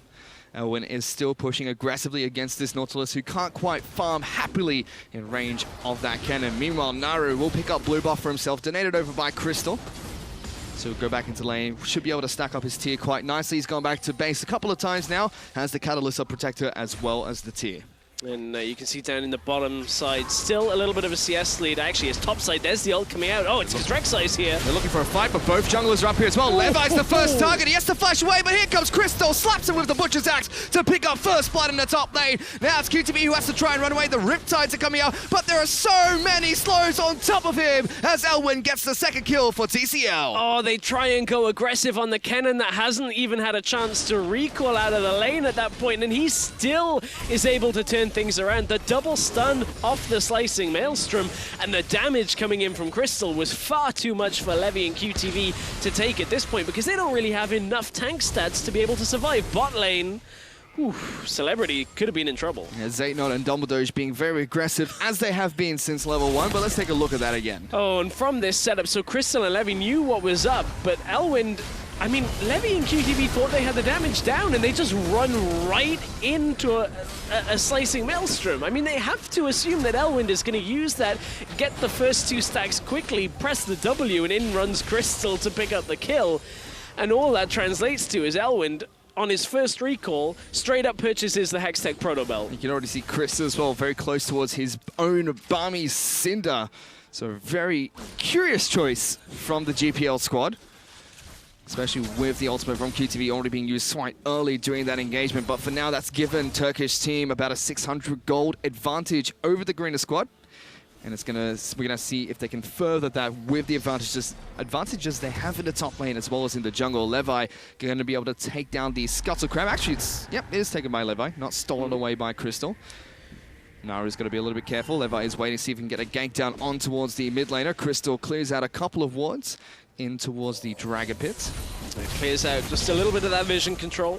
Dumbledore with a bit of a sidestep is able to dodge out from the stun. But you know, that's what we were talking about with this top lane matchup is if you pick a tank, you basically are conceding the laning phase. And then QTV and Levy try and take 2v2 where they are way down on the damage side of things. Here comes Crystal into the bottom side, has his ult. He's looking for a dive. Celebrity uses the heal early, trying to get that bit of movement speed. Crystal running straight at him, now changing for Ron OP. He's going to take it down. There are teleports coming into the bottom lane. QTV's here as well. The ultimates come out. The Curticor's going to take down Crystal as QTV gets that last auto attack down. Levi's making his way right behind him as well. He's locking down the mid lane first, but here comes Elwin. He's on top of Celebrity. Gets that first kill. He's incredibly wide, has to try and get the heck out of dodge. The Q comes down for L'Oreal, gets the shockwave onto Double Doge. The Thunderlords takes him down as Naru's now the next target. Optimus should be able to assist Levi to take him down. And a GPL turned that dive completely around. Way too deep on the dive from the Turkish representatives. They're trying to just pick up any kind of kills, but at first Crystal looks towards Celebrity, can't get the kill, so turns back around. Let's take another look at this, because there's a couple of funky interactions that continue throughout this fight. So Crystal goes in, knows that his target needs to be Celebrity at first, and Dumbledore and Zaytnot, they pull up into the lane, but Ron OP kites them far enough down into the turret that QTV is able to turn up in time. Dumbledore is contemplating taking the blast plant out of this, but they think they can re-engage because Naru is on his way down. Elwin bounces himself into the fight, but is very squishy despite going up against a couple of tanks here. Enough damage follows through, and Levy, Optimus, and QTV are strong enough to continue this fight because Naru only at that point had the components, his mana and health components of Tier and the Catalyst, so no real damage to speak of. With that, they tie up the scoreboard. It's now 4-4 in kills. But the Southeast Asian All-Star squad have about 1,200 gold in their advantage just 12 minutes into the game. With that, we see a couple of champions gone back to base. Manamune has finally been picked up by Zeitner. In the mid lane, no Rod of Ages just yet for Naru. Barmy's going to be completed by the junglers. On the flip side, Celebrity, bits and pieces with his build. Got the BF sword, a couple of long swords to boot as well. Yeah, going towards the quote-unquote older build with the Essence Reaver will end up coming out. Of course, that's because the changes to Ghostblade, the lethality, the attack speed, everything that kind of went into that change made it hurt for Jin fairly heavily, so a lot of people going towards putting that crit damage down. Naru. Optimus going to get a lot of damage taken here by Naru, who's still chasing down QTV, not going to hit the hook, gets the final Q off, will take down the GPL mid laners. QTV now in a lot of trouble. He's going to pop the College of the Colossus to try and stay alive, but there's too many members of Team Fire right here. The Proto Belt from Elwin will pick it up. This time, Turkey are able to group properly in the mid lane, and the Blasting Wand on Rise gives him a surprising amount. Naru just kind of walks through Optimus with Dumble Doge. It was only Dumble Doge that got hit by the Shockwave, and now it's going to be an Infernal trade coming from this. We saw them look at it earlier, but decided not to pick that one up. Waited for the play in the mid lane as Levy taking quite a bit of damage from Naru in the mid lane. Crystal will smite away the Infernal Dragon, the second dragon to fall here in this match. And the Turkish team now are taking back the lead. So this is as simple as Naru saying, oh, okay, I guess I'll just stun him. And then Optimus tried to get himself the Shockwave, and it was already over by the time Optimus was casting the Shockwave. He knew he was already dead. QTV can't do enough here. He is fairly tanky, has the shields, has the Courage of the Colossus, but not enough 1 versus 4 after your Oriana's already dead. False sense of security coming out there for the GPL squad. And not enough wards to spot out the roaming members on the side of Turkey, whereas Turkey knew exactly where everyone from Southeast Asia was at that point in time. Levan looking to see if he can make his way towards the top lane. QTV's back up here trying to farm up these minions that are pushing in slowly by Elwin. There's the ultimate, the Riptide going to be able to knock him up. A good flash away as well as the Proto Belt from Elwin gets him back to safety. Oh, forcing the deepest depth charge possible there, because just trying to clear as much distance. A flash is a flash though, and that is a successful trade of the ult for flash, so QTV will be happy for that. That actually now does decrease Elwin's ability to impact fights fairly significantly. Without the ability to flash, now it's more important than ever that Elwin gets a flank on the next team fight, because he can't really close down the backline all that well. So it depends on where Celebrity ends up standing, where Optimus is for the fight as well. Meanwhile, Naru fancies a 2-on-1 here. Levi tries to go in for a gank. He pops the Ghost, gets a little bit of damage back down on towards the jungler. He's gone back to base already and picked up his own Rod of Ages, still stacking up his tier, looking to upgrade that one as soon as possible. He'll start to work on his blue buff, take that one down for himself. Lots of pings actually coming out from the Southeast Asian team on towards the blue buff on the Turkish side of the jungle. Oh, they were thinking about going over with Ron OP, but it was Dumble Doge he was aiming for. They do have Levy on this bottom side, and Optimus is roaming down. He's been spotted on about 4 different wards already, though, so they shouldn't get caught here. Zeitner is going to arcane shift and get back to safety once again. The amount of wards that the TCL squad have put down has helped them out in spotting out the roaming members from Southeast Asia.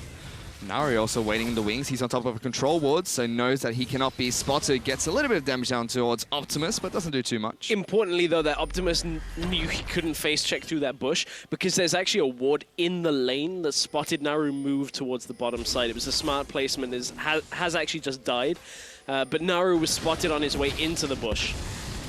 Again, we see Crystal move down into the bottom lane. Takes a little bit of harass from the AD carry and support, but nothing too much. They should be able to take down this bottom lane outer turret as well. The first turret to fall if they can get it, but the backup comes as Rek'Sai arrives, and they're able to defend the turret for a little while longer. Yeah, with the minions dying as well, and the turret aggro kind of bouncing onto Dumble Doge and Zeitner from the poke they've been putting down. There was no real way of pushing to finish off that turret on that wave. If they try here, they will get the turret, but will it end up costing them? Well, they're going for it. That's going to be the first turret to fall. Zeitner picks up all of the local gold on that structure as well. with the TP available from both QTV and Elwin, there was possibly a situation, but I think the SEA team just want to kind of sit back for a moment, don't really want to take engagements they didn't have to. Rek'Sai had a fair amount of gold in the inventory, so now has translated it into Mercury Treads and a little bit of extra tankiness. We check in up with the top lane once again. It's still 1,000 gold advantage for Turkey, but these two top lanes are just farming it out at the moment. No real threat between QTV and Elwin. Right as I say that, Elwin gets incredibly scared of a hook coming out from the Nautilus. Scared for a little bit. Elwin is at a decent spot though. Double the gold on the person right now. You can see 1,400, 700, but only about just under 1,000 gold between the two of them. It's a good lead for Elwin. How this game started, you look at the lane dominance that Elwin has had, it's been pretty impressive, but the thing is, we've seen how tanky the Nautilus gets. Think back to Yang in that game where he was playing the Nautilus from the top lane, and I don't know, I'm looking at the damage, the Ezreal and the Ryze will have damage late game, just looking at how much QDV can do. Just gonna have to see if Crystal can get into that back line as Olaf. Going to be immune to crowd control during these team fights. For now, though, Ron OP has actually made his way up towards the top lane with Celebrity, and they're swapping QTV down into the bottom lane.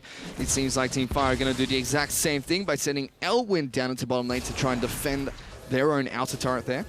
And you can see just from these bottom lanes, Dumbledoge, like not the amount of kind of presence they have over poke has allowed them to catch up now over the last minute or so. With Crystal coming down to the bottom side, some of the activity with Naru and Optimus looking for things. We're yet to see an ultimate out of Naru. So that's kind of the next play that I'm looking at is, does he roam with Optimus? Because Optimus is already heading up to the top side, not on a ward. They know that it's clear because of that control ward. The axe was thrown in by Crystal, but does not connect with Ron OP. He's still waiting the wings, see if he can make anything happen up in the top lane here. Celebrity and Ron OP just happy with farming for now. So a little bit of a lull moment here between Team Fire and Ice. Naru still pushing out the mid lane. Optimus looking for a gank though. He's able to get the shockwave down. Naru takes a lot of damage, has to flash away, and he's ghosting towards the river, trying to run away from the Rek'Sai and Orianna. Oh, no. Criticals come out, smashes him in the face. That's the praise seeker from Leve, assists with that kill. I thought he was maybe out there. Naru didn't decide to cast the ultimate and try and kind of do the juke around that we've seen Exile do a couple of times in the EU LCS. But interestingly enough, I feel like Naru should have known that was coming because the scrying plant was popped by Levy on the bottom side of mid lane. Elwin, oh, he's going to go on Optimus. Optimus goes straight in, taking a lot of damage, cleanses and flashes away and lives to fight another day. What a play from Optimus. Yeah, he's able to keep himself alive. This is Turkey just not quite catching on to the play. So flash for flash. Levy's going to look for the Infernal Drake. It'll be the second of the game, but the first for SEA if they can secure this. Crystal is around, though. Crystal looking to try and get in towards the river here. 5 members of SEA slowly grouping up towards this pit. There is no Naru just yet. He's getting as close as possible so he can ulti in if he's required to do so. Crystal now ghosting in. It will be the GPL squad to pick up the dragon. Now Crystal taking a lot of damage, trying to run away. Death Shard's going to come out as the ultimate does get popped. Ron OP is going to pick up that first kill. As Southeast Asia, they're going to be able to pick up the dragon as well as the kill. He ran right into Celebrity and ended up dying. Naru is finally here, but of course, after being dead in the mid lane before that whole setup, there was not really the man advantage. Ooh, shockwave used. It was only an arcane shift that got him out of that, but Turkey a little bit on the back foot over the last couple of minutes, and the SEA region have kind of, evened this one back up. Nope. That's a unique way to use the blast code. Blast Red back into that little alcove, and mid lane though, Ezreal's going to try and push it out with Naru. We'll see if they can actually get that tower, but first, this was the kind of fight that preceded the dragon. Look at where Naru is on the map. So right now, as Crystal's running in, Naru's ultimate isn't long enough range to get him into this fight, so it's still the numbers advantage for Celebrity and the rest of the SEA region. As they're coming down, Crystal easily taken out and can't really survive through that. It was Ron OP that picked up that kill. Optimus now, after all the chaos, is going to be able to take down his own blue buff. He's picked up a couple of items for himself. Morellonomicon was the first, now looking towards a Rylai's Crystal Scepter as his second. In the top lane, the top laner for the TCL squad, Elwin, he's picked up a Zhonya's Hourglass. They're going to be a little bit more effective once he gets his ultimates off in the next few fights. Yeah, if he can get them off. I mean, right now, when we look at this, the damage that's going to come from Turkey later and later on in this game is going to be a little bit more reliable, perhaps, than that coming from SEA. I mean, Naru has to be careful. Oh, good! What a Good stun play. coming out from Mono P. Levi flashes in and Celebrity picks up that kill. That looked clinical from Southeast Asia. Oh, flash Q, but the E first to proc the stun. That was beautiful out of Ron P. My goodness, easily taking down Naru. He's not having a great day so far. 1-3-1 has been the target of multiple ganks coming out from Southeast Asia. And they move towards the top lane. They take down the second outer turret of the game, but this time in their favor. That was really nice from Ron P. Just no real way of Naru getting away without flash. But we're looking at it like the Ezreal, the Ryze, theoretically later on in the game. Ezreal's gone Trinity Force. At some point we'll end up likely getting Blade of the Ruined King to try and deal with some of the tankiness that's going to be here from the SEA squad. I mean, that's theoretically easier, or at least more reliable in these team fights. Whereas you look at an Orianna, you got to hit that shockwave. The Jhin, if you get the time for the curtain call and the ability to get all of your hits out properly, it's still there, but a lot tougher to do. Well, for now, Southeast Asia look like they want to siege up the mid lane. They just brought 3 members into that lane itself. Levi still farming the jungle. We still have QTV going up against Eldwin in the bottom lane. And these 2 top laners are just farming it out right now. No real action between themselves. Importantly, though, look, Nautilus is at 2 items. Fish, this is a risky point for anybody that wants to trade against QTV. He is going to output a significant amount of damage with the Sunfire Cape and with the Titan's Wrath, the dot around him. I mean, we had a game the other day where Yang, even though they were on the losing side, Yang out-damaged his AD carry. And at that point, the AD carry was going huge. Nautilus can put up some significant damage numbers just from being around people. He certainly can. He's even looking to get tankier as he picks up the Raptor's Cloak. Most likely going to look towards a ZZ Rock portal, but we'll have to see what he builds that one into. One champion we haven't really talked about in regards to his build has been Levi on Rek'Sai. Has gone for that Titanic Hydra as well as the Cinderhawk, so a very healthy Rek'Sai. Not necessarily has the right resistances at the moment, though. Well, at this point for Levi, it's pretty standard, looking for that mix of damage, mix of the health, the shields that have come through, and you can see it's pretty much where he needs to be as this game is going ebb and flow backwards in the gold lead right now. Fairly rare you see this these days early on. It tends to be when you pick up a lead, the team will kind of escalate it higher and higher, but this has been back and forth on maybe mis-executed dives by Turkey and the GPL kind of getting picked off one after another at times. But if we end up in team fights now, again, Elwin's flash is back up. That's what we're looking for. If he can get onto Optimus and Celebrity, they can shut out the team fights pretty quickly. His flash is up and he almost has his Void Staff as well. That would be a big pickup for Eldwin. He's still farming in this bottom lane against QTV, just making sure that as little damage as possible goes on towards the bottom lane outer turret. Turrets are still tied up 1-1. There's still a slight gold lead for the GPL squad, 2,000 gold ahead of the TCL team. But they're still sieging up this mid lane here, Stress. They've been trying to siege and take this one down for quite some time. But here's where the advantage drifts over to Turkey. With the ability to put 3 people in mid lane, have the cannon bot side with teleport available, here's where the Ryze becomes the third limb. He can stand up in the top side, make sure the wave pushes out. And look, it's Celebrity that is actually defending against him in the top side, which is, a champion Jhin is going to take so long to run down. He's going to have to stop if a team fight starts and just try and curtain call from max range and see if he can desperately get into the fight.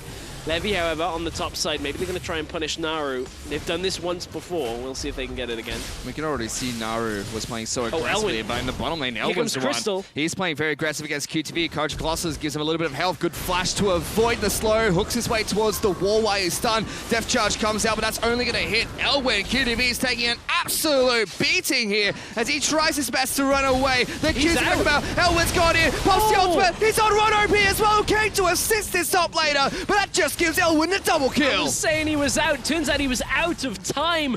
Perfect stun from Elwin right as Titan's Wrath was coming up. If it had been a split second later, Nautilus would never have died. He would have had enough there from the Courage of the Colossus, from his shield, to get behind Ron OP. But Elwin blasts the both of them by flashing, proto-belting, does everything on top of them and takes them out beautifully with an ultimate. This allows the Turkish squad to trade their top lane out of, mid lane out of turret for a top lane out of turret that was taken down by Naru. And now that's a 5-1-1 Kennen on Summoner's Rift. Meanwhile, Crystal looking to try and take down this dragon, smites it away. So 2 dragons apiece to both these teams, 1 Ocean and 1 Infernal. And a Void Staff has been picked up by Elwin. I've already said is massive, but he just looks unstoppable right now. Yeah, he's getting good engagements for the majority of this game. That was a little close there from Crystal Levy, as Levy was an extra level up. Man, I want to see, because QDV at this point, he's pulling forward in the lane and he's getting caught out by Crystal and Elwind and flashes the first cleaver. And QDV, this looks dire for him, but there's the Titan's Wrath the first time and is able to keep himself alive. He's buying as much time as he possibly can, and it looks like Ron P was going to be able to save him, but QDV did not have the timing on Titan's Wrath for the second time to keep himself alive, and no shield means no life left. Yeah, flash over the stun coming out from Brand there, and with that fight, he's now done 36% of his team's damage, so Elwin is on fire. We'll have to keep track and see if he can contribute even more during the later team fights. It's also even out the gold advantage slightly for the Turkish squad. They're still behind, but no longer 3,000 gold, just about 800 gold behind the Southeast Asian squad. That is a lot of damage that Kennen has done. The game is certainly still not over, as whenever there's an Orianna, you've always got to be aware, like we always are looking for it, that wombo combo setup, if they can, but it's getting a little tougher as this kind of game goes forward to really find the footing for QTV. He's getting picked off a whole lot. Naru's coming up to the top side, but it's about an even game on the gold lead. QTV's been able to pick up his ZZ portal, so lots of armor and magic resistance, as well as the ability to side push a wave if he chooses to do so. Should assist him quite significantly with his split pushing capabilities. Ultimates for both top laners have come back and are available, as well as their teleports, so should be able to provide some cross-map play for their teams. Lots of vision control going around towards the Baron Pit for Team Fire's Naru. He's picked up 3 major items for himself. Rod of Ages fully stacked, has the Morellonomicon, as well as the Ceres Embrace fully completed. Elwin's conceding the bot lane tower for now, but is home guarding out, and QTV doesn't have enough vision control around that river to really know whether Elwin recalled or whether he's just kind of hiding in a bush waiting for him. So you can see QTV cautiously edging up to the bush, and Elwin's going to be there in time. So this is a bit of a stalemate on the game right now, slowing down, but again, the Turkish team going to look to spread out over 3 lanes, try and take control of the entire map. And you can even see the needlessly large Rob being picked up by Elwin. I mean, QTV had 2 items previously. Now even with 3, it doesn't look like he can tank up all the damage this Kennen's going to be dealing. Still, Team Fire looking to siege up this mid lane. Only Celebrity here to deal with the push coming out from 3 members of Team Fire. Levi, though, is down in the bottom lane looking to deal with Elwin. They have no vision on this one, W. but it's still going in. Elwin's being collapsed upon. The ultimate's going to come out, the death charge. Sonya's going to be able to get a lot of stuns down towards the team. Elwin's still trying to run. The hook goes sideways, and they can't collapse on towards the tiny little Kennen. Oh, they knew that they couldn't quite kill the Kennens. They were just trying to slow him down as much as possible. The problem was the rest of the Turkish team were onto the Baron, so it is stopped by the Rek'Sai ult coming out. And Elwin is going to try and hold against this ZZ Rot and the minions down in the bottom side, but there's just too much pushing, and QTV is just going to auto this like 4 times with that damage. I was going to say, that wasn't a lot of damage that he did on the first one. I was going to say once and it'll die, but... Well, they don't get the kill in the bottom lane, but they do get that bottom lane out of turret, so it's now 3 turrets to 2, and they have a comfortable, well, I would say, really say comfortable here, but they do have 1,000 gold lead over the Turkish squad. Still, it's Turkey that has the vision control over the Baron Pit. You can see 2 control wards placed inside the pit itself, denying all the vision from the Southeast Asian squad. And they've had good vision control, though, for the SCA. They're keeping at least a couple of wards around that Baron area, able to maintain it. Of course, there are control wards in that pit, so it kind of nullifies everything that ward is offering, but if anybody goes over to clear it, then that kind of does its job. Just spotting 1 member out on the map. You can see Rise now spotted in the top side, clears out what looked to have been a blue trinket ward for himself, so they have a little bit of information at least. Southeast Asian know that Turkey have threatened these Barons before. especially when Levi showed himself in the bottom lane. They immediately moved to try and take down the big purple worm, but Levi popped his ultimate, got back there in time. Now Southeast Asia looking like they want to make a run towards the mid lane here. 4 members all grouped up, trying to push this one as quick as possible, but they use the time just to back off. It looks like they want to try and get a couple of items on a few of their players. Now, the point of doing this with the mid lane is the fact that they've drawn Zeitnot over, and that now allows them to clear out these 2 or 3 wards that were placed in their jungle. They do have a sweeper on Ron OP, but he's actually recalling while his sweeper is available because he's out of wards himself, and because he wanted a Haunting, guys. So, wants a little bit of that extra itemization. But it does mean that they couldn't clear out the wards quite as effectively as they wanted to. Interesting note though, Southeast Asia have found a spot inside that Baron pit that the 2 control wards don't cover. So they'll be placing wards down there consistently, trying to see, oh, that's not the spot, Ron, don't do that. There we go, the trap's in the right spot there, trying to spot out the vision for the team. Naru's now up in the top lane. Let's see if he can split push for his squad. Crystal still grouped up in the mid lane with the rest of the team. Dragon's going to come up in the next 20 seconds. So we'll have to see if they decide an Ocean Dragon is worth contesting between the 2 teams. At this point, I mean, it's very rare you see a team or 2 teams be even on the exact same Drakes as well. 1 Ocean, 1 Infernal for each. 1 Ocean isn't really going to break these 2 teams apart unless it's an Ocean for Baron trade, which you should never do. Always got to put focus on that Baron, and that's why Turkey are drifting down to the Dragon. They know that it's their prerogative. They have vision control over the Baron pit. There's no real way of them getting thwarted by a sneaked Baron. Well, they get the 3rd Dragon for themselves in this game. Now looking to see if they can siege up the mid lane. Mono P and Celebrity trying to defend this one as much as possible. That's a lot of damage that Zeitnot's getting on towards the turret. Naru is actually able to take that one down sneakily, and now the gold is completely tied up between these 2 teams. Finally able to crack that mid tower for the Turkish team as Naru. That's a Curtain good call's going to come out. Naru's going to try and juke these ones out. Successfully gets away from the range and moves straight back towards his side of the map. I don't think I've seen Naru use his ultimate this game. I may be wrong. I genuinely haven't seen him use it. We haven't seen it be used. Whether he has used it's a different question. Yeah, that is true. I just haven't seen it myself. Which, considering that's one of Rice's strengths, the flank plays, like, I want to see him put the ult down and deliver Elwind. Like, just Elwind into the backline. I think that would be a great setup to a fight if they can get it. For now, though, Elwin's just snuck down on this bottom lane with QTV. 2 top laners have just been split pushing this entire time, haven't contributed too much to anything at all, really, on Summoner's Rift for the past few minutes. But you can see that QTV, with the damage that Riptide and the Sunfire Cape does, and ZZ Rock Portal with it, quite quite an ability to push out. Heavy farm game, though, in all the lanes so far. This game is, pretty far from done.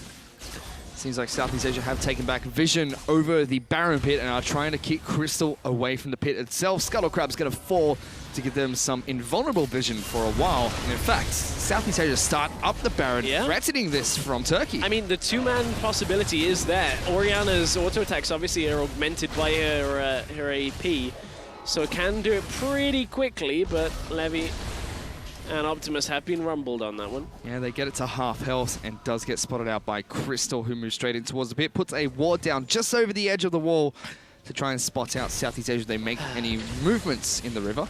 Ron OP. He's not read all of the comments. He's not on board on the hype train that every support in existence has to go redemption on this patch because everybody says it's broken. He's not going it yet. Well, we've got one from Dumbledore. Oh dear. Unfortunately, none from Ron OP. He wants his Landry's Torment first. I mean, it does damage too. No, of course, he's Brand. He wants to be another carry on the team. It's like all of those Elementalist Lux supports out there now, where they're like, I don't need Sightstone. I'm just going Ravenous Deathcap. Well, on the flip side, Dumbledore just wants to help everybody out. He's got his Mikhail's Crucible to remove some of the crowd control from his team. Let's see how effective he's going to be in the next few team fights, but it's still been a rather stalemate of a game between Southeast Asia and Turkey. Finally, Turkey going to be able to clear out some of the vision control inside of this Baron pit. We can see the gold swing still slightly going in favor of Southeast Asia, but it's been really back and forth, and they have started up this Baron buff. QTV incoming, Optimus from the top side, Shockwave! Big Shockwave comes out, that takes down Naru. Elwin's going to try and get the heck out of there. Optimus lives to fight another day, as the rest of Southeast Asia now chasing down towards Crystal. His ultimate's run out, he's not in Ragnarok mode anymore. He's going to get taken down next, and Levy picks up that kill. At that point, Turkey pull onto the Baron and try and start it off with everybody and everything still available for Southeast Asia. Zeitnot is going to try and do something. Oh, Elwind, he's CPing into the side. He should be there just in time. He's going to flash in. They're going in, he goes in, he gets stolen! Elwind has stolen the Baron away from Southeast Asia. Now they're trying to fight for their lives. Levy does get the shutdown on towards Leovid. He's going over the walls, looking for the next two. Dumbledore sidesteps the captive audience from Celebrity, but what a massive play from Elwin. Oh, how did Levy not get that? But, I mean, Elwin flashes in, locks down everybody in the pit, and he's able to secure the Baron for his team. That should have been a massive backfire out of the Turkish team because of the way they started Baron initially, but it goes all over to Elwin. This game is just him putting the entire team for now on his back. He's put on a clinic here, Stress. He's looking fantastic. We got to take a look at this one again. This was Optimus's play with a Shockwave. And this is a risky flank from the top side. Orianna on her own should normally get picked off, but the fact that Crystal, Naru, and Elwind are all sat right on top of each other is a real detriment to their team at that point. The fortunate thing now is Crystal distracts so many players from SEA down into the jungle that it gave Elwind the recall, and that allows him to then TP in onto the ward behind Zeitnot. And this is one heck of a steal. How does it happen? Early smite came out from Levy. It was 160 odd damage short. And Elwind, he gets taken out in the end of all things, but he did absolutely more than his job was worth at that point. Like, such a good steal out of Elwind. And he's now on 38% of his team's damage. Elwind is an absolute monster. If Turkey can pick up this game, there's going to be huge props going up to their top laner for a fantastic performance in the first match of this best-of-3 series. But in true nature of this match, Stress, it's still been back and forth between Southeast Asia and Turkey. Oh, it has, and that's a lot of credit, I feel, to the Southeast Asia representatives. I mean, a lot of the discussion about the strength of teams coming into IWCA was a lot about how, you know, the old favorites always tend to do very well, the ones that are close to the major regions, whether it's, you know, the fact that Turkey and CIS are near the European region, you know, Brazil for so long have been so good. The fact that SEA are coming out now and are dragging Turkey, you know, this is going to go well past 40 minutes, and they have looked like real contenders in this Summoner's Rift game. I mean, I'm pleasantly surprised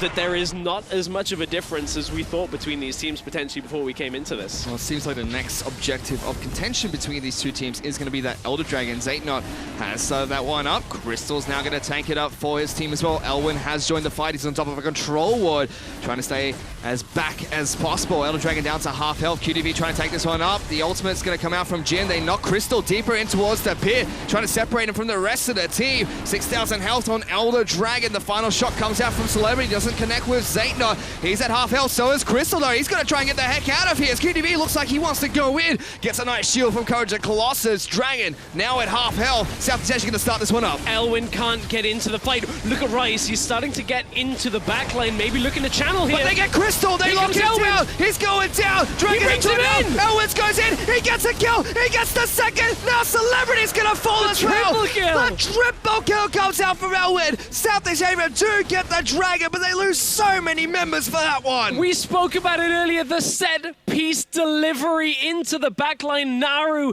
gives Elwin the perfect opportunity to get right onto the backline, and there was no way out for the SEA squad. They were focused on the Elder Drake. They were not expecting Kennen to be able to get into the backline. Perfect delivery. Levy now looking to see if he can try and fight 4 members from Turkey. He's going to get locked out. Gets the Guardian Angel pop as he takes the tunnel over towards the other side of the pit. He's stuck between a rock and a hard place, so Zeitnot gets the shutdown. And if we get a replay of that, I'd love our observers to pull all the way out and show us when Naru ulted Elwind in. Please pull it out, because it's all the way back by the Wolf Camp.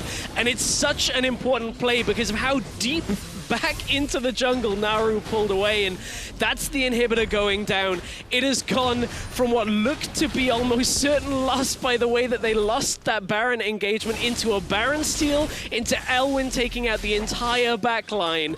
It has all turned around, and here we go. Look at how far Elwin and Naru come from, right into the middle of the pit. It's a little closer than I thought it was, but still, brilliant delivery on Elwin further back. I'm a little sad it was that close, but still.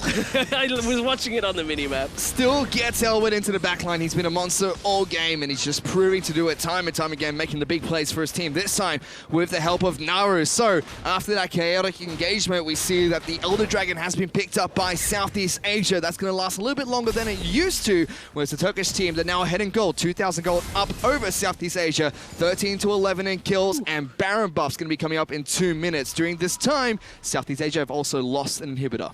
What a back and forth game. SCA holding Turkey, apart from a couple of critical moments. But man, Elwin, 9-2. That is the story of this game. That Kennen pick, I mean, we were wondering what the top lane pick was going to be. He locks in the Kennen, and then QDV answers with a tank, and, you know, they're going for that team fight presence, but Elwin has been completely tearing apart the backline time and time again. Now we're into the point where Naru and Zeitnot should be taking over, though.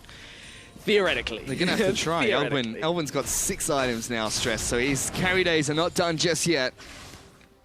He's still going to be looking to pull off the same things that they've been trying to this entire match.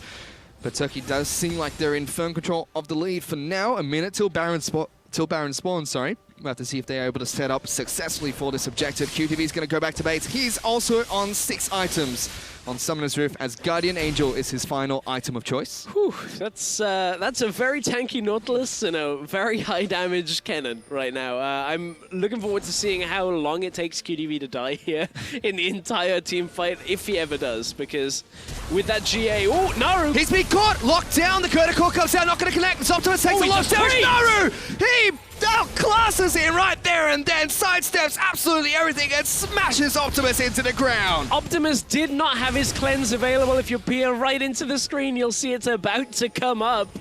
Optimus moves forward and again gets punished for trying to kill Naru at the worst possible time, because last time Turkey tried Baron, they had everybody available on both sides. This time, without the Orianna, there's very little that SEA can do here, save from a steal from Levy as Baron is spawning. Shields from Naru to keep himself alive. Mikhail's Crucible from Dumbledore to the redemption. A pure team, lots of teamwork coming out from Turkey there, and lots of mechanical prowess from Naru to escape the certain death there from the Curta Core. Now Baron's been started. Levi gonna have to pull up a miracle if he wants to try and take this one away from Crystal. They're just waiting. Gonna wait to go in. Oh, the ultimate's gonna come up from Naru, trying to get right behind. No one actually takes that one, so they fake him out, and with that, Turkey secure the Baron. Yeah, good fake there to, you know, try and show somebody. Elwin doesn't have a GA, so if he dies here, this is just it for like a minute. Critical's going to come out. Elwin going to take a lot of damage. Gets hooked backwards. Lots of shield coming out on top of the cannon. He's going to stay alive, though. Now Crystal's just charging in with the Ragnarok into the backlines. Levy's going to keep him away. QTV's popped his Guardian Angel. He falls down. Zeitnot picks up the kill. Oh, so much committed onto the cannon. Didn't even need to use his flash. The Zhonya's bought him enough time. Proto Bell out, plus the supportive, you know, items and play from Dumbledore and the rest of the Turkish team. They're able to keep Elwin alive. He has his teleport available, so he'll push back the bottom lane and look to join them topside if they need it. But for now, Crystal gets spotted out by Celebrity. We're still not done. Turkey still haven't quite got enough to push this one through because there's still so much damage left for SEA. But they still have the Baron buff alive and ticking, trying to help them out with their push. QTV, 20 seconds till he's back up and respawn. Does have teleport available as Team Fire desperately, sorry, they're both Team Fire here. I should start using the actual name. Southeast Asia looking to try and defend their top lane in a turret. That one's been tripping me up all game long. I'm like, Team Fire. Oh, no, they were all Team Fire yesterday. As we said, friends have become enemies here because it is all about that spot at All-Stars next week here in Barcelona. The winner of this series, the best of 3, will go to the finals to face the LJL from Japan. And that winner goes to All-Stars. For now, though, we still see Southeast Asia trying to hold on to the inhibitor that just respawned. Naru's getting some decent damage down on towards this one. Levy just can't quite take up the damage that he's dealing. It's a 6-item rise that's raining in terror on towards the front line. QTV looks for a hook to try and get in onto Naru, but can't quite find it. Meanwhile, top lane in inhibitor turrets taking quite a beating at Crystal, though. Pops the Ragnarok goes in, Zaynok goes forward, trying to duke it out with Optimus, takes a lot of damage. Top lane inhibitor turret is going to fall down. Now working on trying to take down the inhibitor. And Elwin's trying to go in. Only locks down QTV. Kotoko gets popped by Celebrity. Looking for damage in the backline. Zaynok. Arcade ships away from the 4th bullet. Sidesteps the other. Elwin. Meanwhile, Naru's going to be able to take down a kill for himself. Celebrity falls. Naru gets locked down. Double kill for the Rise. And he's still alive. So many shields coming out on top of this Rise. Double kill for Levy somewhere across on the map. But it doesn't matter because Turkey, they're destroying the base of Southeast Asia. But they're holding for now. SEA, for now at least, have held on to this because they managed to take out Zeitnot. They took out Elwin. Teleport in from QTV. He's right into 3 people. The rest of the team are not on the same page. He's trying to turn this one around, But he's so tanky. He just doesn't end up dying. This is Dumbledore, Crystal, and Naru. Naru is the only one that really has the damage to output. Rek'Sai looking for the flank is coming from the bottom side. QTV, doesn't hit the hook. With that, Naru's now going to try and go back to base. Levy looking to try and see if he can get a knock up there as the Rek'Sai. Southeast Asia, they chase the Turkish squad away from the base, but they've lost 2 inhibitors for their trouble there in that team fight. Again, Turkey are advancing their lead, but it's not enough to close. There's just enough going over to the Vietnamese All-Star team to be able to hold on to this game that we are not done yet. And this is, look at how low Zeitnot is to start this off. He was trying to push his advantage against Optimus, but Zeitnot eventually ends up falling. Elwin goes in, and remember, he has the Zhonyas, but no GA. Is able to dodge out the hook very nicely with the Zhonyas, and that pulls Crystal into the fight, but Elwind is low from that. Levy catches with the Prey Seeker and goes right onto Zeitnot. Of course, Zeitnot is running the Trinity Force build here, so doesn't have the Iceborne Gauntlet, and in the final moments of Rek'Sai's life before GA is able to take out the AD carry, and that is the difference between Turkey winning at this point and losing, because Zeitnot would have been able to pull back, had enough lifesteal to steal off the minions and close out the game. We're approaching 50 minutes into this match stress. 90,000 to 84,000 gold. Everyone on the side of the TCL team have 6 items ready to go. The side of the Southeast Asian All-Star squad, the only 2 left remaining are going to be Celebrity, who is a big member of the team to pick up his own 6 item, as well as Ron OP, who's still stuck for 2 more to pick up. We are getting deep into the itemization, Fish. There are, as you said, completed builds everywhere along the rift. I wonder where Ron OP is going later on into this. Looks like he's going CC Rot for now. Will he end up picking up more damage? I guess we'll find out if we go another 10 minutes or so. Oh, Zeitnot got caught. Elwin's dead! Optimus gets a solo kill against Elwin. There goes the go button for Southeast Asia. Zeitnot tries to run. Dumbledore can't keep him alive. He does all his buttons, but it's not enough. And Southeast Asia get 2 picks. Looking for more. Naru's in trouble. Oh my goodness! That burst is absurd on towards Optimus as Naru outclasses him once again. Naru is able to just take him out. He's on a ward. Is Naru on... Naru's getting chased down still. He can't get a free recall out. He actually has to ult himself away to be able to recall out. With Baron in 130 and actually Elder Dragon in 20 seconds, that's where SEA need to end up going. The problem is, they've got 2 inhibitors down and they're still getting pushed in, so there's no clear way onto that. So again, we go back. This is going to be what happened to Elwin. What happened? Did he just walk onto Shockwave? Oh.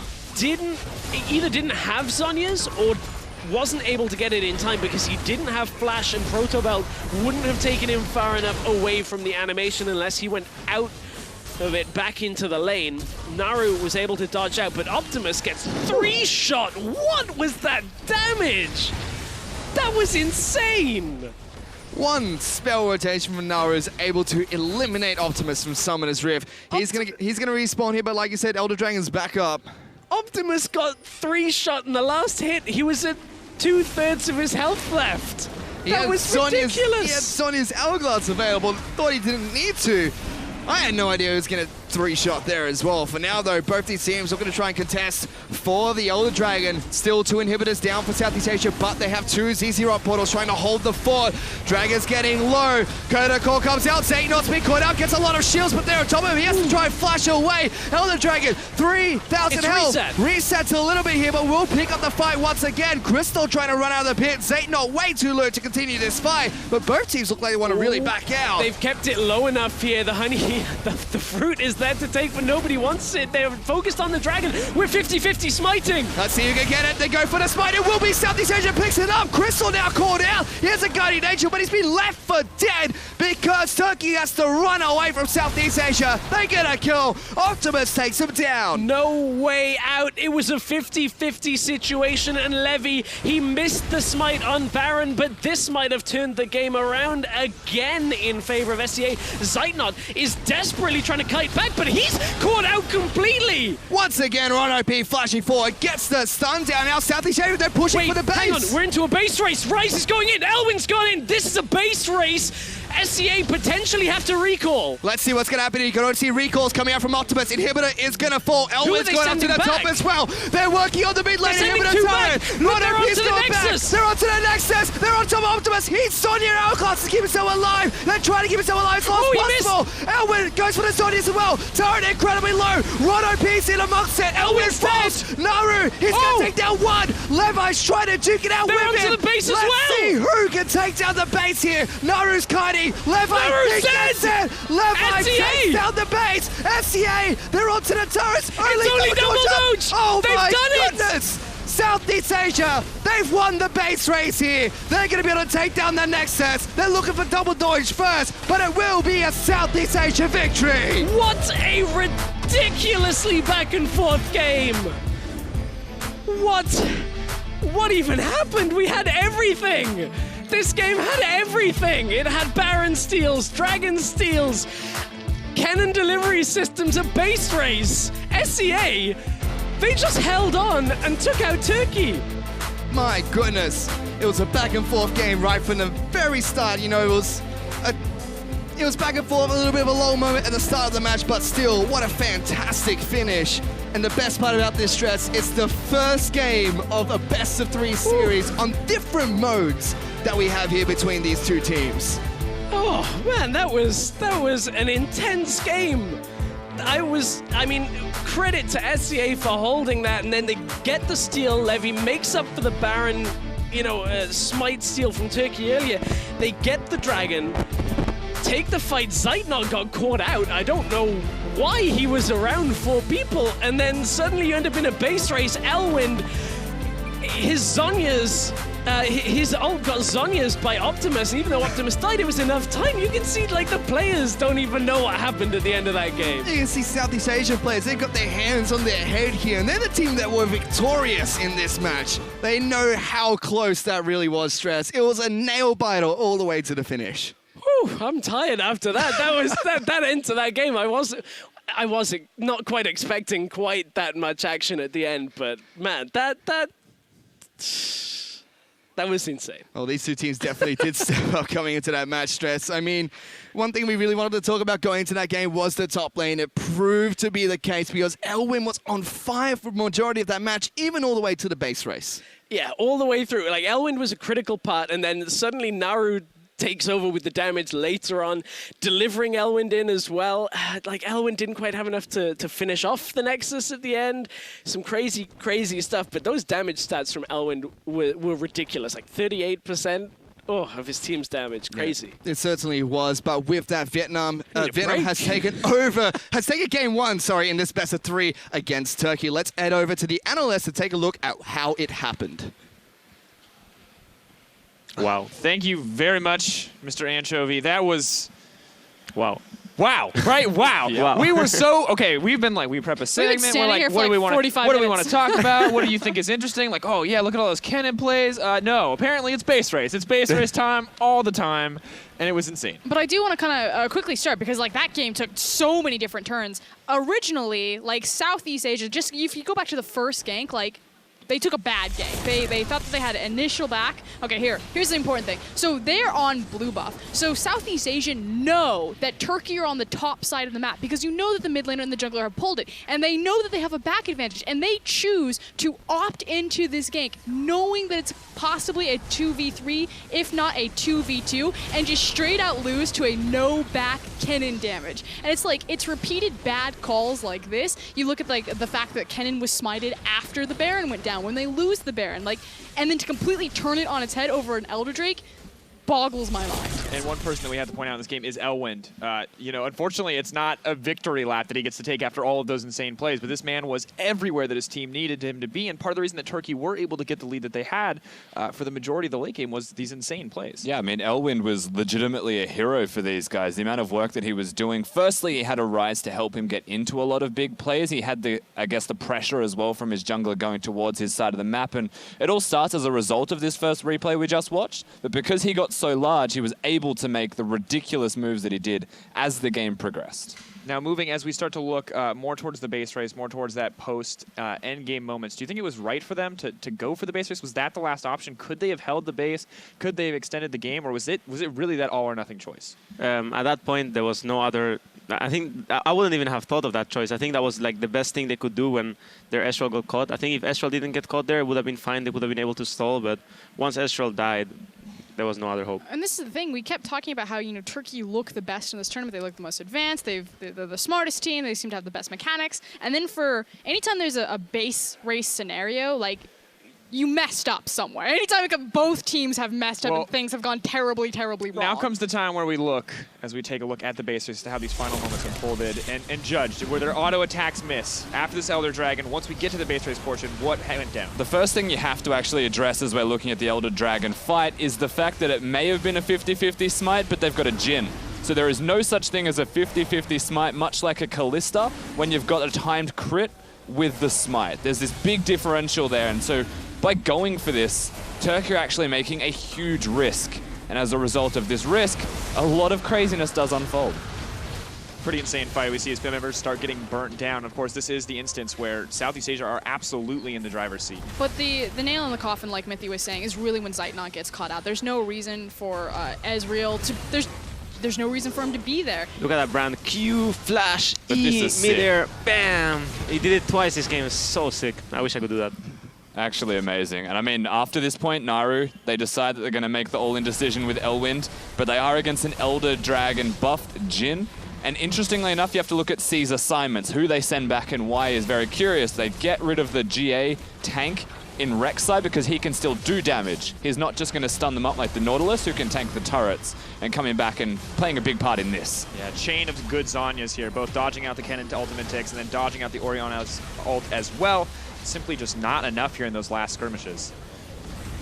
And this is so close. Oh, like Naru. So close. I thought he was going to kill him, but I think Seros. focusing too much on the Nexus. Yeah, I think maybe could have killed the Rek'Sai and continued to push, but was too eager. Rek'Sai had GA too, I think, though, so yeah, it would have been hard, but it would have been possible, maybe. It's so hard to say.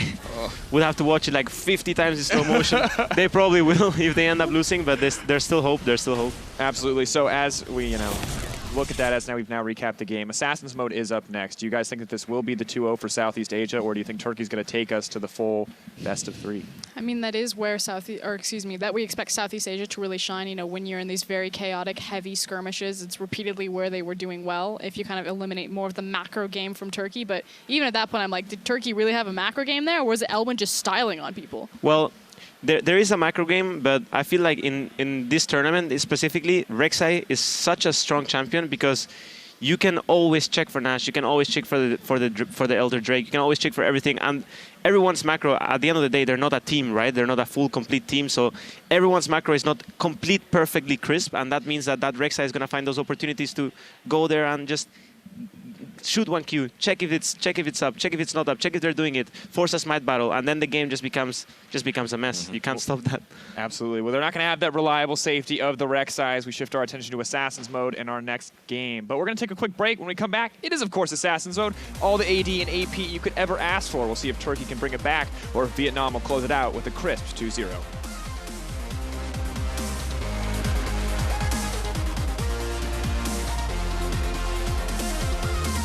We're looking looking for a fight, but both junglers are up here as well. Levi's the first target. He has to flash away, but here comes Crystal. Slaps him with the Butcher's Axe to pick up first blood as he tries his best to run away. The Q's back about. Elwood's gone in. Pops the ultimate. He's on run OP as well. King to assist his top laner. But that just gives Elwood the double kill. You see being into the side. He should be there just in time. He's going to flash in. They're going in. He goes in. He gets it. Elwood has stolen the Baron away from Southeast Asia. Elwood goes in. He gets a kill. He gets the second. Now Celebrity's going to fall as well. The triple kill comes out from Elwood. And Southeast Asia get 2 picks. Looking for more. Naru's in trouble. Oh my goodness. That burst is absurd. Naru's Kaidi. Levi, he gets it. Levi takes down the base.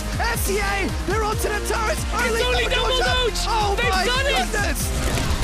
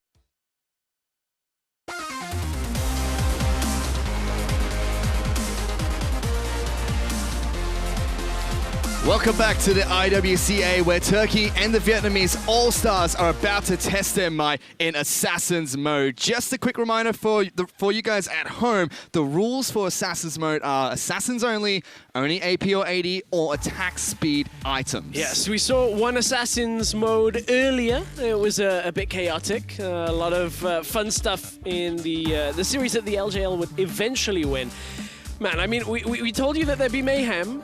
and there has been a lot of it so far. We're not even at All-Star yet. It certainly has. I mean, we've already had 5 Assassin Mode matches throughout this entire tournament. It's going to be exciting to see yet another one. And, you know, we just saw the Summer's match. We thought Turkey was going to be the favorites heading into. Now it's Assassins, where it's Southeast Asia's time to shine almost. Time to shine. We'll see how they can step up and where we end up going. I kind of want to see some of the Assassins we haven't seen so much of yet. No Talon yet. Haven't seen any of the parkour. We're kind of expecting the Diana to still come through. Seen a lot of that Diana, Cassidin, LeBlanc trifecta. So I'm hoping that we're all set to go on that. Well, let's take a closer look at some of the contenders, beginning with Naru from Turkey. Naru, you know, he's the mid laner from the Turkish team, and he had a phenomenal performance in that last match as Rise, and he's definitely going to be someone to look out for in this first game. Yeah, this game maybe we'll see the LeBlanc come from him, so maybe we'll see Naru with a little bit more flashy plays. On the other side, Levy, we just saw him steal the Elder Drake away and keep, you know, the hopes of SEA alive as they're 1-0 up in this mode.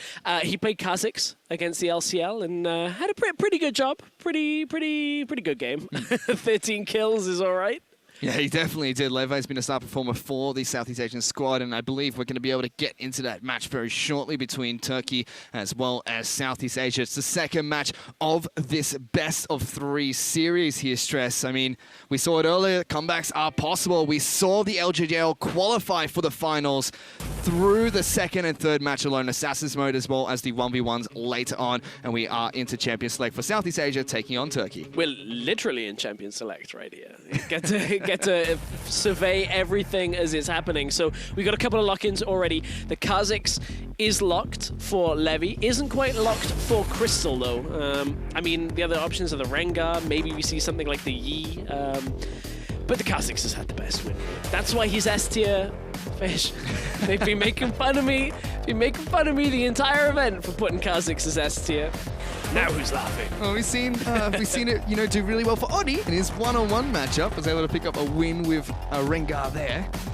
Kha'Zix is going to be locked in as the jungle of choice for both these teams, like you mentioned. Top lane for QTV is going to be Pantheon. We already see the Zed being locked in for Eldwin.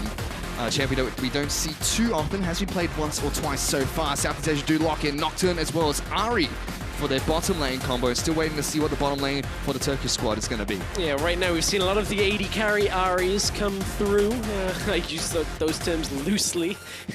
Just building AD, having ranged auto attacks, obviously. So there's a lot of things that we're going to see. QTV, if he ends up going up against Elwind, I feel like is probably going to have just a straight up good-ish matchup. I don't really see Pantheon versus Zed too much, but you've got to factor the block in there and the stun. So there's a lot of damage that is going to get mitigated from that Pantheon. It certainly is. And on Turkish bottom lane as well, we see the Katarina being picked up by Dumbledore once again. He had a great performance last time he picked up the Katarina. Started with the Dark Seal and then went off immediately, picking up 10 stacks, dealing a significant amount of damage for his team as well, even though he's just coming from the support position, so to speak. But everyone back at home, remember to vote for your favorite team at LOL Esports. Use the hashtag TURWin or the hashtag SEAWin for who you want to take this second match. Oh my, this is going to be an explosive game because that's 3 ignites on the side of the GPL. They don't want TPs. Pantheon ult is enough. Nobody needs to cross the map quite that quickly, apparently. It's teleport when you can kill people, Stress. Whereas Naru realizes he's got the beneficial matchup here. Gets to blind pick the Diana into the LeBlanc. We've seen quite a bit of Diana being picked up.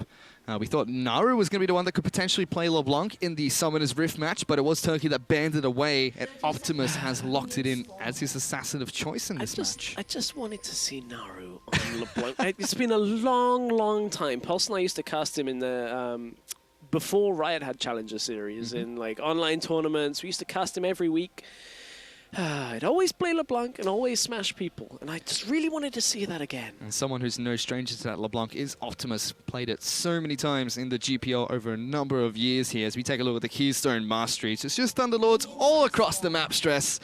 Every single assassin is ready to just deal as much damage as possible. No Courage of the Colossus. Who needs it when you can be an absolute man and just kill people? Exactly. At this point, honestly, I don't know how much Courage of the Colossus would have done unless you're on Pantheon, you jump in, stun one person, get the shield of 5. Maybe. I don't think it's assassin mode. It's assassin mode, Fish. We don't need shields and heals and pointless things like that. For now, though, we're going to see Crystal start on the blue side of his map. Levy's going to do the exact same thing. Going to get a leash from the Pantheon, where's the bottom lane duo of Zaynot and Double Doge get a leash on over towards Crystal. In the mid lane, Naru taking a little bit of harass here from Optimus. Yeah, but the thing is, Naru, so what he's done there is he's trading his health away, gets the early push on the lane, and was looking to ward up on the top side just to try and prevent any kind of shenanigans from Levy coming from the top side. They knew, I believe they knew that they'd started blue, or at least was perhaps anticipating it, so was just able to kind of pull back away. In fact, I think he was predicting that he was starting on the bottom side and was just pulling back up to the top side of his lane. Well, for now, Karzik still farming up his Wolf Camp in the bottom lane. Ronopy and Celebrity are the first to hit level 2. A Nocturne in the bottom lane. I mean, he is an AD champion, but an interesting pairing with Nocturne and Ari. They're sharing CS as well. Oh, Crystal has been spotted, going right into mid lane. He's going to get jumped on by Levi here. Gets the first leap. He has to hop away. Optimus was looking to see if he can get anything put down on towards the Karziks, but instead gets a decent amount of damage on towards Naru. Surprising amount of wave clear that LeBlanc has when you can kind of combo those sigils, get him forward, push the wave. But that whole exchange with Crystal and Levy is all based on the isolation there. The fact that like Levy's jumping in first, gets the initial damage down, is able to put damage on top. Naru's got to be careful here. He's been ignited. Optimus going to take the distortion backwards. Naru's going to get taken down, and Optimus, he picks up first blood. Naru took too much damage from the initial trades and was way too low. We've been talking about how Diana's a decent matchup here and just is not able to survive through the ignite. We spoke about how there's 3 of them. Well, there we go. Gets punished for Naru taking TP. Doesn't have the lane summoner and gets taken out. And immediately Naru uses that teleport to get back into his lane. 15 CS to 13. Both of them picked up 2 Doran's rings, but a Dark Seal has been picked up by Optimus here. And that's not the normal Dark Seal where somebody goes Corrupting Potion and buys it just to get the additional regeneration. Optimus has one thing on his mind, and that is snowballing. He's going to be able to do a lot of that if he keeps up his performance so far. We'll take a look at that fight once again here. Hit by the chains, doesn't flash the chains on the second proc. There's a surprising amount of damage that LeBlanc has when those lock, and then Naru, oh, it's the auto with that ignite. Optimus is able to take him down, and that's the difference. If, you know, there was an ignite for Naru, that would have been the return gang. Oh, bottom side. Right, taking a lot of damage for Celebrity. He's already got 1 kill towards Zaynot. Double Doge though, picking up his daggers as he flashes and dashes around the bottom lane. Trying to knock back Celebrity, but it's still Sathi has to get a kill. Crystal looking to face check in towards Levy. Gets the isolation damage. He hops on the spot and has to flash away. Levy chases on forward. He's under the turret, but one swift swipe is all it takes. And he gets a kill. Now Elwin's in trouble as QTV's jumped on top of him. Both ignites being put down. Levy is still looking to see if he can get another hop on top of him, but it's just the top laners trading blows. Well, this has gone from bad to worse for the Turkish team. After losing game 1, they've now dropped 3 early kills in Assassin's mode. And the snowball is starting to build because Optimus, Celebrity, and Levy are ahead. And this is going to be a rough game for Turkey to try and hang on to. We didn't quite see how Zaynot died, but Optimus is going to walk back into lane with the level advantage and trade the damage, the bounce onto Naru. This is what, Zaynot's just too far up in the lane. A massive amount of damage Celebrity gets on top of him and flashes for the kill. And they thought they had enough to take down Ron OP, but he lives to fight another day.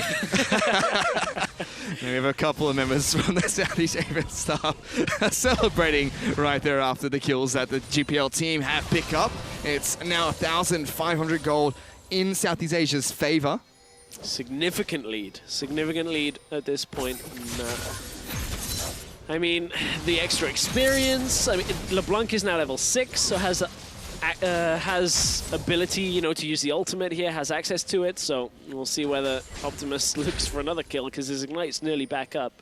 Naru should be okay. Should be able to close the experience gap just in time. Now Optimus just still farming up against Naru here. Double Doge. Oh, no. Fails the Scar Award. Yeah. Now you got to put a second one the other side. That's how that goes. Just got to use all your words in the same spot, but he gives it up there. Zed moves into the mid lane. Dumbledore is trying to get a gank on towards Optimus, who hops away, pops his ultimate to do just that. Naru gets a decent trade back down, and they do force Optimus to play a little bit safer here. Nearly at the point where Celebrity is 6 as well. This is what the LJL were doing with the Nocturne, reducing the effectiveness of you know, any kind of vision control and teleport plays. You just pop the ult from Nocturne. Don't really let anybody TP in. Paranoia really does shut down a lot of options. See both bottom laners from each team sharing the farm at the moment. Optimus going to be given a blue buff on over by Levy here.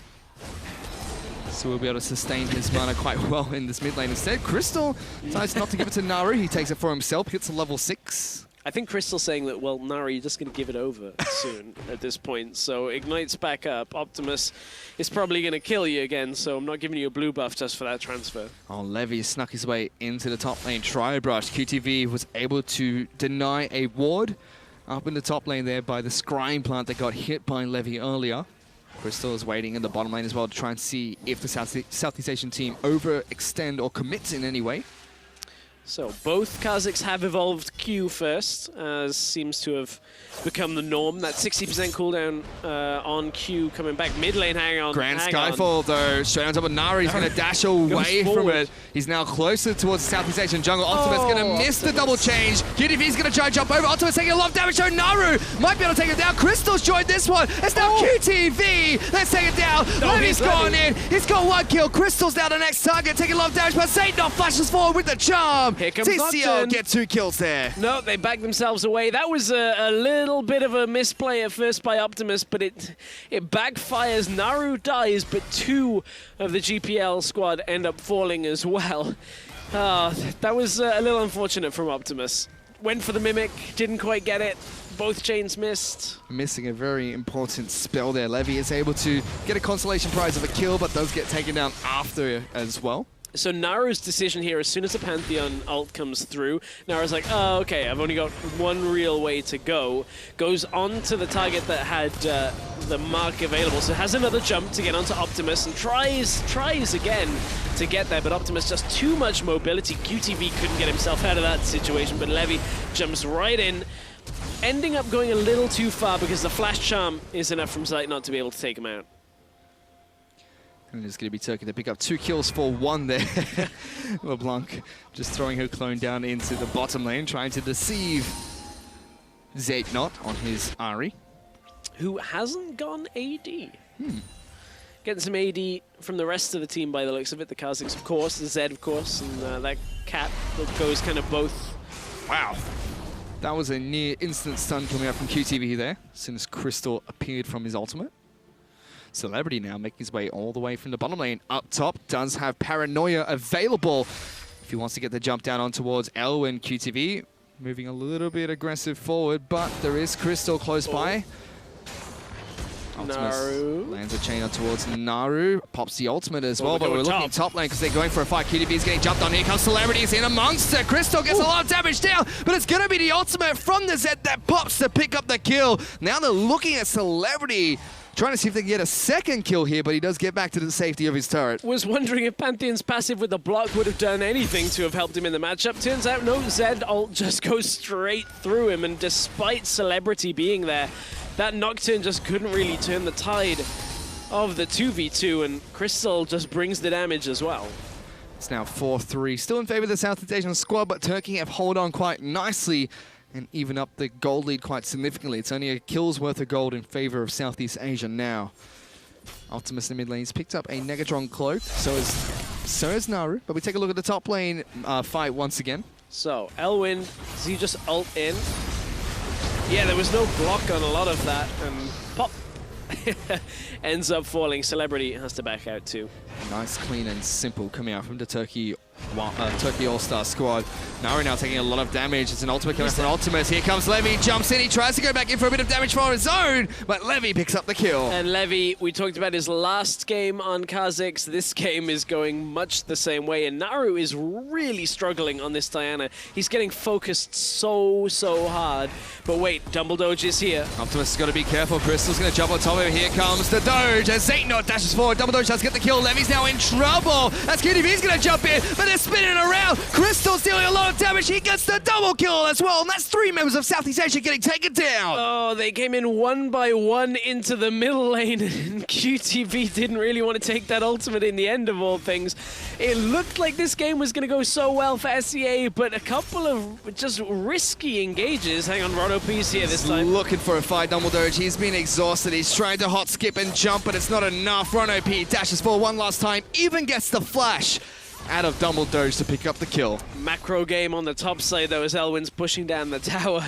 Elwind tried his best in the Summoner's Rift game on that Kennen to try and hold his team afloat. Went massive. He's got 1 kill, and now the tower first blood for himself as well. Maybe that's what Turkey need to build from. They do now have a lead because of it. He's also 100 CS to the 67 of QTV, but let's take a look at this again. Optimus just gets jumped on. Yeah, Levy not quite sure if he wants to go in. Optimus is dead. Levy then goes out of position. He's dead. QTV thinks he can pick up Crystal, and then he dies. Oh, Elwin's going top for QTV. Who else is here? Pops the passive first. Then There's the ultimate death mark going to come out. QTV doesn't take too much damage. Throws one more spears. Levy now chasing on towards the Z. Pops his own ultimate. Elwin's going to have to flash away. Optimus even roaming up here as well. Elwin has to put on his blue suede shoes if he wants to get out of this one. Ignite being used quite early, but Optimus, they're going to be able to get another kill as Levy gets the damage down. Couldn't quite get out. They were trying to run him down the lane. Of course, no slow on that Kha'Zix, W without the evolution. But it was still just the damage that gets put on. They're able to get under the tower and take him out. Naru is trying to farm out Raptors. What are you doing there, buddy? Ignite comes down from Celebrity. He's going to pop the tier mark. That's a lot of damage from Naru, but he uses the paranoia to instill nightmares into Naru. And because they saw Levy on the top side, Naru was thinking, okay, I guess I'll just play this like a standard game and farm out my enemy Raptors and try and get a little bit ahead in CS. You're 0-4. Crystal's dead. Yeah, he's been shut down. Levy and Ron OP combo up to get another kill in the bottom lane. There's been a lot of action in the early game here, Stress, unlike the Summoner's Rift match we just saw. Assassin's mode. Great stuff, Fish. This is what we want. This is the action that we're looking for. Look, if they're not played in Summoner's Rift, just remove every other champion and we'll get some assassins on the go. Oh, it's 14 minutes in and there's been 15 kills in Summoner's Rift, so more than a kill a minute. It doesn't look like it's going to let up anytime soon. Southeast Asia now have their eyes set towards the Ocean Dragon. Ron OP is actually going to get charmed up by Zaynot here, forced to use the ultimate to get away. Dragon attempt is going to be successful. You can see Levy just has so much damage. Just gets the Q again and again onto that dragon and easily takes the Ocean Drake. They want to go mid lane for Naru, who is not having the best of games, but doesn't get hit by the chains, so no lockdown. No ability to catch onto him quite that quickly. And the golden's dead even between Southeast Asia and the Turkish All-Star teams. Elwin's able to take down a Scuttle Crab on the top side of the river, giving his team a little bit of invulnerable vision for a while. You can still see Optimus clearing out the mid lane, just pushing it constantly in towards Naru's turret. He's gone back to base and picked up an Abyssal Scepter for himself. Optimus is going to head back to base and pick up his first major item, you'd assume. It's funny, I thought for a moment, I was like, wow, Morellonomicon on support for Ron OP. That's, I haven't seen that, and then realized, no, of course, he's playing Ari as support at the same time, and it is an Assassin's game, so Levy and, oh, hang on, Zaynot. Levy takes a little bit of damage. Thunderlord's box coming up, and Levy goes over the wall. Zaynot, he's in trouble. One last Q is going to come down, and Levy goes on a killing spree with that one. That is just so much damage comes out from Levy. Right now, he's got the Warhammer on top of the Red Smite with Warrior, so he just walks up to people and two-shots them in general. Oh. Bottom lane charge's going to fall up in the top lane. QTV's been jumped on. Crystal's taking a lot of damage, but flashes away from the final turret auto attack to live to fight another day. Optimus is moving through the jungle to try and wrap his way around.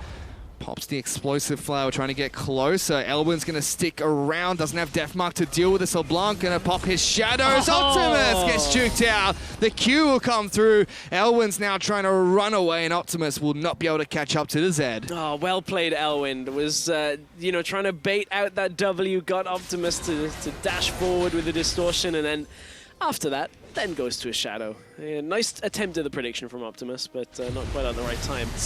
Naru? Paranoia on top of Naru. Ron OP is already here, gets the damage he needs. He goes on the killing spree as well as Naru. He's 0-5-1 in Assassin's mode. He's the one that we were like, this guy, Assassins. He plays all of the Assassins. He's normally great. The Diana has not worked out so much because of the fact that there's been a Kha'Zix, there's been a Nocturne, there's been a Ahri, there's been a Pantheon in his lane. Just everybody mid lane against Naru. Now Optimus now going to jump over the out of nowhere Raptor wall to allow Ron OP to pick up the kill with his Q. And Southeast Asia just jumping all over the Turkish All-Star team. Just coming right from behind the team. Basically just doesn't even matter. Elwin, don't go there, buddy. He jumps over the wall, but Levy follows through. Deathmark gets popped to try and keep himself alive a little bit longer. But a rampage for Levy as he gets another kill. Whew, this game is speeding up, even though it's still fairly even on the gold from the fact that Elwin and Crystal were able to take down turrets. There's a lot of gold currently sitting on the SEA players in their inventory, over 1,000 on a couple of them, so they will end up going back to buy and going to get inevitably stronger. Naru, what are you waiting for down there? Is that a fight you want? I don't think that's a fight he wants. Well, he's got to make a move soon because Levy is close by. Oh yeah, hang on, actually, Ahri's coming down too. Wow, that's a lot of damage. Levy's going to take quite a lot of damage there. The fear will come out. He's going to try and get the heck out of dodge. Levy's close by, jumps over, they swap places! The 1-2 switcheroo comes out from Southeast Asia as now Zate knocks the target. Levy gets a double kill off the back of that one. Oh, it was looking good for Naru, who he had been so patient waiting in that tri-bush. And I don't... No! That's no, a level Crystal, 12 or level 10! Crystal, what are you doing? My goodness, Levy! Crystal, what are you doing? You're playing the same champion with a 2-level disadvantage and someone's got 10 kills. Oh, they're not done yet though, Stress, because Dumbledore has been jumped on. QTV joins the party for Optimus to get his next kill. 17-7 on the scoreboard. It's a bloodbath on Summoner's Rift. Why would you do that? Was it that he just was like, he's isolated, I guess he'll go for him. Puts himself in the middle of nowhere. Oh, that was silly. That was not a good decision to be made by Crystal. It certainly was not. But still, Southeast Asia in firm control of this game at the moment. 3,500 gold in the lead, and they want Naru. Ron OP's jump forward, gets an easy charm off after the chains, and it's going to be QTV that picks up the kill. Oh, I've been told that Levy has 35% of his team's damage, and he has nearly, well, over 50% of the kills to go alongside it as well for his team. So no assists for Levy. Oh, Optimus trying to play the trickster game. Satan might pay for that one with his life. Elwin as well as Levy hops, gives it, jumps again, double doge to the next target. He gets the triple kill. Gets the triple kill, reminiscent of the old on the Kha'Zix, jumping in for the triple. 13-2-0. Oh, the SCA team, they look in commanding control of this game. They look like they're going to the finals. Well, they're going to try and push down an inhibitor turret first off here in the mid lane. Levy, Celebrity, and Ron OP get some good damage down. Naru now is going to join in amongst the action. Celebrity with a good spell shield. Naru taking a lot of damage. The Fear Tether's coming out, forces the flash. Levy tries to jump in, doesn't connect as Naru will flash away. QTV is here as well. Seems like they just want the inhibitor turret and now running back to safety. I was saying how I didn't feel like on day one, I was like, okay, LeBlanc's not really going to be played because one champion can't carry. We're going all the way back to some bad decision-making because Naru decides to go on Celebrity, inevitably, and gets, as you said, the old switcheroo. Was not expecting a Kha'Zix who jumps in and completely then destroys Ahri, and then Crystal. Okay, so you got about 300 health on him, at least that he's missing. Crystal stealths in, gets eaten by a Q. It looked like Crystal W'd first, and then Crystal looked like he W first. Remember, if they're isolated and you Q them, you get like 60% of the cooldown back. So Levy just opens with that. Oh, he's QTV's going off dead. once again. Zaytnot's probably going to go down here as well. Pops the ultimate. He's trying to dash in and out, weave away from TP Levy. coming through from Naru. Here comes the 2v1. So is it real? Oh, is it a 2v1 though? Is it a 2v1? Paranoia! Here goes Celebrity. They're on top of Zaytnot first. Now Naru's in trouble. No flash for him. Dodges away from the Crescent Strike. Naru's been feared up. Oh He my. hops and in midair jumps again. It's the Super Mario Brothers here, Stress. You just cannot kill Levy right now. He is every single time. This time Celebrity is there. Just gets the Paranoia alone.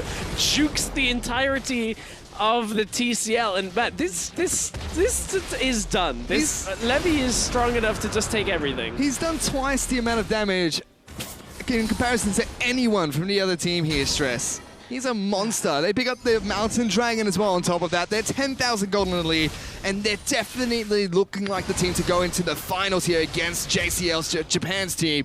And Celebrity now, he's in a little bit of a sticky situation. 2-on-1, he's going to get jumped up by Levy! He's here again, the Superman himself! Here comes QTV, he's going to be able to stun up Zaytnot. He's going to try and dash away from this one. One more Q would be enough. QTV picks up that kill. Levy didn't quite have the damage. Tried to smite Crystal to pick up the kill.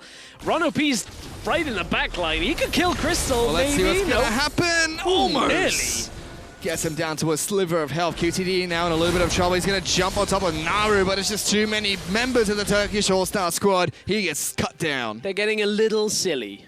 A little silly with the whole going in one at a time thing. Levy, as long as he doesn't jump into 5 people, seems to be okay. Optimus wants double doge! He's going to go get taken down, and Optimus just scuttles back to his side of the map. That's Double Doge is just trying to farm. That's all he wants. Crystal and the rest of the TCL team are really up against it. As a reminder, this is game 2 of a best of 3. Of course, the winner will face Japan later to see who goes to All-Star. Oh, that's not pretty. Zaytnot's been caught out. Has to double dash away to get away from the chains of Optimus. He's got a Luden's Echo, a fully stacked Dark Seal, as well as the Abyssal Scepter.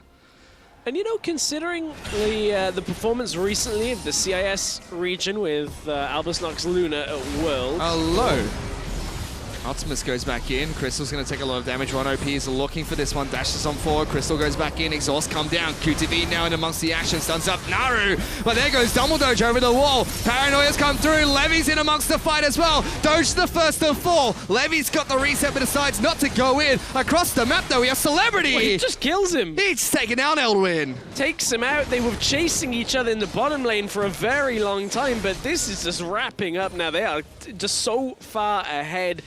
10k gold. Levy can jump in at any point. Oh, Zaytnot. Oh, no. Zaytnot. Stay away from the wall. There goes the jump. Zaytnot's going to take a lot of damage. QTV's behind him as well. Crystal's jumping in. He gets stunned up. Has to leapfrog away. But there goes Levy. Flashes in. Gets the double kill and hops out of there. Oh, it's all too easy for Levy at this point. Celebrity is trying to hold back Naru from the turret as the minions push up, and Levy's going to go in to deal damage to just take that out. 31 kills to 12. It's a bit of a slow game. A little bit. More kills than we have minutes here, Stress. They're just going off. They're not letting up on the fighting. That's all they really care about. I mean, it's 11,000 gold lead still for the Southeast Asian squad. Let's see what's that last fight. Yeah, this is the fight. Levy inevitably ends up joining it. And that kind of shuts the entire fight out. Ron OP drops low, Double Doge hops over the wall to get him, but again, Paranoia was used, and the vision drops, Double Doge, out of nowhere comes Levy, and Ron OP, Zonya's a death mark, but now he's on top of Eldwin. He's going to have to try and kite his way out, does get the charm down, but one final slash from Eldwin is going to be able to take down Ron. Optimus waiting around the side, might catch Double Doge here. Sneaky, Double Doge face checks inside of his own map. He didn't expect LeBlanc to be there, and he gets taken down. And the Venn diagram of daggers marks where Cap fell at that point. Optimus, he's around the corner, waiting, but here comes Celebrity. Paranoia was popped. Scared the red buff. Got him. Well, he doesn't have his, the mini, like, Brambleback. This is a 2-man Baron. It could have been to stop the vision of this Baron. Crystal goes in blind. And this meets his fate as Zaytnot now tries to go for the steal, but he's going to get cut down as well. The Baron buff as well as another kill for Levy gets picked up here. He's 19-2-3. Just a little legendary in this game. It's pretty much just Levy kind of looking across the rift and saying, okay, well, I think I can take all of them, so the rest of you just take towers with this Baron buff, and we'll try and walk this one home. Well, Levy has 23,000 gold. The next best person on the other team has... 23,000 damage. The next best person on the other team has 14,000 damage stress. I was going to say 23,000 gold. Yeah, that's quite a lot of gold. He's been investing right now in souls and deaths, apparently. I mean, Levy is a monster. 19-2-3, massive damage. But he is quite squishy-ish. Naru's got to be a little bit careful though. Zaytnot flashes forward, looks for the charm. And QTV now is going to try and jump in with Levy, the first one to fall. The hopscotch has started as Ron OP's jumped in as well. The charm will go in for the field goal. That's going to be good, but Dumbledore tries to go for the resets. Not quite enough because Levy's right there. Double kill for the Kazakhs once again. Yeah, double kill. Now Celebrity's legendary. He just killed Elwind again. They have a grudge match going on, Stress. I would say, okay, so Levy's done a great job, but now the fact that Celebrity is 8-0-9, he has not died in this game. This might be game though here as they take down the next inhibitor turret. Definitely looking to see if they can push further on towards the Nexus.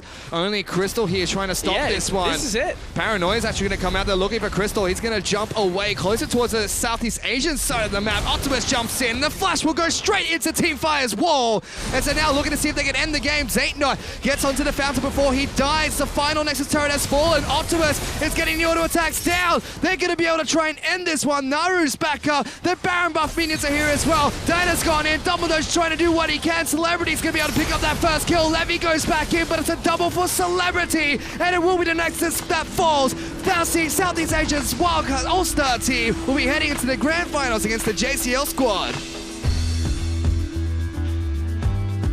Whew, that was a surprise best of 3. We hadn't quite expected it. We hadn't quite expected the base race, the steals, the 21-3-5 Kazakhs, but well-earned victory in this best of 3 by the SEA representatives. Of course, the Vietnamese All-Stars coming out, putting on a clinic pretty much in Assassin's mode from Levy. Pretty much. I mean, the first game was back and forth the entire game. Went to 50 minutes against the Turkey All-Star squad. But it was that final base race where Southeast Asia came out on top, and then they went into the Assassin's mode. That's where they really shined and dominated them. Yeah, I don't even know whether dominated covers it. I'm looking at the damage done. There was a surprising amount of damage done by LeBlanc. But still, as you said, 27,000 damage. The next highest on the enemy team, 15,000 damage. A lot of extra bite on that Kazakhs. And that would be Elvin still. You know, he had a fantastic game one on Summoner's Rift. Really carried Turkey into the late game on that cannon.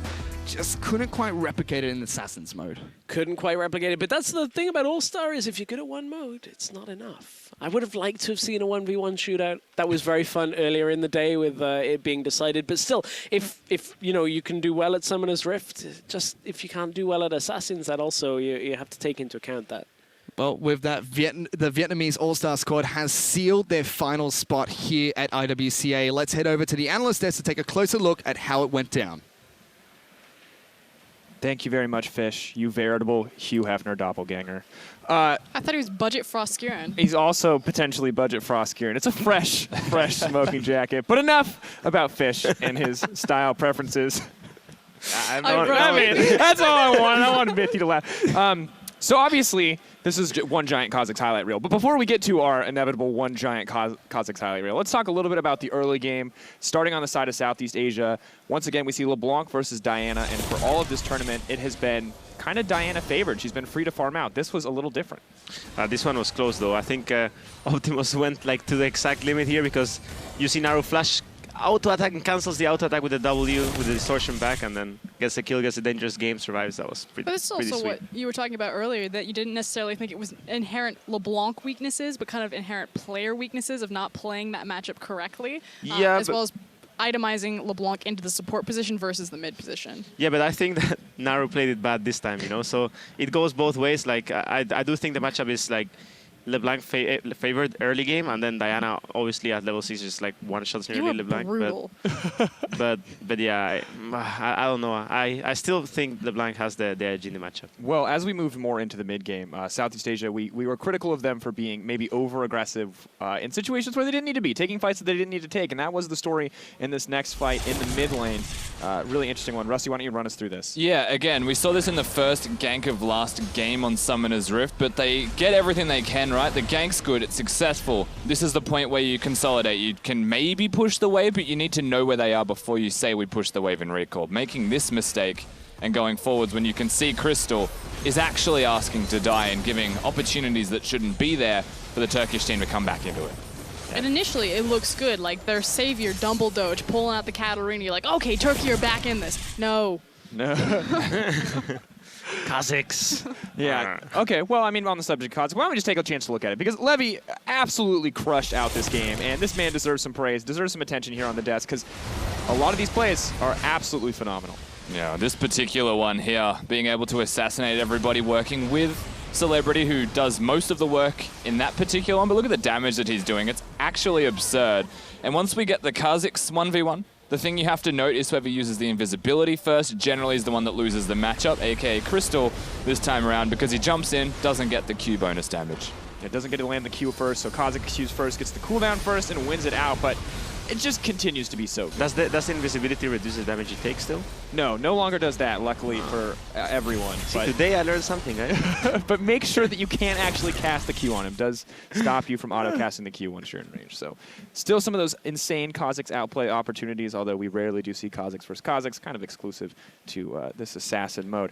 However, really good play coming out from the team across the board. Were there any other standouts for you guys overall in that game, or is it pretty much just the Kazakh show? Optimus. I loved watching him play. I think he plays to his limit every time. I don't know if he's just being cocky or not, but I loved watching him play. I thought that there was a lot of situations where even I would not expect him to go there, and he still went there. So I got really surprised by him, and I loved seeing that. Well, good for Levy and Optimus and all of Southeast Asia, because they now have moved into the finals bracket and will be facing up against Japan on Summoner's Rift, Assassin mode, and potentially 1v1s to see who will be joining North America and Korea on Team Fire for All-Stars next week.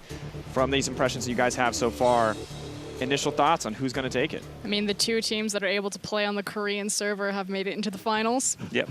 Europe fell again. No. I mean, honestly, why does it always have to be Korea versus Europe? They are the supreme overlords, guys. Nothing to be done. All right, well, we're going to see which of these teams will move up to play with the supreme overlords. But for now, we're going to take a quick break while our stars ready up for the finals. Don't go anywhere. The IWCA finals kick off right after this.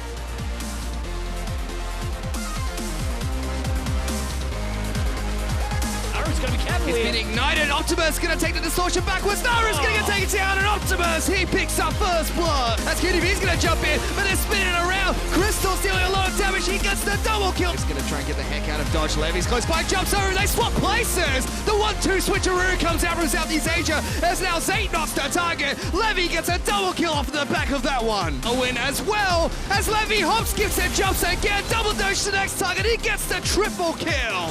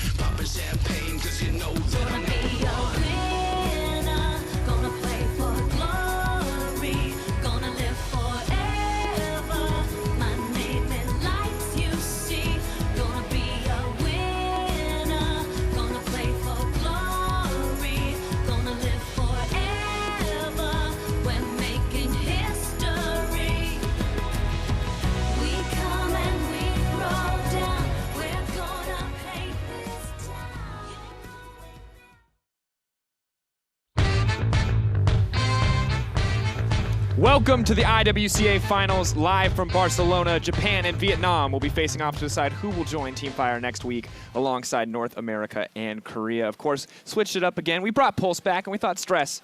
Yeah, and I have to change my posture because, like, what is...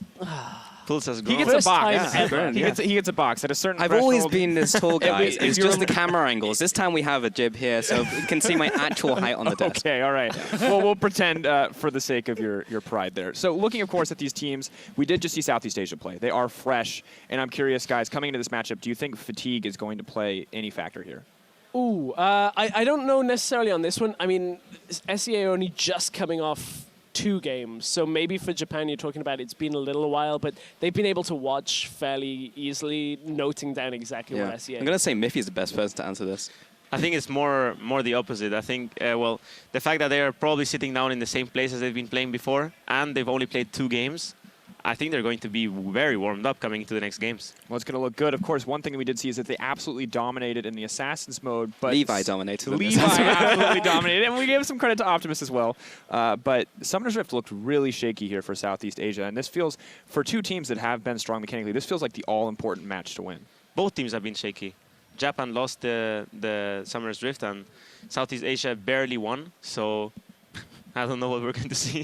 Hopefully we see a good game. Well, let's talk a little bit about the Japanese match that we saw earlier in the day, obviously, versus Latin America South. We saw very clean macro play coming in from Latin America South. Do we expect Japan will have cleaned things up coming into this match, or what are they going to need to do to make sure that they don't just get, dominated in those early stages of the game? Well, I still see them as the more micro team in this matchup, and when you take on Southeast Asia, who, I don't know, just generally looked better. Yes, it was still shaky, and I think the end of the game showed that more than anything when it comes down to a base race.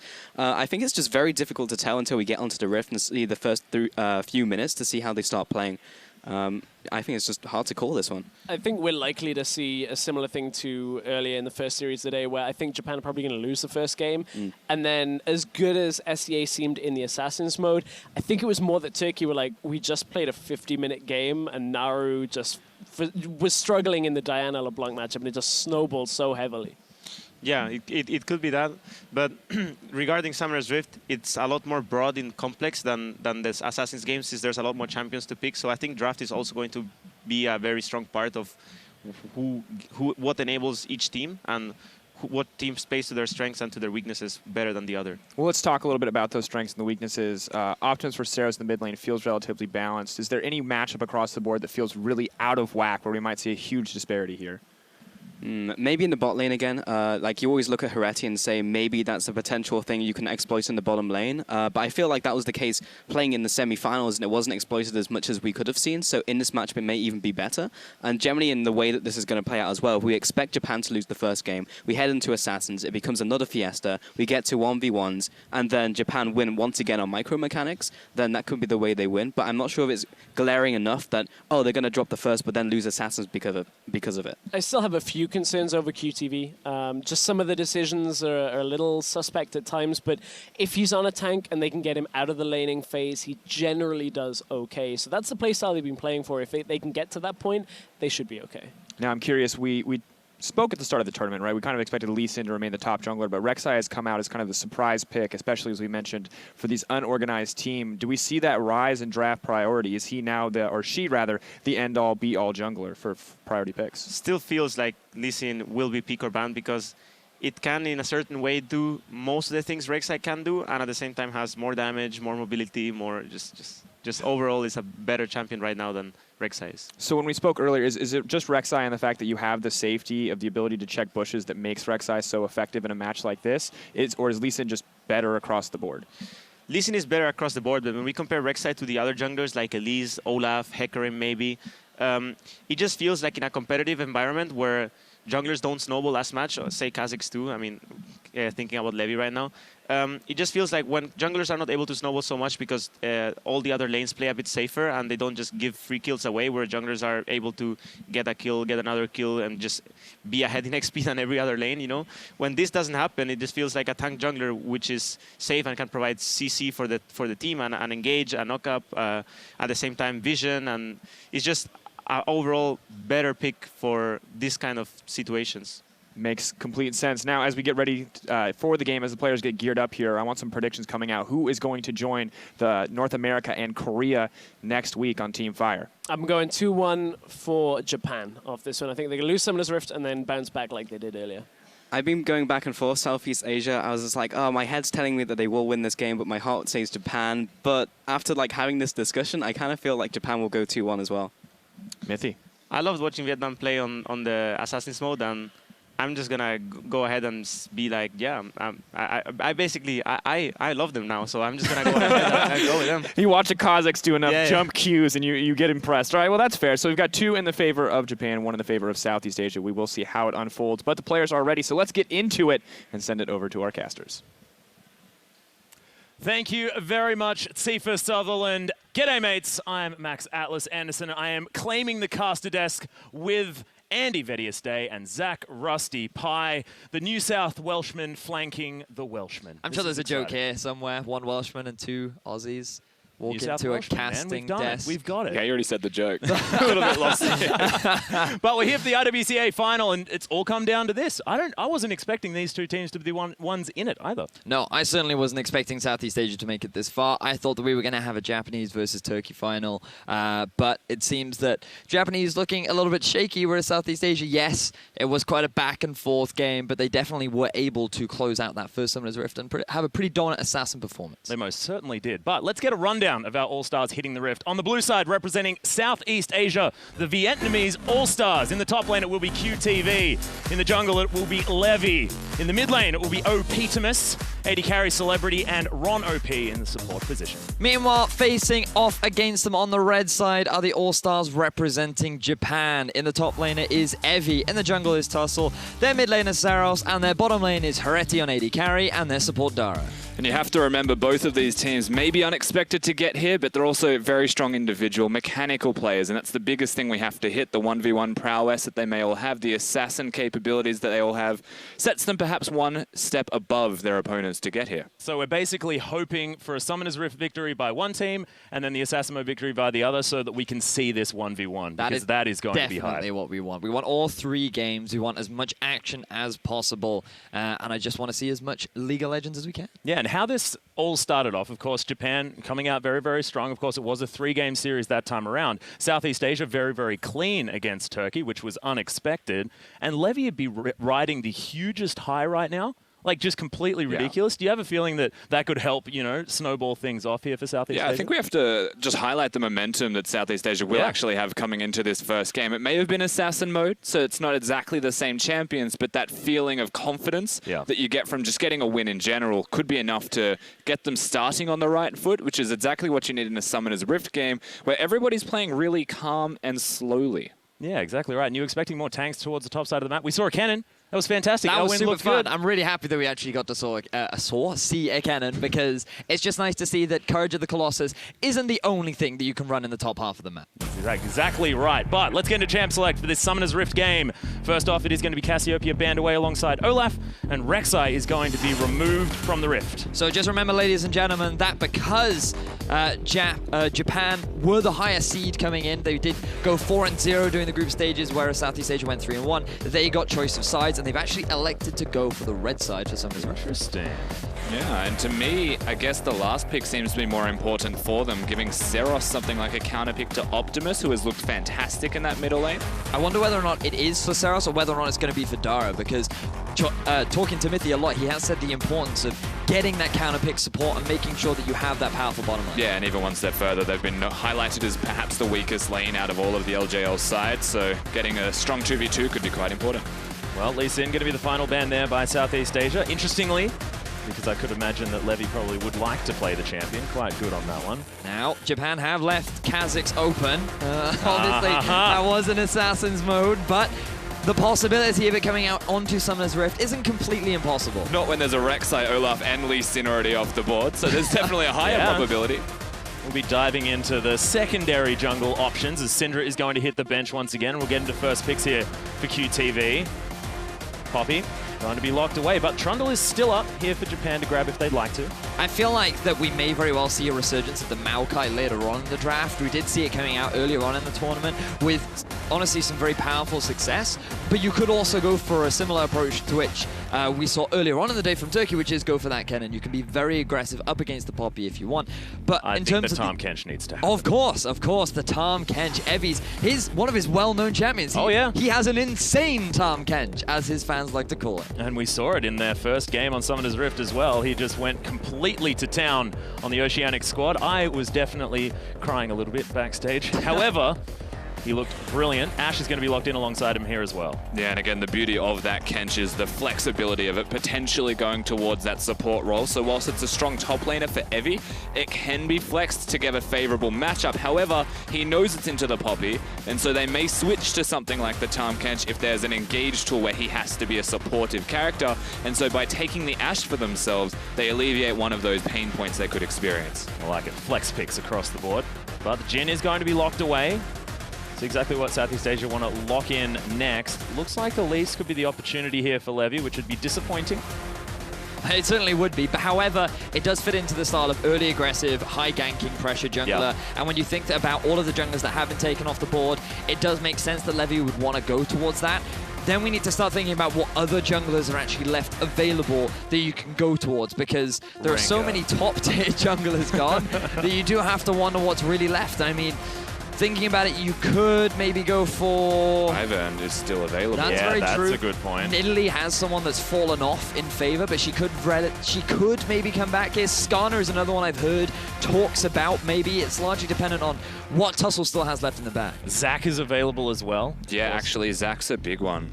With the Courage of the Colossus combo.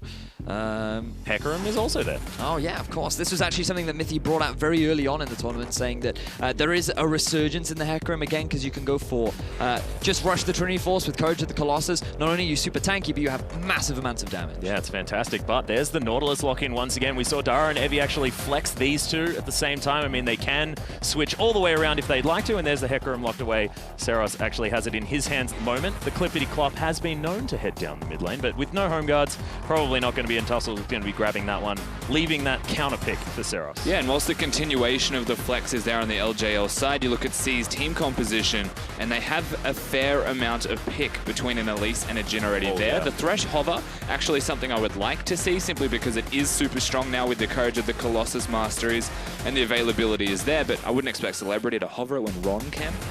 I'd quite like to see something like a Victor right now for Optimus, to be honest. You just need some kind of high wave clear mid laner that can hold his own. Buy time to get you to the mid game, where a lot of champions like the Jhin and the Poppy hit their spikes. And when you combine that with an Elise as well, you have high pressure early jungle, scaling well into the mid and late game with the Victor and the Jhin. Well, that's precisely what they've done. Victor is going to be locked away as Ron P is going to grab that Thresh, making Rusty happy. And now all of us are happy because Zillion's been locked in. Seros is on his signature champion. Japan looking like they've put together a team composition based on the champions that they like playing. Oh, yeah.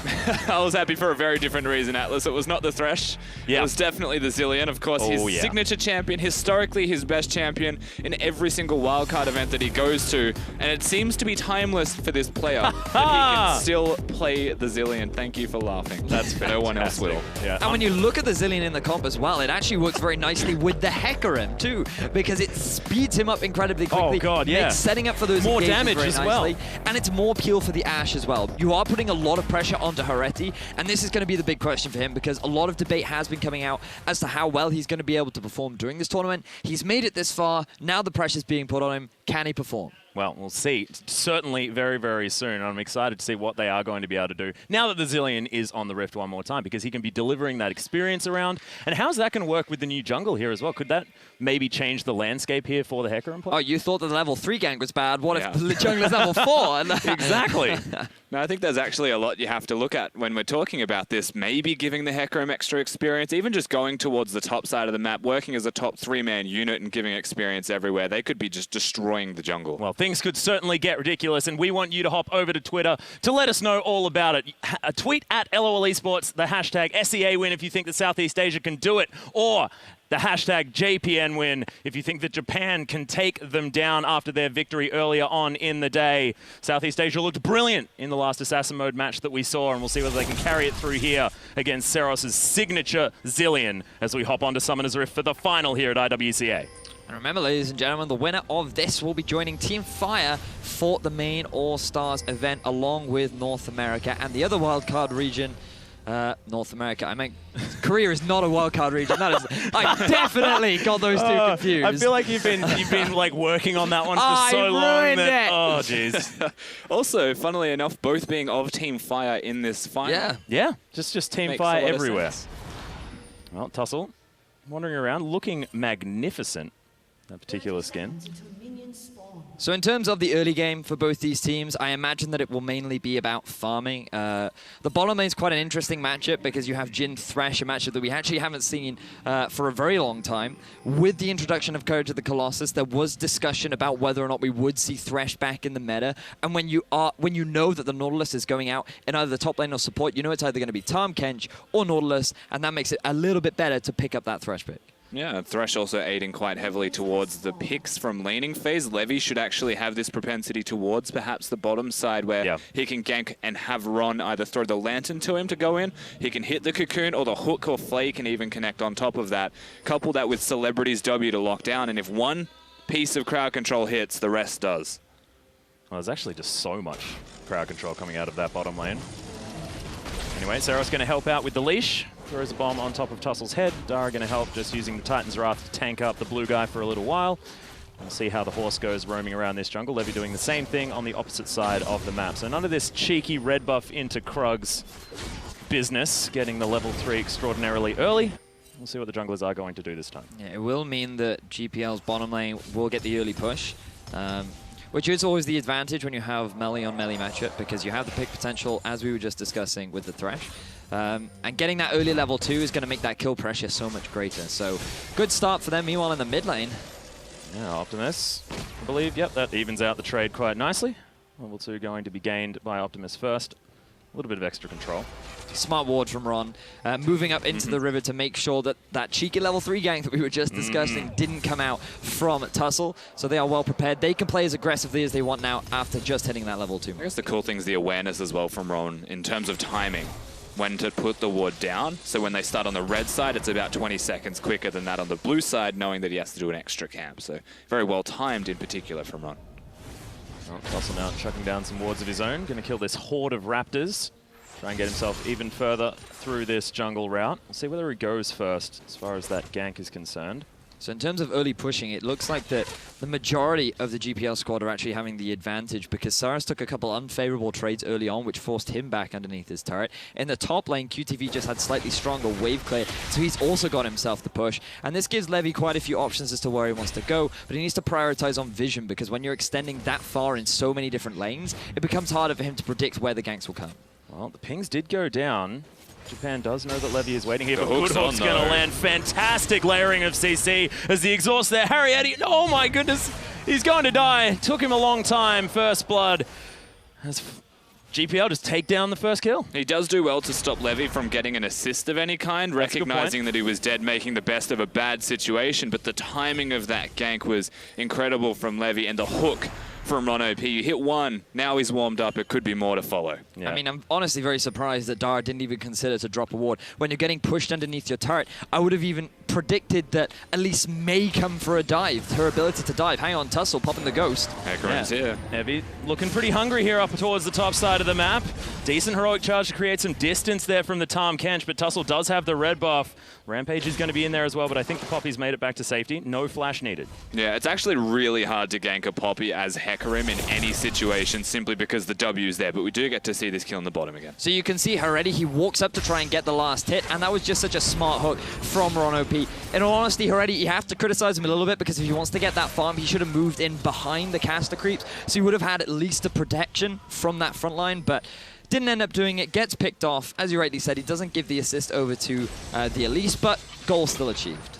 Yeah, Saros just going to speed himself up to get himself away from the Elise, but some decent damage from Optimus will send him back home for the moment.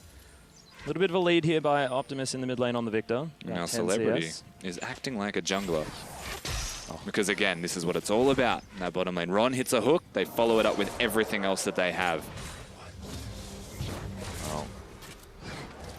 Ooh. Yeah, not going to land the dredge line just yet. Large minion wave now for Celebrity to clean up underneath this turret. Dragon could be potentially looked at. It is going to be the Mountain Drake first up. Possible siege potential. That's a big crit. But we haven't had a look towards the top side of the map just yet. How does the old Tom Kench, now that that passive is on his passive as opposed to his ultimate, help him fare in this top lane matchup against a tank? I mean, have you ever seen the Maokai versus Poppy matchup? I love that one. Have you ever seen the Maokai versus Nautilus matchup? Love that one too. I would very much say that the Poppy versus Tom Kench matchup is very similar, where they tend to slap each other in the face quite a lot. You're telling me that there's two tanks right now that hit each other? Thanks, Vedius. Just wanted to, you know. That's why you're here. That's the why I'm sweet here, you know? breakdowns. Hey man, ask and you shall receive. That's a very good point. Levy is going to be discovered. Wow, that is actually... Bloom. That was actually much longer than I thought it would. I actually thought that only went as far as the other plant, as you can see in the back end of the bottom jungle, but that actually goes all the way through the jungle, able to spot out Levy, so now they know he's in the bottom half. This is going to allow Evie to be more aggressive in the top lane. Oh, so aggressive. Licking the Poppy over and over again. Now wards removed. Yeah, super aggressive. I think the idea is like placing a ward like that is for the sake of the hook, but it has the double entendre of being able to spot Tussle if he tries to lane gank, and Hecarim is quite good at that with the Nautilus on his team. Just canters his way in. Ooh, gank the Voyage. Yeah, Evie really wants to try and lock down Optimus, but the cleanse comes in. He's able to create some distance. Chaos Storm doing some work as Cocoon lands onto the Catfish, but wanders casually away. It's pretty strong right now. Stara's Riptide's not going to find Celebrity. No more to come out of that one. Yeah, and the availability to roam from the top side of the map, Evie, once again acknowledging where the Elise would be. He was at the right place at the right time once again. So Levy actually doing a good job of stealing away the camps. They have pressure on the bot side of the map to move aggressively up. Dara's going to do what he can, but given that Tussle has already been forced back, there's not much that they're going to be able to do with this. And denying that away from Saras will help Optimus just in the mid lane in terms of being able to get the push up, but because of how much mana Saras has, it's not going to hurt him too much. Yeah. Yeah, in saying that as well, though, the item build that Optimus has gone for is very inefficient for a Victor in terms of upgrading his Hex Core. Yes. So the wave clear that Saros has, even without the blue buff, will be superior to that of Optimus until he actually upgrades it. And it means that he can get pushed under the turret if Saros chooses to do so. Yeah, that is the worst feeling, isn't it, when you can't get that first upgrade on the first back. All right, Levy. He's going to start off this blue buff. Optimus is at least going to get that. We're going to be feeling a little bit better as the Hawk Shot's going to spy out exactly what's going on. So more information now for Japan as the backs are coming in from Southeast Asia on the bottom side of the map. Could be an opportunity to make some form of play, but Evie also going to do the same thing. So as we discussed during Champions Select, it is likely to be a slow early game as we're seeing now. We did see that early kill in the bottom, but that was largely due to a bit of a misplay coming out from Heretti, but also good pathing from Levy.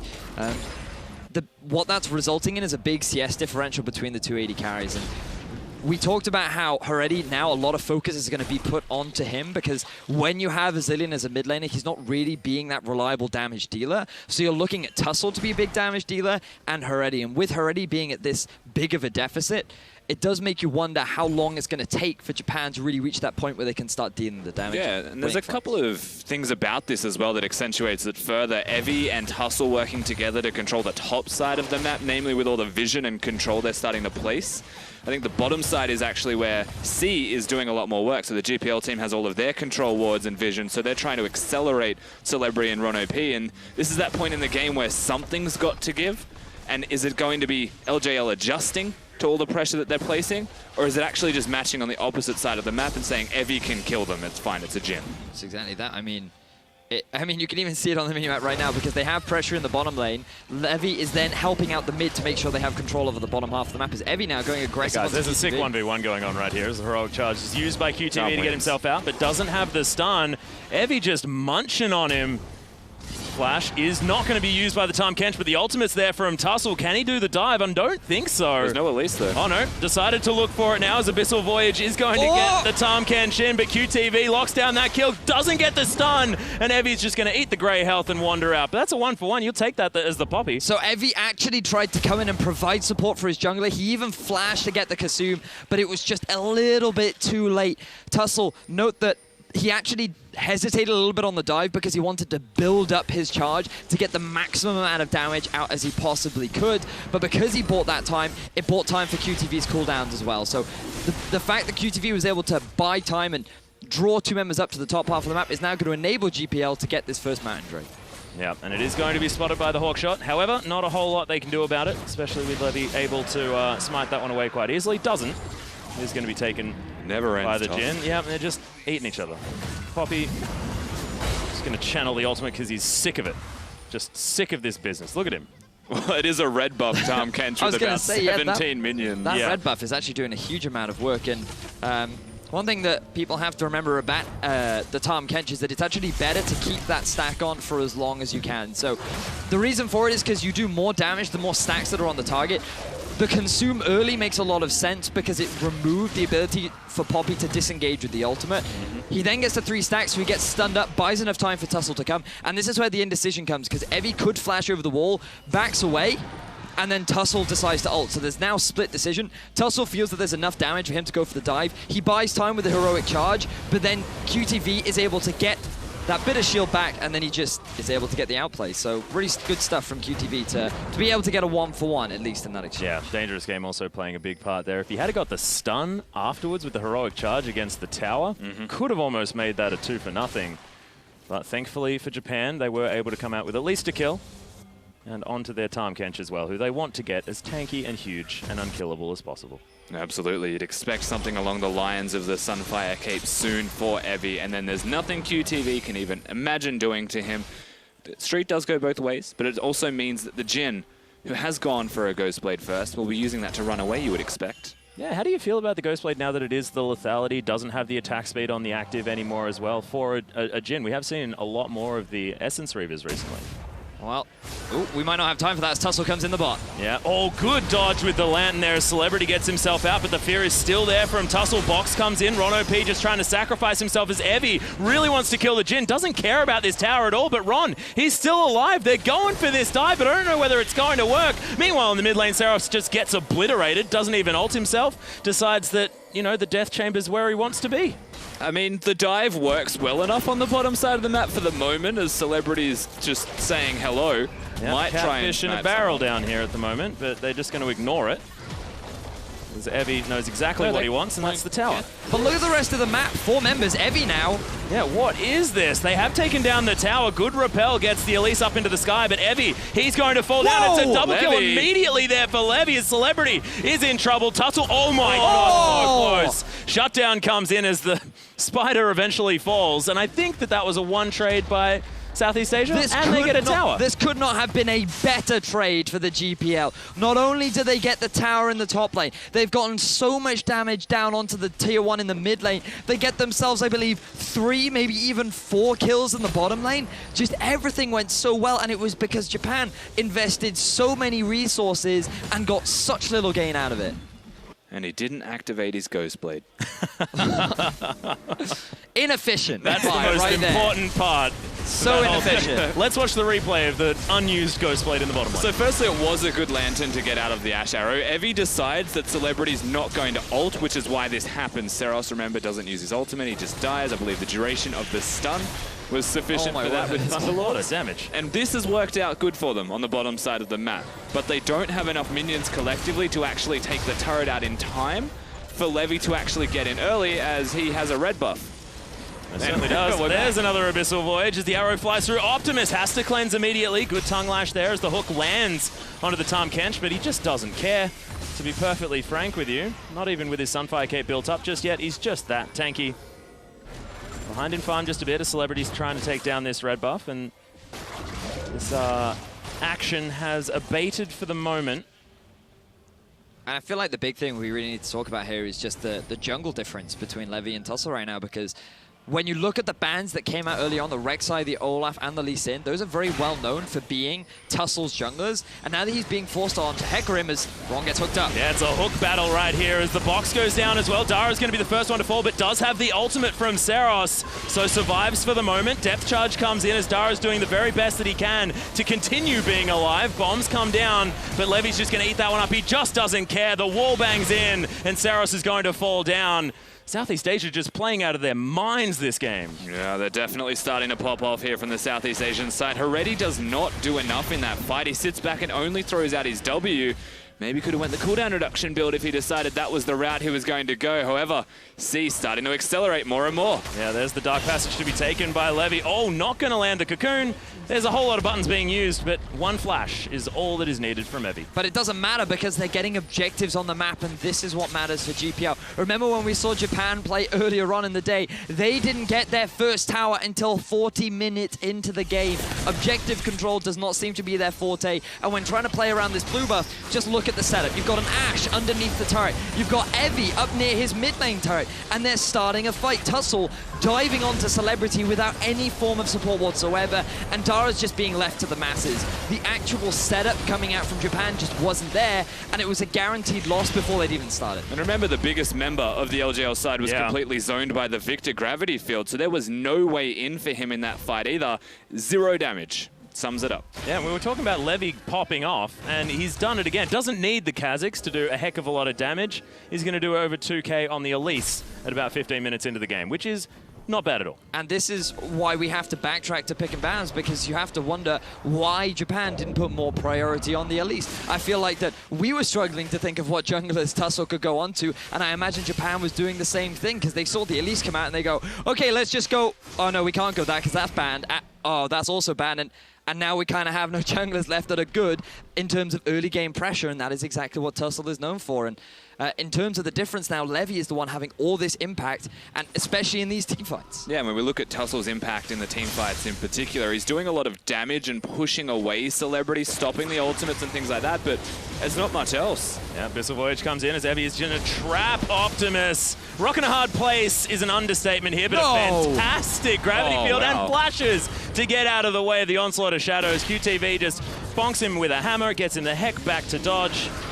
And that's a second Mountain Drake now for the GPL at the same time. They are doing everything on this map. Objective control is the name of the game for GPL. That is another dragon given away just because Japan decided to invest all of their resources into trying to get a kill on the top half of the map. They don't get the kill, they lose the dragon, and now GPL just continue to extend their already dominant game.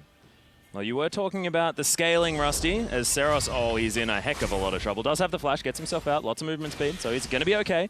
But no, Rusty, you were talking about scaling, and is this too bad at the moment for Japan? I mean, 5,000 gold isn't that much, and they do have things like the Hecarim that can get very, very big. I mean, we have to highlight team composition again, so we bring it back to the scaling and how it's going to pan out. They have a lot of wave clear on the side of the LGL with a Zillion. The Ashe is able to control and prevent dives with the arrow being there. Nautilus and Tahm Kench make diving nigh on impossible as well to follow through with, and so they have to have some kind of team composition on the GPL side to counteract that. The objective control firstly is there, so 2 Mountain Drakes settles it. Seros is in trouble as well. Yep, Dark Passage is going to be taken there by Optimus as he just bonks himself into the box wall. And it is going to be a bad news story as the Perfect Hexcourt is going to be able to lock him down. The rest of Japan have made it here, but they are too late. Curtain Call comes down. Celebrity, a lot of protection as Dara is going to take the first bullet. Titan's Wrath helps him tank up the rest. It should be okay, but it's now 5 versus 4. You have to question the decision-making from Saras right there. Moving towards the Rift Hell, trying to gain vision without any support from your team. You didn't even use the bombs to check the brush. You end up getting punished, and now GPL are looking to take this tower. Oh, there's the Poppycopter as the wallbang comes in. Evie needs to eat the grey health. He is going to survive for the moment as Dara, so many shields. QTV, he's in trouble. He's just going to get eaten by the Tahm Kench. Massive damage comes through, and Southeast Asia are going to grab 2. Easy pickup. Not done. Oh, Tussle, that was ambitious as he is going to get shot in the back of the head by the Jin. Ron, he's still all right. Takes the bomb to his teammates as he falls down. And Levy's going to take a red buff in celebration. So that ends up being a 3 for 2 in favor of Southeast Asia as now they're moving in towards this tier 2 turret. Celebrity, he wants blood. Yeah, the crit's going to be used to take down the turret instead as Saros does have a heck of a lot of movement speed. And now Optimus needs to head back home. Oh, teleport out from Evie. Wants to find the Victor. We'll see whether he can make his way in time. Good gravity field once again, but there's a flash tongue lash. And Saros now has found Celebrity as well. A lot of damage, but this Tahm Kench, she's untouchable. Just takes him down. Nicely played by Evie. Currently 5-2-1. The Tahm Kench has just taken out 2 people. I would imagine it's too early to Baron at 20 minutes on the dot, but they are pinging it and they're considering it as an option. We'll see what they can do. As the Ashe not doing a heck of a lot of damage here against QTV, as the rest of his team is going to turn up. Another Abyssal Voyage. Oh my goodness, Evie, you are an ambitious fellow as he eats the Grey Health one more time. So they're doing it. Yeah, there are some red markers here as the hook is going to land onto a minion, unfortunately, and Evie's going to eat up the Poppy. QTV's in a heck of a lot of trouble as these auto attacks from the Ashe are not doing anything. Heretti just doesn't have the damage that he wants. As there's the disengage, the 2 tanks are going to get bonked out of there. Evie is playing like a beast right now, going for the flank, getting the 2 kills down onto Optimus and Celebrity, and then re-engaging onto Levy. Bear in mind, Levy has just gone for full aggressive build, and he is getting punished for it. It worked out nicely for him here. They were able to chunk out Dara. Look at the positioning of Heretti as well. He's just going to get bopped by the Victor. Oh, that was so much damage. Doesn't realize that the second proc of the laser hadn't come out yet.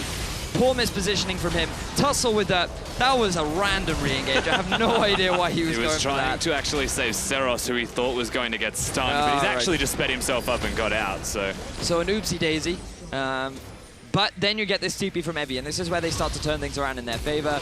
Good flash to get that first kill.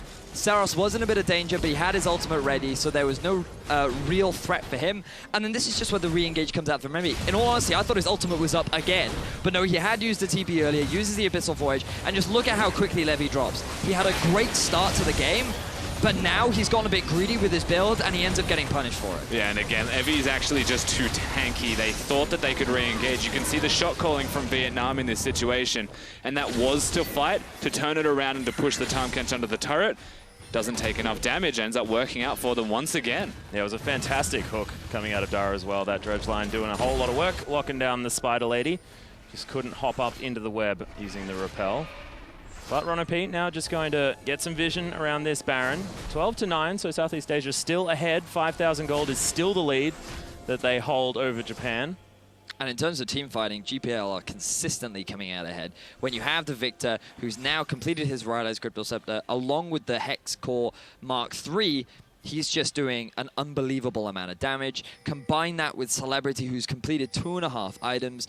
It's just going to be so difficult for the LGL, who are yet to complete their Infinity Edge on the Ashe. I will say, however, the GPL side is severely missing cooldown reduction in their itemization choices. Their damage is crazy, but they're not going to be able to do it all over and over. Mostly Levy is going to be the one trying to do that, and only he has the Abyssal Scepter for cooldown reduction. But do they really need it when the only threat they have to bear in mind is Heretti? Because when you look at the damage that's coming out from that team, he hasn't even completed his second item. But hang on, we don't have time for that because the Baron's pretty much dead. Yeah, just a casual Baron. It's getting Chaos Stormed as Levy's going to be able to smite that one down. All too easy here at 23 minutes. And that was like... GPL just said, well, we may as well take it. They were just like, hey, how's it going, Baron? We're just gonna take you and we're gonna leave. And Japan were just like, hey guys, do you think the Baron's going on? Like they were posturing around it. Like you can see they set up vision moving towards the top half of that jungle, but they didn't actually drop any vision over the wall. And yeah, just honestly, just a bit of an oversight from Japan, and this is going to increase the gold deficit even further. It's the mistake that you make as well. It's a 50-50. Are they baiting? Are they just going to hook me? Remember, it's They've got a hawk shot, but it's a pick team composition also. Yeah. So if you face check by placing vision, you will still die. Yeah. And so they just took the guess. They said, you know what? They're baiting. They've got a pick comp. It'll be fine. Obviously not. But they said that.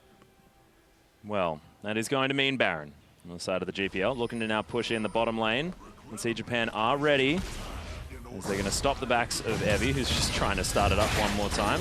And one of the most devastating team comps to have a Baron is a pick composition, because not only do you have to try and clear away all these minion waves, but you have to just close that gap a little bit more, and you're leaving yourself susceptible to that blind hook, to that random cocoon that could just come flying out of nowhere. You follow that up with the gravity field, and you're just instantly going to get popped. It's such a tricky comp to play around when they are sieging with such a powerful minion force.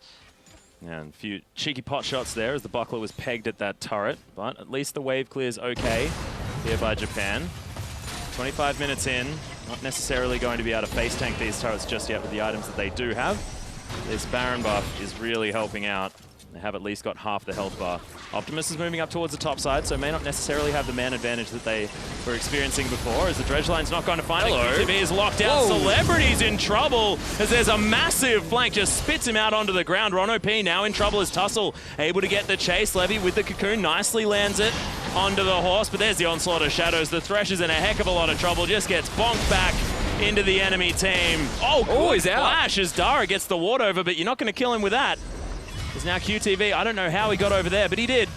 And Heredi and Saros not going to be able to take down the big tank. And eventually the front line became the back line at this stage. The Tahm Kench ultimate to bring Tussle in, and they work it out incredibly well, but they're still going for turrets here, C, and more. This is a big problem, as the Chaos Storm's going to do a heck of a lot of work there to Saros. Heredi has to flash. He can't kite this one out, though. That's a massive double kill there for Optimus, as Evie eventually makes his way in. He's just waddling after the victor as best he can. The tongue lash comes in, but I just don't think he's going to be able to do it. Empowered recall in the brush for the BM. I like it. There just wasn't a whole lot the Tahm Kench could do. Optimus just swagging his way through that. An abysmal team fight for Southeast Asia that Optimus is able to single-handedly turn around. He kills both Saros and Heredi, gets them a tier 2 turret in the top lane, and then is able to just go back by himself. Really good stuff from him, but this is where it all started. Yeah, so we get to see the Tahm Kench work his magic. All we heard was a random sound of a tongue swirling. We didn't know where he was going. However, the arrow comes out, I believe, at around the exact same time, and straight onto Celebrity. The last time we've seen these fights actually break out, there wasn't enough damage to kill him, but when Evie is with the Hecarim, evidently will be. However, the Vietnamese team make their decision pretty much immediately to work it on the opposite side. It was also good awareness to force a fight then and there, because the victor wasn't anywhere near them, but we don't have time for that. Yeah, everyone's turning up to the mid lane here now, as Tussle's going to get caught in the gravity field along with Evie. Good ultimate is going to knock the horse away, but he should be able to make his way back in. Arrow, I think, hit someone, but I'm not entirely sure, as we have a look on the bottom side of the map. Optimus now throws down the gravity field. Good timing on that one, as Evie unable to close the gap. But look at this, GPL just running them around. Southeast Asia is just playing the map so well, constantly baiting Japan into these fights and then just immediately disengaging, slowly working their way down these tier 3 turrets all across the map and using this Baron to its fullest potential. It has now ran out. They've picked themselves up a Zarot portal to just add insult to injury. There goes the first turret, here comes the second. And remember, 2 Mountain Drakes and a Cloud Drake able to work towards their win conditions almost perfectly here. Yeah, the rotations and the sieges definitely able. Oh, Dara, he's just going to get taken down here as Ron OP is going to grab the kill credit. The box is there as well as Ron. He's in a heck of a lot of trouble, uses the redemption and is actually going to survive. Even the bomb as Tussle down to about half health now. Heredi's already dead, but he just wasn't offering all that much to these fights. But look at the health bars. The GPL, oh, they are able to do it, and they clean sweep as Sax is trying to run. Oh, good flash. Gets himself to safety, and Deathfire touch is not enough. Saros, the last man standing. And you'd wager this is definitely enough here for game 1 going to the GPL side in this best of 3, Atlas. Fantastic work as Saros is just going to get launched on. Does have the ultimate up one more time. These health bars are not high as Dara is going to respawn. The Nexus turrets are falling down pretty quickly. One last bullet from Celebrity is going to do it. An open Nexus now as Dara is on the fountain. The Summoners Rift Game looking to go to Southeast Asia. Can Japan save the Nexus? No, they can't. Celebrity's got the last bullet, and that is going to be the first win for Southeast Asia. We criticized Japan's Summoners Rift performance earlier on the day, and we see it here once again. Their ability to control the map, the early game understanding of honestly just tracking Levy just wasn't there, and they got punished for it. Southeast Asia played a clean Summoners Rift game, and even though there was a few messy fights in the mid game, they were just so easily able to reclaim control. Yeah. And honestly, like 28.5 minutes, I believe that was our fastest Summoners Rift game of the day.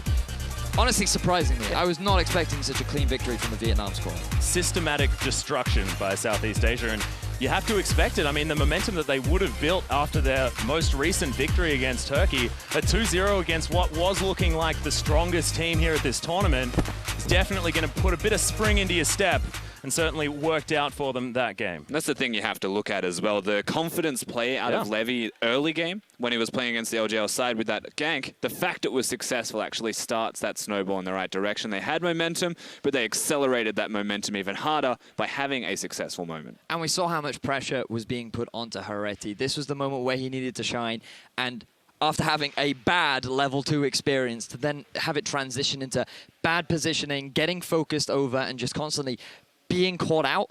Like, you can't, I feel like you can't afford to put that much pressure on the poor man. Yeah, it was just a bit of a problem. Heredia did not have a great time, but Vietnam has taken game 1. So let's head to the analyst desk to break down how it happened. Thank you very much, Atlas. Now, you're absolutely right. Unfortunately, Heredia getting the short end of the stick in that game, and it all started in a single play on the bottom side of the map. One Elise gank seemed to be all it took to shut this man down in the early games. Yeah, really rough. Oh my god. Yeah, knees weak, palms Heredia.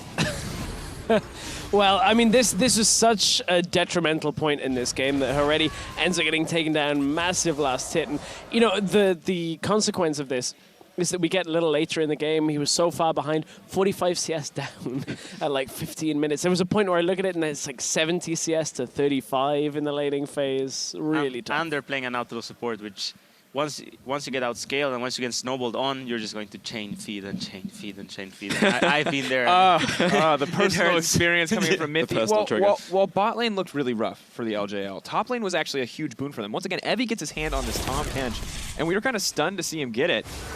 But before we get into that, let's take a look at this bot lane fight. I mean, these are some of the moments where I feel like Southeast Asia outplayed a little bit, but also Japan wasn't quite on the same page. Hang on. They got so much here. They put in so many members into this play, and Southeast Asia is just pushing all the other sides and just getting a kill mid on top of that, and just the resources game falls completely into Southeast Asia's favor, and just. Yeah, after this, the game was really, really hard. They're trying to push with like 3 minions in this wave completely. So as they step up, there's like Celebrity and Levy here, and they get the turret eventually. The worst, so low. They get a 2-for-2 here. It was, I mean, it's just absolutely brutal, right? We see the Jhin, force shot, Deathfire touch, and a trap. Nice little extra bit of ticket damage. But as I was saying earlier, Levy, after those few early plays, the one good thing for Japan was that they were able to start using him so aggressively that Tahm Kench was nigh unkillable. And we saw it. He was fearlessly diving time and time again. Yeah, even from that last trade, he was just kind of picking up kills over and over again. And I remember we were sitting watching this game. It was like, look at the poppy damage. But then Tahm Kench goes in by himself. And the rest of the team's like, oh, I guess we can fight. Tahm Kench is just soloing them.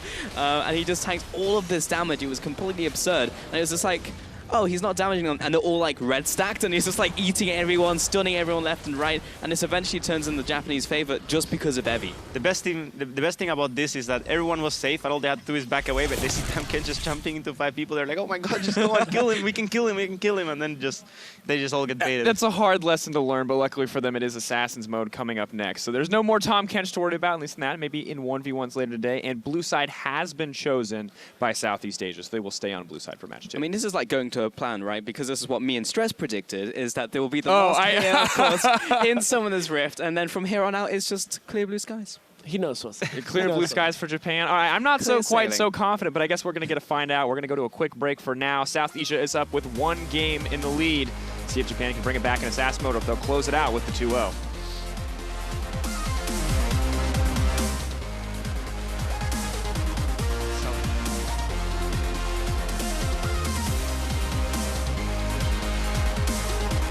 But Evie, he's going to fall down. It's a double kill immediately there for Levy. His Celebrity is in trouble. Tuttle, oh my god. We'll see whether he can make his way in time. Good gravity field once again, but there's a flash tongue lash. And Seros now has found Celebrity as well. A lot of damage, but this Tahm Kench, she's untouchable. Looking to go to Southeast Asia. Can Japan save the Nexus? No, they can't. Celebrity's got the last bullet.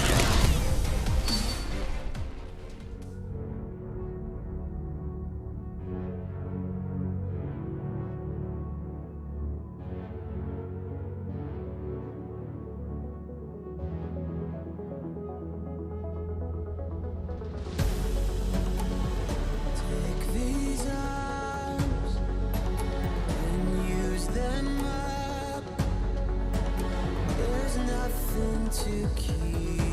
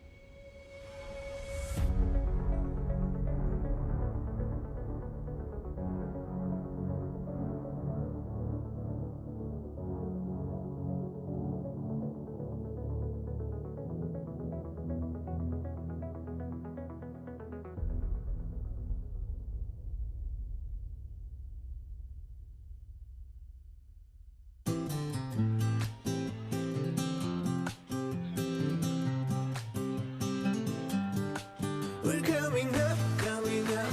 Ooh, na, na, na. Ooh, na, na, na, na, na. We're coming up, coming up. Ooh, na, na, na. Ooh, na, na, na, na, na. It's a live on the wild, wild side, and you better be in for a ride. We're coming up, coming up. Ooh, na, na, na. Ooh, na, na, na, na, na. On our way, coming up now. There's no way to stop us. Take it to the higher level like a rocket in the sky. Yeah, on our way, coming up now. There's no way to stop us.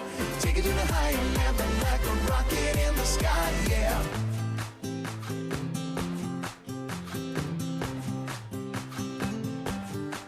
We're coming up, coming up.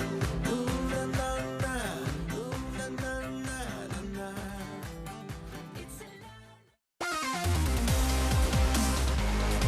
Welcome back to Barcelona for game number 2 between Japan and Southeast Asia. Now Vietnam took one on Summoners left. Let's see if Japan can bring it back in Assassin's mode as I slur through my words. It's been a long day, but of course, for those of you who've missed out, Assassin's mode, it's only Assassins as defined in the client by champions who have Assassin as their primary role. And additionally, AD, AP items. You can have some boots and stuff too. We've published it earlier, but damage. You do damage, you build items that do damage, and you try to kill people. Just grey out everything but Kazakhs. Just everything, take it away. No, it's all right. Honestly, we've seen a lot of the same picks, but there has been a bit of a meta evolving throughout. You know, we looked at the Nocturne picks that people have started to come through with, really heavily controlling the vision. That's something that the Japanese team have been doing for the past couple of days on Assassin's mode. But additionally, Levi. Like, he just went in on, like, Kazakhs, and Kazakhs is just such a big pick, as you were talking about. I mean, there's nothing else we need to talk about. We even prepped this. Just so we can, I mean, honestly, I just wanted to watch this again. There's not really a whole lot analytical here to support this. Just understand that Levi is a god, and you got to shut this man down. My favorite is when Crystal decides he wants to try and 1v1 the extremely fed Kazakhs here. Yeah, this is a special moment. I think this is the individual outplay. Yeah. Excellent. This was not an outplay, though. Lovely, lovely. All right. We can talk more about whether or not it's an outplay later because I want to argue with that about off stream. But we'll save it for now. Now, Diana, of course, no longer the big OP as we did see a successful LeBlanc into it. Do you think that's going to continue to remain the trend? Will we see LeBlanc v LeBlanc mid? Well, my theory is that I think both teams have been screaming each other because they both have the Nocturne pick. They both like the LeBlanc mid. So maybe there's been some screaming going on and they both have the same meta. So maybe we even have a mirror matchup, or maybe the mind games go even further and they already know what the other team is going to pick and things get a bit crazy. Or never know. Maybe they just take a page from the Book of Mythian. We get to see your dream comp that you listed out for day 2. It would require a talent pick. I think my dream comp is not as good anymore. Yeah, we've learned a little bit more about the Assassin meta. Yeah. We're going to continue to learn as we go into our final Assassin match of IWCA. Let's send it over to the casters and get this one started.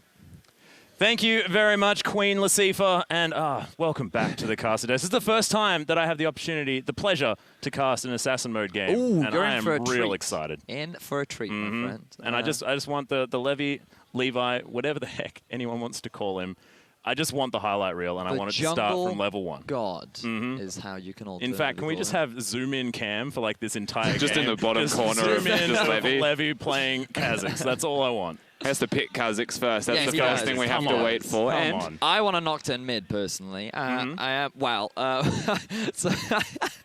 So yes, I'm quite excited. Are you okay? Yes, I am absolutely fine. It was just that we get Champions Select a little bit sooner, and then the moment it came up, Levy was like, Kazakhs! And they were like, no hesitation, just instant. If anyone's surprised you have not been watching, it almost looks like exactly the same lineups here, but nope. We do have the slight difference with Seros trying out the Kassadin this time around.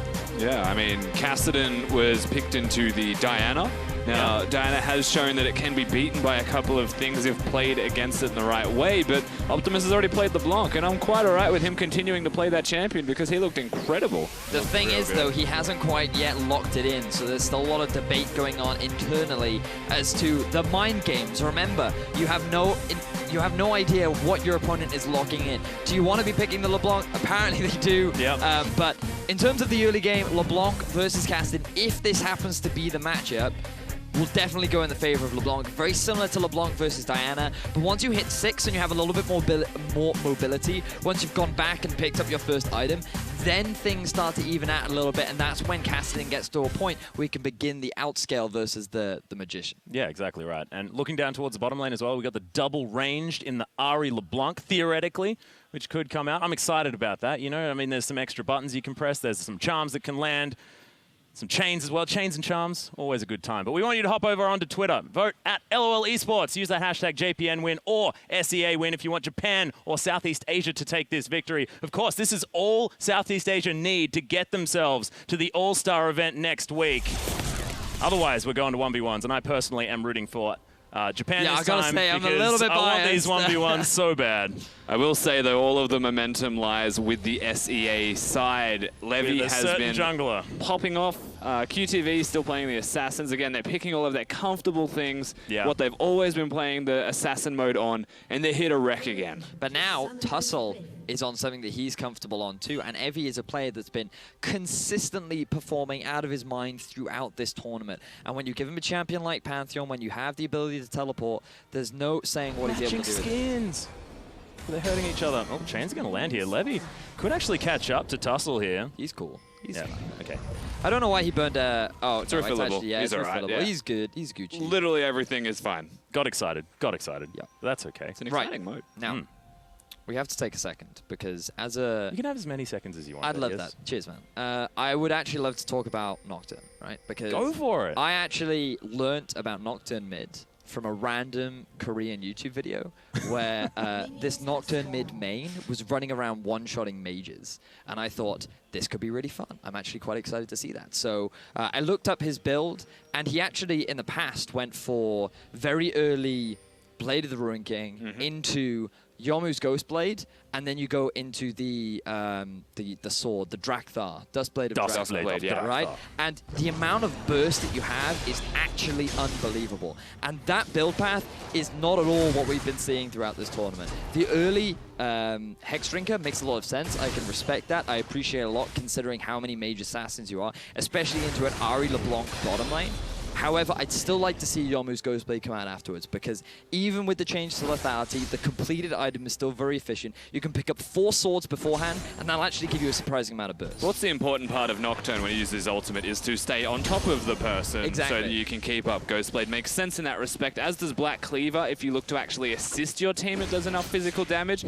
Let's say Levy actually gets 3 kills in the early game again. I'd probably go Black Cleaver to make sure he continues to do that much damage. Thing is, though, you're going to have a Pantheon on your team, and it's super easy to proc that Black Cleaver stacks using your E. So rely on him to be the team player. As a Nocturne with an Ignite. The top laner? Yeah, well, I would just rely on them to not get in my way while I'm killing stuff, you know? I like it. I like it. Level 2 has been gained by QTV. First here in this mirror match towards the top side, where the Spartans are just throwing sticks at each other, and will do probably throughout this entire laning phase. So I actually can't remember if you can block the Pantheon Spear, because that's not a common thing. With a Pantheon passive? Yeah. I think not. No. I believe it's a physical spell where it blocks auto attacks. Right. That would make sense. Yeah. But I mean, in real life, this it should. I mean, practically speaking, I mean, this shield is probably the most practical thing At on the moment, on the doesn't road. block it, which is the important part. Levy taking this Scuttle Crab. We'll see whether he actually pokes his head towards this bottom side of the map. First dragon going to be the Infernal Drake, which could be a big deal. A lot of characters with some damage here probably would like those extra stats. It's actually a big farm differential up in the top lane, and I feel a lot of that is because of the difference in summoner spells. Evie has to play a little bit more defensively because he is going up against an Ignite top laner, which means that QTV does have a little bit more kill pressure. But also the fact that QTV got the early shove, pushing Evie underneath the turret, is definitely going to benefit him overall. Yeah, definitely. The good recall timing for QTV gets him back, because they're trying something mid. We'll see. Yeah, looking for Seros, who is going to be able to come out. Oh, there's the dive. Levy not even going to die from it, gets perfectly out of the turret range and heads back home. First blood over to Optimus. Pretty stylish, I will say. That was an awkward interaction. Either way, they get themselves the first blood. Seros also uses his flash, and turrets don't even matter to Levy at like 4 minutes in the game. I know, right? Level 4, and he's even able to get away with his life. And this is exactly what the Kassadin does not want to happen. He needs to get to that level 6 mark. He wants to go back and pick up that Megatron cloak so that he can survive this laning phase against the LeBlanc. And unfortunately, with that early advantage going over to Optimus, it's really going to hurt Saros later in the game. Well, that is a big plan. Yeah, Jesus. That's a cool recall. Frightened me. Are they going to try and dive a Pantheon? I mean, ambitious, I feel. Especially when Evie hasn't recalled. It's not happening this time. Because Evie does have his teleport, so we'll be able to get back up towards that top lane pretty easily. Only 5 creeps the difference, but that's a big minion wave for QTV to pick up. It seems we know at 5 minutes who the winning early Pantheon is. I hate mirror matchups so much. It's just such a bother. I mean, 4 of the same champions. Too many mind games, man. Too many mind games. I just don't have the confidence to do mirror matchups. Just never assume that I'm better, and then I just get beaten. As Levy is going to discover Tussle, taking his wolf cam. Oh, the jump doesn't use the blast cone. That would have been cute. You know, one thing I have noticed, actually, about Kha'Zix throughout this assassin mode. Oh, hang on a second. Oh, dear. Oh, God. Levy looking for it one more time. Tussle flashes himself out of the way. Simultaneous jump cooldowns for the record, so they'll both be fine, you would imagine. Saros gets in there. They're actually just looking for another mid-gank. Chains don't land, so Optimus can't follow through. Force Pulse is going to be there, but there's a lot of minions as Evie's making his way down as well. Doesn't have the level 6. Grand Skyfall not there. Meanwhile, on the bottom side of the map, Dara's discovered Ron OP. More charms, everything flying left, right, and center. However, Ron OP going to avoid the last one and should be okay. Celebrity, welcome to the bottom lane, good sir. I really want to highlight how great that interaction was, where both jumps are on the same cooldown. Yeah. So you literally just hear them both going, rah! And then they run away for a while, and it's like, rah! And then they just continue running away. I mean, it's just outstanding. I need you to commentate like that more often. Right, every single time Kha'Zix engages, it's no longer he's coming in for the flank, he's coming in for the rah! Exactly. Sounds of the game with Vedius. We need to make it happen. Perfect. Oh, actually, slight shift in itemization. Very early Tiamat from Tussle. This is something that he regularly does on his Lee Sin and Rek'Sai, but hang on a second. This is a hello, boys. Oh, the tension. Dun, dun, dun, dun, dun, dun. Oh, no! Ready, just face checks. Immediate flash to get out, but doesn't land the charm. Oh, my goodness. In goes Ron, able to pick up that kill. Ari on Ari action, and Ari's going to win, surprisingly enough. This Ron OP guy, flash skill shot seems to be his expertise. The brand before the Ari. Yeah. He knows what's up when it comes to hitting those. Yeah, really good job locking down Hereti. Honestly, like, it Hereti's looked like not that had a he good flashed out. Yeah, it looked like that he flashed out, but he really didn't have many options. You can see, like, they literally had no vision of each other. Hereti wanted to get the ward down. He then gets locked up. He gets hit by... I think he actually just gets stuck in the wall because there are so many models there that he couldn't decide where to move, so he had to go the long way around them to get past. I don't think he decided much in that situation. Yeah, I don't think he was did. just pelted with abilities. He got rared all over the place. Continues to be relevant. 700 gold is the difference, though. GPL coming out ahead for the moment. Tussle level 6 to the level 5 of Levy, so even though Levy has been putting a lot of jungle hits it. ganks off, Tussle has actually been prioritizing his farm, which isn't that really surprising considering this is what he does pretty much on all of his junglers. Oh, Levy, nice. Levy. Yep, Celebrity's been ignited towards the bottom side, though, as Dara only needs one more auto attack or just the last tick of the ignite. Exhaust was saved for Ron OP. He throws his down on Dara, who doesn't have a lot of mana, as Hereti still wants to land some more abilities, but doesn't find them. Ron OP's going to survive, but a nice kill here for the LJL. Dara did just tick 6 from those minions dying, so he's trying to test the waters and see if the Ari wants to overstay. Of course, isn't. You can see him recalling, and we're also going to see just how Celebrity dies here.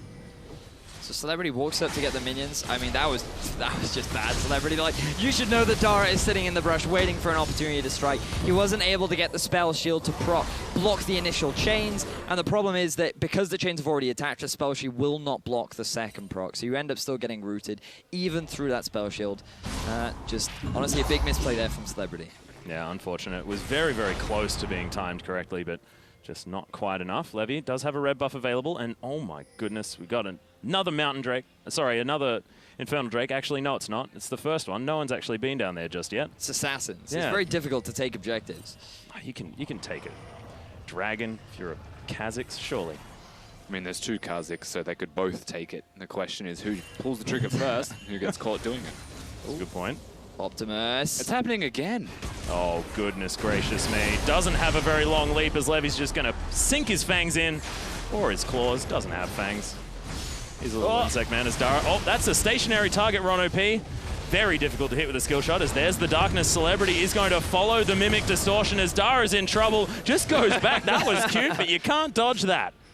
All 5 members now from the GPL team have made their way down to the bottom half of the map. We were just talking about this dragon. Looks like that could be an option. They're escorting Whitney Houston out. I like how Heretti was underneath that turret, probably typing in all chat saying, I've had a really bad day, please don't dive me. And they said, yes, we're going to take down the Infernal Drake instead. We'll see whether LJL can actually do anything about it as Saros has been snared up already. Oh my goodness, don't do it! As there's the Grand Skyfall. Good stun as Ron OP is going to fall down. Saros grabs that kill. Levy just says, well, I just wanted to kill the dragon. Is going to be able to do so as now Evie gets jumped on. Good kill. A double actually coming out from QTV as Tussle now running away. Celebrity's very low. Does have a lot of darknesses. Oh my god, Saros just explodes the Nocturne, but that's a triple kill. And this is Pantheon's time as Optimus grabs the last kill. Dara says, well, we are going to continue this engagement because this is assassin mode and you just never dang stop as QTV wants a quadra. Go back, Dara, go back. You can get the outplay. Decided not to go for it. But still, fight win over to the Vietnamese squad. But that fight started quite a while ago and that ward was still there. They had full vision of Tussle. He gets rooted up by Optimus. Easy pickup for Levy. Now with the numbers advantage going in favor of the GPL, Dara's trying to defend his blue buff, but because they don't have vision over the wall, they don't see Ron and Celebrity. Celebrity goes a little bit ham, but fortunately his posse is there to guide him out, and then they're able to move to safety. Well, Saros just doing his best to corral them here, and JPL actually looked for this fight. Yeah, and again, they want to actually commit to it. The Infernal Drake seems to be important to them, and they've also got the full health Saros with his ultimate, all of his mana available. However, they don't commit to the Drake, just one Pantheon does. Evie commits to it. The rest of his team's trying to kill members of their opposition, and this is where the C team come back. They get the triple kill for Pantheon that obviously can't beat the ridiculous damage that comes out of Optimus. But wait, there's more. And he mind games himself. You know when you're too desperate for a kill that you flash against a LeBlanc? I definitely would have gone back here, 100% without a doubt. Well, you may have died. I may have, but I would have done it in style. I say it a few times, you know, here and there, but that's why you're on this side of the desk with me now. That is very true, yes. We both would do the same thing. I probably would have done the same thing. I just don't think it's in fairness, you did in our 1 versus 1. You could have won. Exactly. But you chose the honorable way to die. The outplay. Oh my goodness. Do you guys just want to talk about your 1v1 or do we want to get back to this assassin? we can do that if we like. More than happy to talk about the Lee Sin-off. This is a head and heart moment, Atlas. It was. Yeah, I understand. It was a heavy time. Saros, there's the Mimic in the mid lane. Chains are just going to be avoided using the Rifthawk. Saros just doesn't seem to mind too much. Pretty comfortable on the Cassidin. Just wants to scale. Doesn't have a Rod of Ages or anything built up just yet, but has a 3 CS advantage and a couple of kills under his belt. Those 4 assists that Optimus has will put him ahead as far as money is concerned, and he's got 6 stacks on that Dark Seal. They're feeling pretty strong. Well, at least the fans are going to be happy because right now on the bottom lane, it is only Ahri on Ahri action. And who can Once really again. Exactly. So both actually running the exhaust too, so tiring each Ahri's other out. Yeah, we need to stop this right now. We need to bring this back. I think you're the one that brought us here, Venix. Yeah, I know, right? And I took us too far. I want to get off this ride. All right, Dara's going to head back to the Distortioners. Thankfully, he's going to break up this Ahri versus Ahri matchup on the bottom side of the map. One thing we can note is it's not Levy with all of the kills this time around. It is actually QTV and a combination of Optimus with him. So responsibility. Whoa. What's actually happened is Levy has tried to get kills and QTV using his silly crit mechanics have stolen them from him. My point remains, thankfully. Yes, it does. Your point is valid. However, it is QTV stealing those kills away from Levy. The highlighting of the scumbaggery is valid. Exactly, yes. I like it. However, it's not his fault that the mechanic of the champion helps him secure kills for his team. That's the excuse that everyone in solo queue uses. Says the Pantheon main.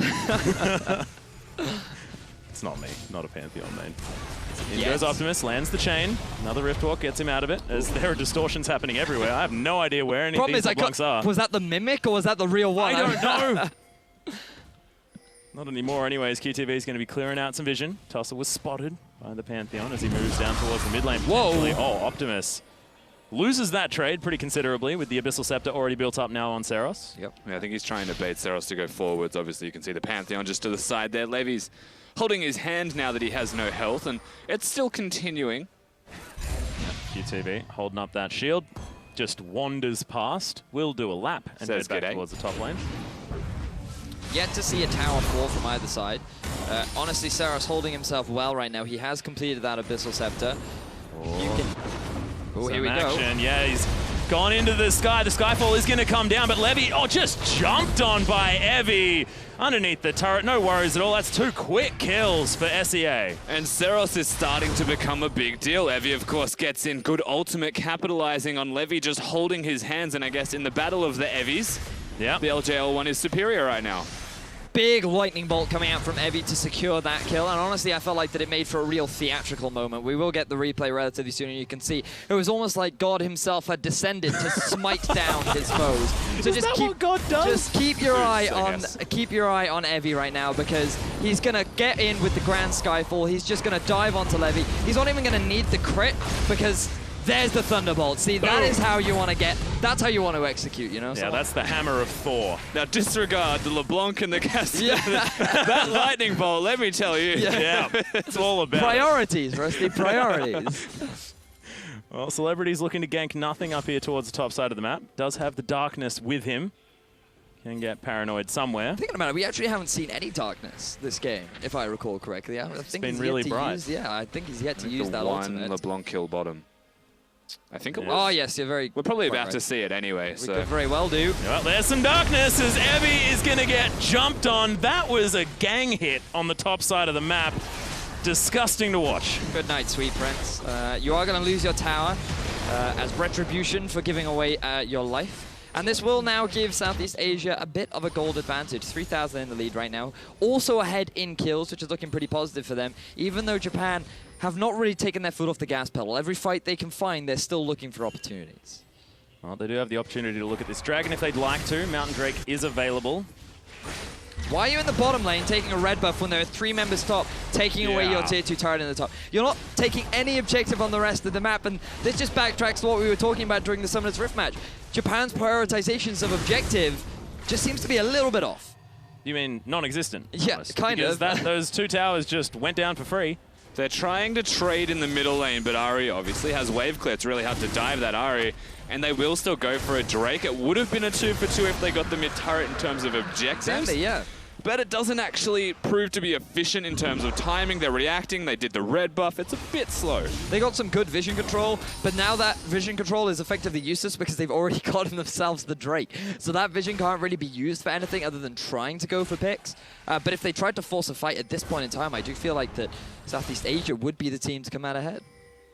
We'll see whether they are going to be at the moment. It's a bit of a gank brush being set up by Dara and Heredi.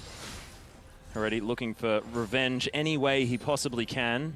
Does now have his golden timepiece. Should be able to keep him out of trouble for at least a couple of seconds. They just don't know where the rest of the team is. They're sitting in brush, hoping someone will walk to them. Because whoever goes out of the brush first and hits that no longer safe zone may be in trouble. Well, QTV possibly in trouble. Good exhaust is going to lock him up there for the moment. He's been charmed and eviscerated. Adios, amigo. More structures to be taken, though, by SEA. And this is consistent through all the SEA games we've seen on Assassin mode. They're very good at objective control with damage dealers almost exclusively. That's a hard thing to do. Yeah. But they actually do it pretty well.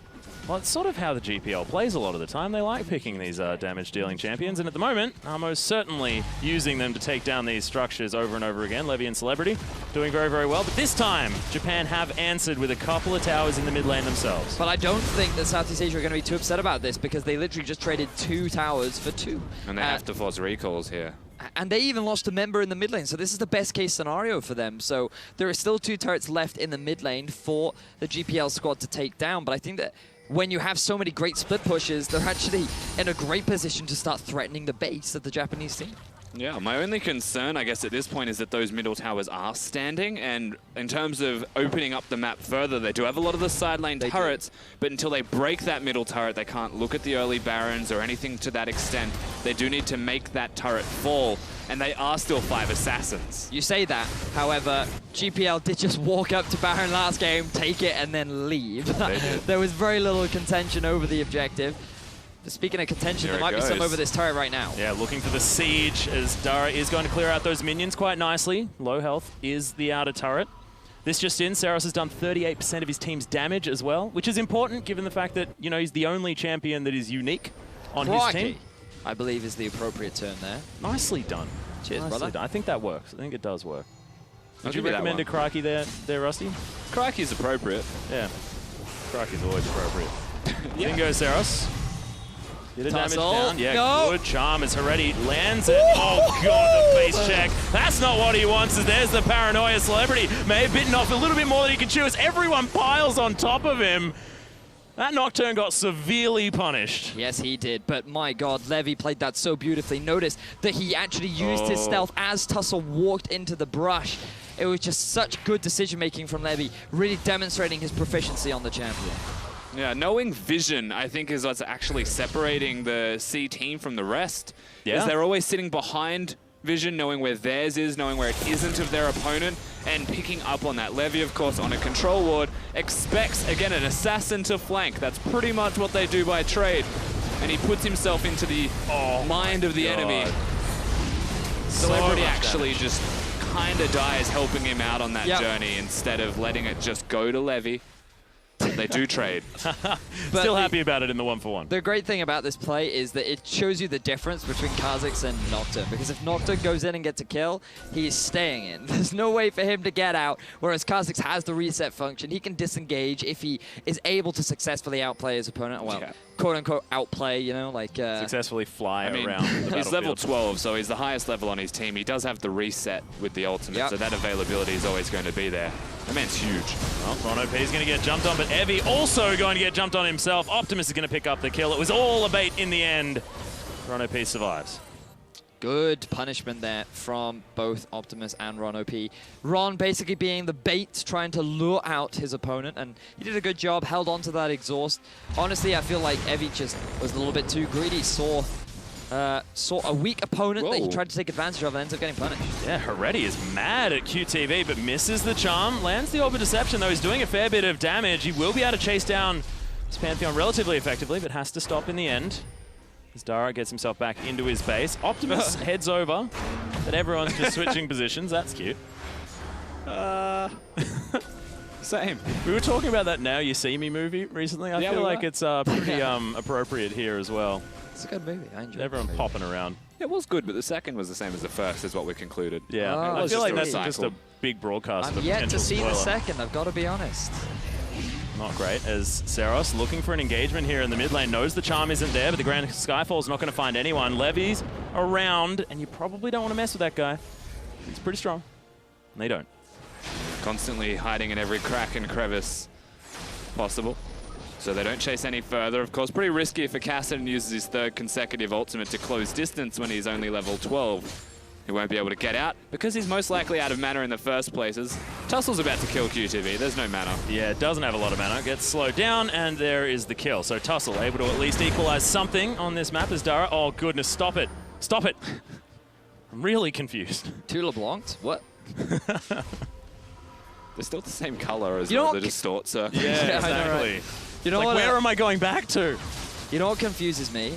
What confuses We have a you? ninja in the top lane, literally named Shen. Yeah. He's not in assassin mode. Hey, that's true. It's probably because he's not really an assassin, I know, right? Yeah. But he's a ninja. We don't need to have the Shen's not a ninja conversation. I mean, I feel like that one's been done to death, and it bothers everyone. As in goes Saros, doesn't get the slow onto Optimus, but Ron OP not going to enjoy that one too much. And the turret fell. That did also happen. The ultimate goal has been achieved once again by the GPL team. They can utilize this mid-turret being down to control vision a little bit more deeper into the LJL side's jungle now. They can look towards perhaps an early Baron with, again, it's a Kha'Zix. There's always a Kha'Zix. Oh, where's that going? Paranoia as in he goes. Evie is going to get feared. He's running away. He's not having a great time, but of course a Spartan will always fight. As there's a flash. Good flash in response though, as now Heredi really wants to get some fight back. Is still going to get feared, but Tussle's here. Saros is down, and that is going to be the kill picked up by the mid laner. All I'm going to say is if he had a Blade of the Ruin King or a Ghost Blade right there, he probably wouldn't have needed to flash. But nevertheless, he isn't quite able to get the kill onto Evie. Ends up trading flash for flash. Isn't even able to get the kill with an Ignite. Ends up giving away a free kill over to the LJL squad. But Duskbringer also gives him movement speed. I don't know whether he necessarily needed flash anyway. He's also just generally overexcited. He didn't actually need to go then. Like, we were just discussing the visions possible. You know, you can do all of these awesome things. He had his R button available. And Enemy, like, I must. ult up, kill. Rush of blood to head. QTV. Oh goodness, the chains are going to land. Everyone shows themselves in the brush, and Heredi gets himself the kill. That is his second for this game. Feeling a bit better. So the kill gap is closing, the goal gap is closing. This is going to give another turn over to the LGL. And look at Evie. Yeah, Optimus's health bar is closing as Evie just gets mad at the clone. LeBlanc even throws out a cheeky laugh there. Yeah, like it. Have a giggle. This is supposed to be fun. As in goes Ron OP. Supposed to be fun. Try and get damage down. Spirit Fire is there. But the disengage comes in. Nicely done. Everyone can hop around. Looks like no one has to really commit. Pretty much such is the life of an Ahri support, I suppose. Yeah. If the charm connected, things may have been different, but both missed. So ultimately, we get to reset. The turret does not go down, however, it is low. So if they go back there in the future with Evie or Seros both having teleport, then it's likely to fall. Honestly, they could just leave Heredi in the side lane. Ahri is perfectly safe to sit on these side lanes, given that she has the ultimate. Oh, Tussle. He's going to get charmed up. Ron OP flashed on and destroyed. Gets the reset and jumps out. I don't know why I'm surprised every time I see this. Like, I really should be used to this damage by now. The isolation effect now with the changes means that the cooldown on his evolved Q is reduced by 60% on an isolated target, which is where all this insane damage is. Celebrity. I've seen this movie before. It happened on the bottom side of the map, and it was not a great time.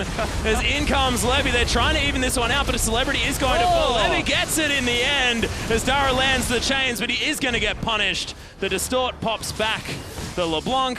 Now Optimus. I mean, do it. I don't know whether it's necessarily a good idea. That's 3 kills now going over to the Japan squad. They have closed the goal gap even more, but Optimus. Oh no. They can't see him. No, they can see him. Oh, no! Fire gave him away! Distorts his way over, looking for the kill now on Heredi. Oh, that pop damage was insane. And now Evie not going to get charmed as Dara. I think he thinks this is exactly the same strategy that was just used against you. That is real cute. You are going to die, however, and that is not what you want. Optimus gets himself out. Evie now jumping on someone, but isn't going to be able to get the kill. That's why you don't take Thunderlords. You should take the Deathfire Touch, so your spears do the Bernie stuff. They didn't actually Bernie stuff him enough. I know. So we do get to see Celebrity once again getting hyphy, thinking he can do more than he actually can at an inappropriate time. You know, trying to go to lunch when it's 10:30 and you just got into work. And they're fighting again. They're not fighting again. They were. QTV took a lot of damage. Is going to head back to base now.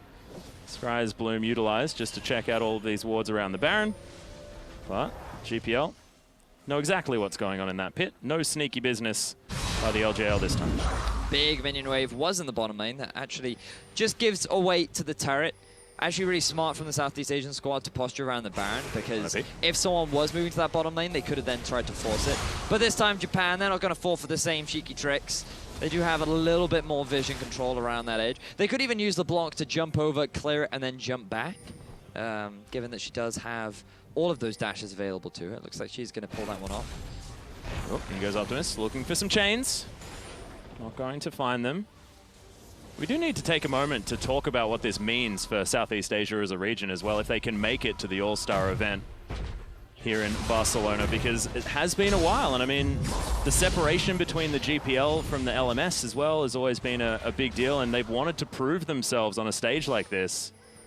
Now will potentially have an opportunity if this squad can make it over there. And same for Japan. We heard very early on in the day where they, even though they did come here just to play for fun, they still want to win. They still want to have that opportunity to play with some of the legends of League of Legends. And in all honesty, like, who wouldn't, you know? To not only win yourself a tournament here, but to also go play with so many other talented individuals would be a great honor, and honestly, it would be great for your country or your home as well. Yeah, precisely. And this may be an all-star event, but these two regions have never met each other in a final. And yes, the tournaments were separated, but the fact remains, this is the first time they will be fighting against each other. We'll have to see who is going to make it through. Still got some opportunities for Japan. They do need to win this to make it into these 1v1s for the deciding matches. And that's what we all want. That's exactly what we all want. So we are certainly biased on this caster desk for the moment. Not even scared to admit it. It's just what's happening. I also want Kha'Zix to be deleted, but that's a separate story. We'll get another Kha'Zix to do it. I hear Kha'Zix is really good at deleting things. Right? What beats Kha'Zix? Kha'Zix. Haha. Good God, Tussle. That beats Kha'Zix. He's actually level 15 right now, 182 farm. He really does like the jungle. That's a lot of farm, dude. For a jungle Kha'Zix, He's 30 ahead of his top laner and 70 ahead of Levy. That's ridiculous. What has he been doing? Farming, Max. Farming is exactly what he's been doing. Dara lands a chain. Another one's landed here as well by the Mimic. Cute. There's a blue buff going to be stolen. Tussle successfully gathers that one. Death Blossom Kha'Zix looking absolutely fantastic. Always been a Mecha Kha'Zix fan, but yes, same. Blossom is so cool. Tussle, what you doing, mate? Jumps into a charm once again. He just really likes Ari as the exhaust is going to come through. Celebrity just says, I don't care, I want to engage. As QTV is going to be able to grab the kill on Tussle. Levy's jumping around this fight as Heretti goes golden. And look at this, Saros trying to get the work done on the back end, able to get one of the kills as QTV jumps on someone. It's a double. He's still alive. No, he finally falls as now Dara just gets destroyed. And look, there's the deletion one more time, the double for Levy. And that's the Kha'Zix expert effectively coming out there in the back end of the fight and cleaning it all up. Optimus, obviously, superior mechanics to most people we've even seen in this tournament, looking fantastic. Does enough work, and this is where the structures fall, when all 5 are dead and the minion waves were already prepared. And that whole fight originated from Tussle leaping over the wall, thinking that he could get some kind of pick onto Ron, and he ended up setting himself up to be the one that got picked off. Such a massive misplay coming out from the Japanese jungler, and it was just really honestly a selfish move. Yes, you have vision of Ron, you see he's separated from his team, but you don't respect the fact that there's the charm, Levy's ability to close the gap, Celebrity with the ultimate, just everything went wrong. And the Pantheon coming in as well, ensuring that Tussle goes down. The flank that he now has is keeping them all busy whilst Levy gets resets working with Ron OP. There's enough damage coming out of the area to ensure it happens, and these guys in the back have survived for so long that they do get to come back in, and the fight was on 2 flanks, it came back to 1. I don't know how QTV survived for so long on basically no health, and here we are, finally, we have the Levy cam, the Kha'Zix with the zoom in. That's what we've wanted this entire game. Kha'Zix cam, guys, we can watch Tussle as well, but I don't think anyone else is relevant. Levy's Rawrs are definitely one above Tussle's. What, can you say that again? Rawr! Perfect. He's level 16 though. Tussle's almost the superior Razix right now. Rawr. Nice. Good. Smooth transition. Well, both of them have their Black Cleavers completed, but we've got a more of Malmortius on Levy. Optimus has ascended Wizardry School. Oh, yes. He has now completed his... Stick and a hat? Stick and a hat. He's also got an hourglass to time the amount of life left in his opponents. Oh, fantastic. I didn't know life was measured in time. But look, I didn't? I didn't know things about wizardry. I have some bad news for you. No. I'm immortal. Did you know? Life's more about one's journey through life. Oh, no. No, Rusty. We don't need to go there. This rabbit hole is too deep. This QTV is going to make his way towards the mid lane. Everyone's sort of milling around the Baron. Mostly LJL.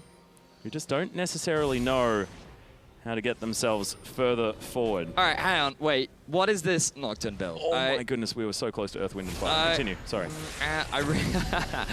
I really don't like this Nocturne build at all. I mean, I can understand if you are going to be the one diving in, realize that you are dying over and over again, maybe you want a bit more HP, but Frozen Mallet in an assassin game mode, I'm not a fan. It's a Freezy Hammer, it's great.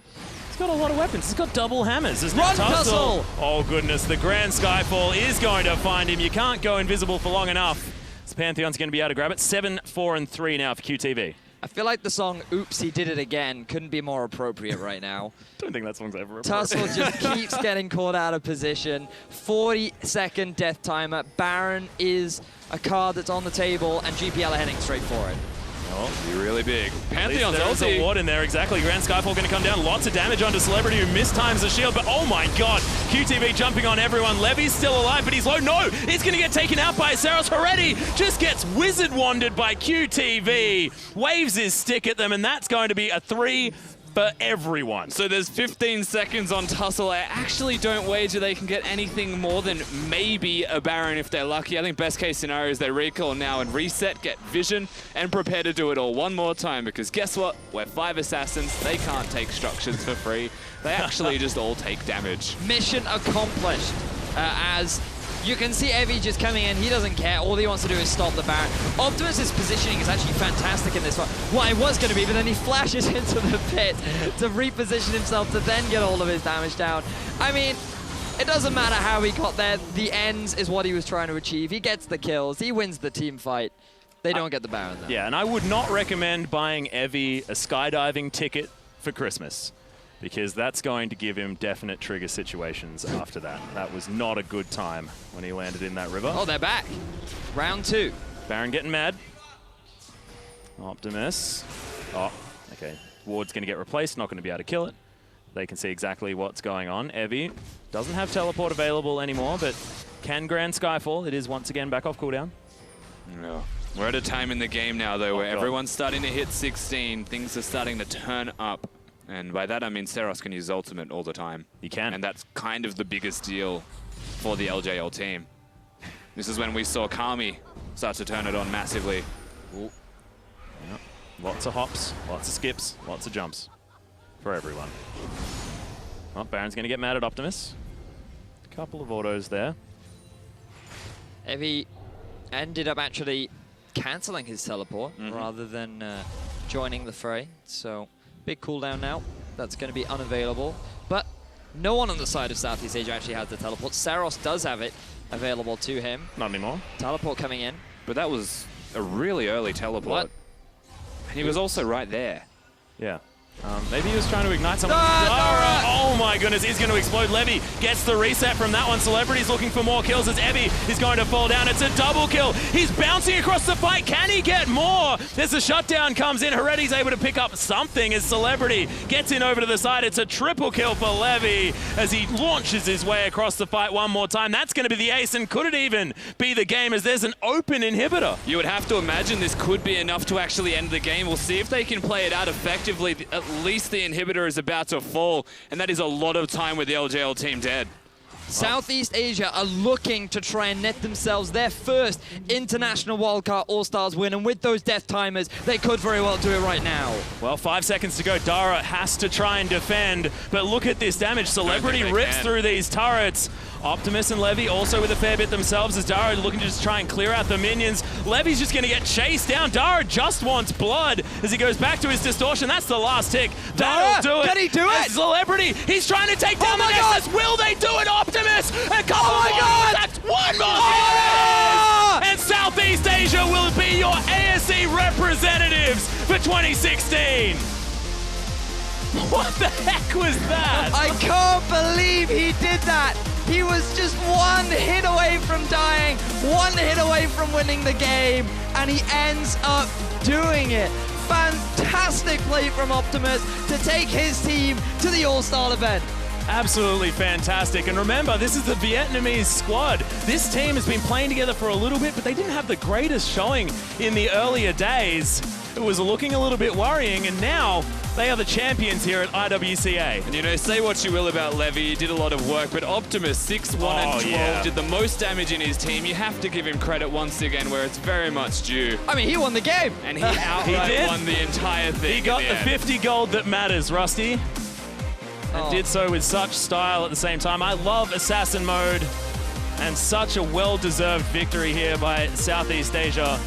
2-0s, one against Turkey, the top team here at IWCA in a lot of people's minds after day 3, and then against Japan, another clean sweep. Honestly, congratulations to the Vietnamese squad. They came together, they worked hard, they had to defeat so many other teams to even be the representative for their region, and now they're here, and they're going to be representing the wildcards at the All-Star event. Joining Korea, joining North America, and joining a heck of a lot of confetti.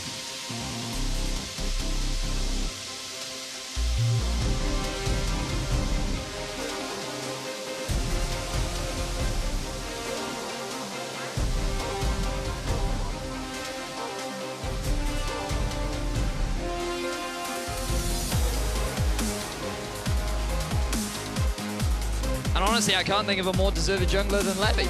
I mean, what a consistent performer he has been. The Kazakhs, once again, 9, 4, and 10 in that game. It's like they almost picked up from where they left off their previous game, honestly. It's like Levy just went in with the stats he previously had.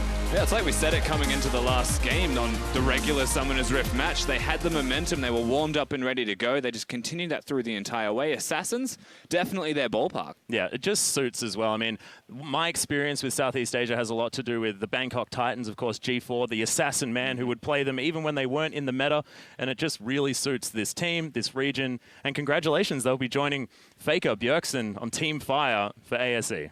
Yeah, very impressive stuff, and a lot of credit where it's due to all of the SEA team. They were very good performing as a 5-man unit. Yep. They had a lot of practice. They played a tournament to get to this tournament. Now they're going to their 3rd one, so they're very warmed up and ready to go for sure. Commiserations to Japan, though. They look like an extremely dominant team throughout the regular group stages. They did go 4-0, but when it came to the finals, they just couldn't quite perform. I think the important thing to note, though, is I feel like they had a lot of fun. That's what they came here to do. Absolutely. And I feel like we had fun, and if we just had enough fun watching it, then they must have had a ton of fun playing. Yeah, to all of our teams here, honestly, IWC. And as the Oceanic representatives, Rusty, we need to send our commiserations to our own team.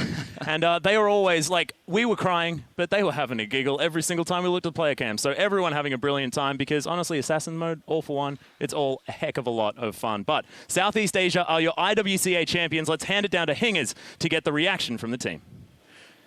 Thank you, Atlas. First of all, congratulations, guys. What a massive win. And I want to start by asking Levy, you were dominating everywhere with Kazakhs today. What was the pick about? And do you see yourself playing that next week during the All-Stars match? Ok, chúc mừng mọi người chiến thắng ha. Thì câu hỏi đầu tiên là dành cho Levy. Thì Levy hôm nay em đạp nát tất cả những team còn lại với Kazakhs. Thì em nghĩ sao về cái thành quả của mình và em có chơi lên Kazakhs trong trận tiếp theo hay không? Thành quả của em là do sự cố gắng tập luyện trong một thời gian, và trận tiếp theo thì nếu có cơ hội em sẽ tiếp tục chơi Kazakhs. Yeah, so this result came from a lot of practicing. So yeah, if it has a chance, you're going to pull it out. Yeah, fantastic. I'm really looking forward to it. Exciting stuff for next week. Speaking of next week, QT, who are you looking forward to playing next week? Because you're going to be facing the international teams as well. Tuần tới là mình phải đánh rất là nhiều đội trên thế giới, thì anh biết cũng đủ thể loại hết rồi. Thì anh mong chờ gặp đối thủ nào nhất? Chắc là gặp chắc là mình muốn gặp nhất là khu vực của Hàn Quốc, tại vì họ hiện tại là khu vực gọi là đang là số 1 của thế giới. He's really looking forward to Korea region, and because they are the #1 right now. Yeah, absolutely. Yeah, I mean, a lot of other people would not want to face them because, yeah. Anyway, and finally, Optimus, I want to ask: do you want to say anything to your fans who sent you here to this tournament now that you guys have won it? Thì lời cuối cùng cho Optimus thì em cũng muốn gửi lời nhắn gửi gì cho tất cả các cộng đồng ở Việt Nam hay không?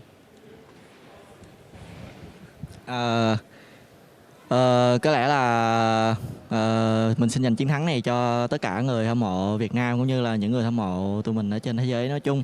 Thì cảm ơn các bạn đã ủng hộ, cổ vũ tụi mình có được một cái tinh thần thi đấu rất là tốt trong những ngày thi đấu vừa qua, và bọn mình cũng sẽ cố gắng cống hiến cho các bạn trong kỳ All-Star thế giới sắp tới.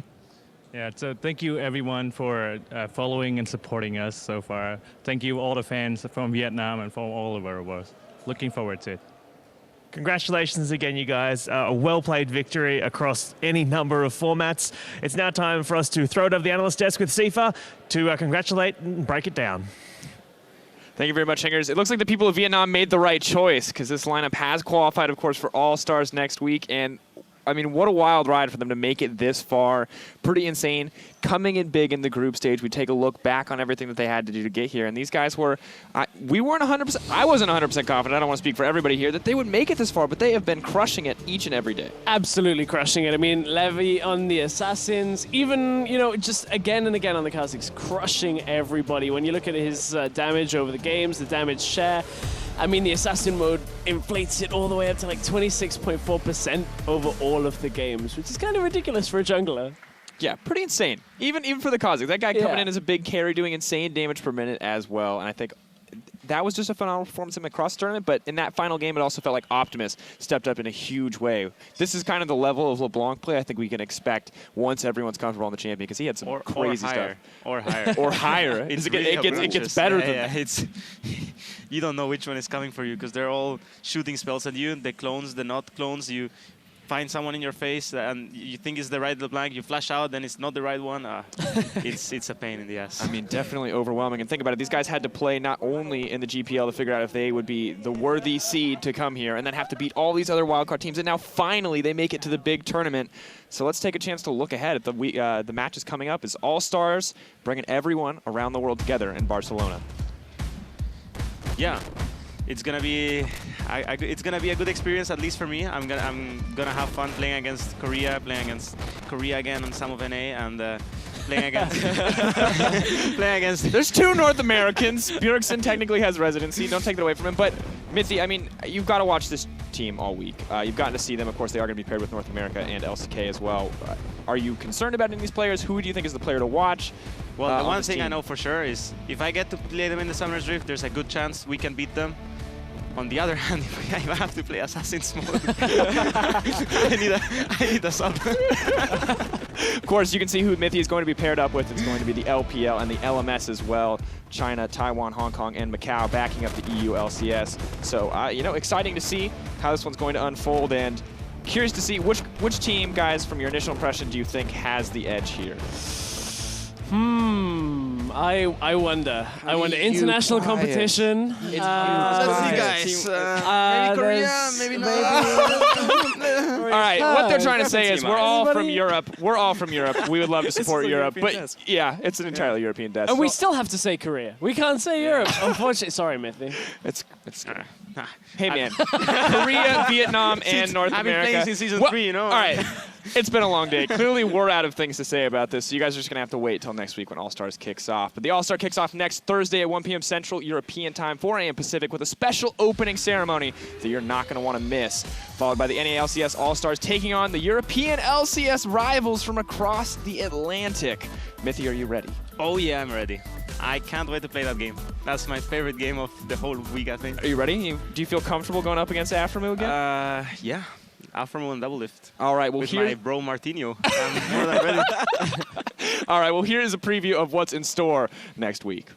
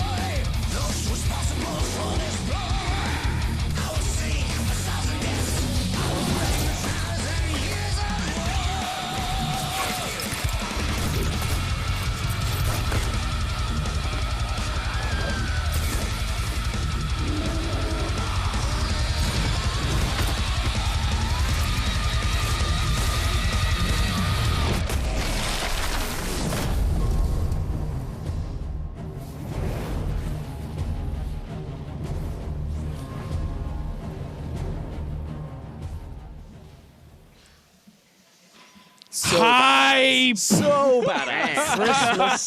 Christmas has come early. We've got All-Star and the confirmation of Pentakill too. Oh, everything's so I'm good. so ready. All right, gentlemen, any final thoughts, any closing remarks here for IWC or ASE coming up next week? Oh, I can't wait to play. I've been watching League for 5 days in a row. I need to play League. Please give me a computer. Well, you gentlemen, of course, are going to be casting alongside myself. Any matchups that you're particularly excited to see? Looking forward to a little bit of the 1v1s. If, we get that all lining up and everything, I want to see some more Faker 1v1s. I want to see Mithy 1v1s. Yeah, that was bad. He's been talking about other people's 1v1s all weekend. I lost. Don't tell. No. We need him to perform well. All right. Okay. Pulse, I will final win, thoughts. guys. I will not let you down. All right, we have faith. I'm looking forward to 1v1s, of course. 1v1s are my jam, but also good luck to Southeast Asia, who have knocked out some really strong teams, like over the course of the competition, like CIS, Japan even in the finals. Take a look at Turkey. They took out themselves as well earlier in the bracket. So congratulations to them, and I just want to see how well they can do. Yeah, I have to echo the same sentiments. Congrats to Vietnam. It's been a wonderful tournament for them, a wonderful tournament across the board, but we hope you'll join us next week to embrace the mayhem. But for now, that's it from us here in Barcelona, from myself and the rest of the broadcast team here in Spain. Thank you for joining us, and we will see you all next week.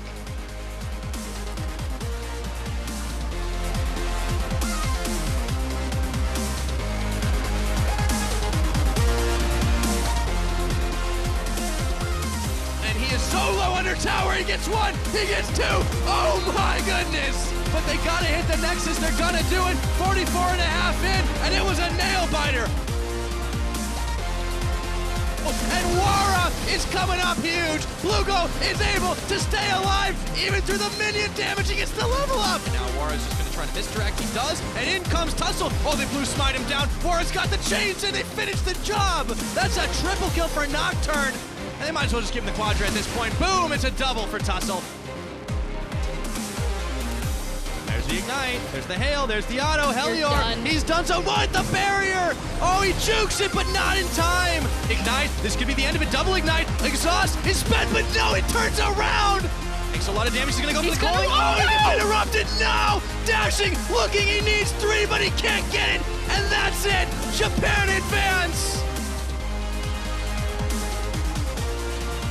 As he tries his best to run away. The Q's back about. Elwin's gone in. Pops the ultimate. He's on run OP as well. King to assist this top later. But that just gives Elwin the double kill. You see being into the side, he should be there just in time. He's going to flash in. They're going in. He goes in. He gets it. Elwin has stolen the Baron away from Southeast Asia. Elwin goes in. He gets a kill. He gets the second. Now Celebrity's going to fall as well. The triple kill comes out from Elwin.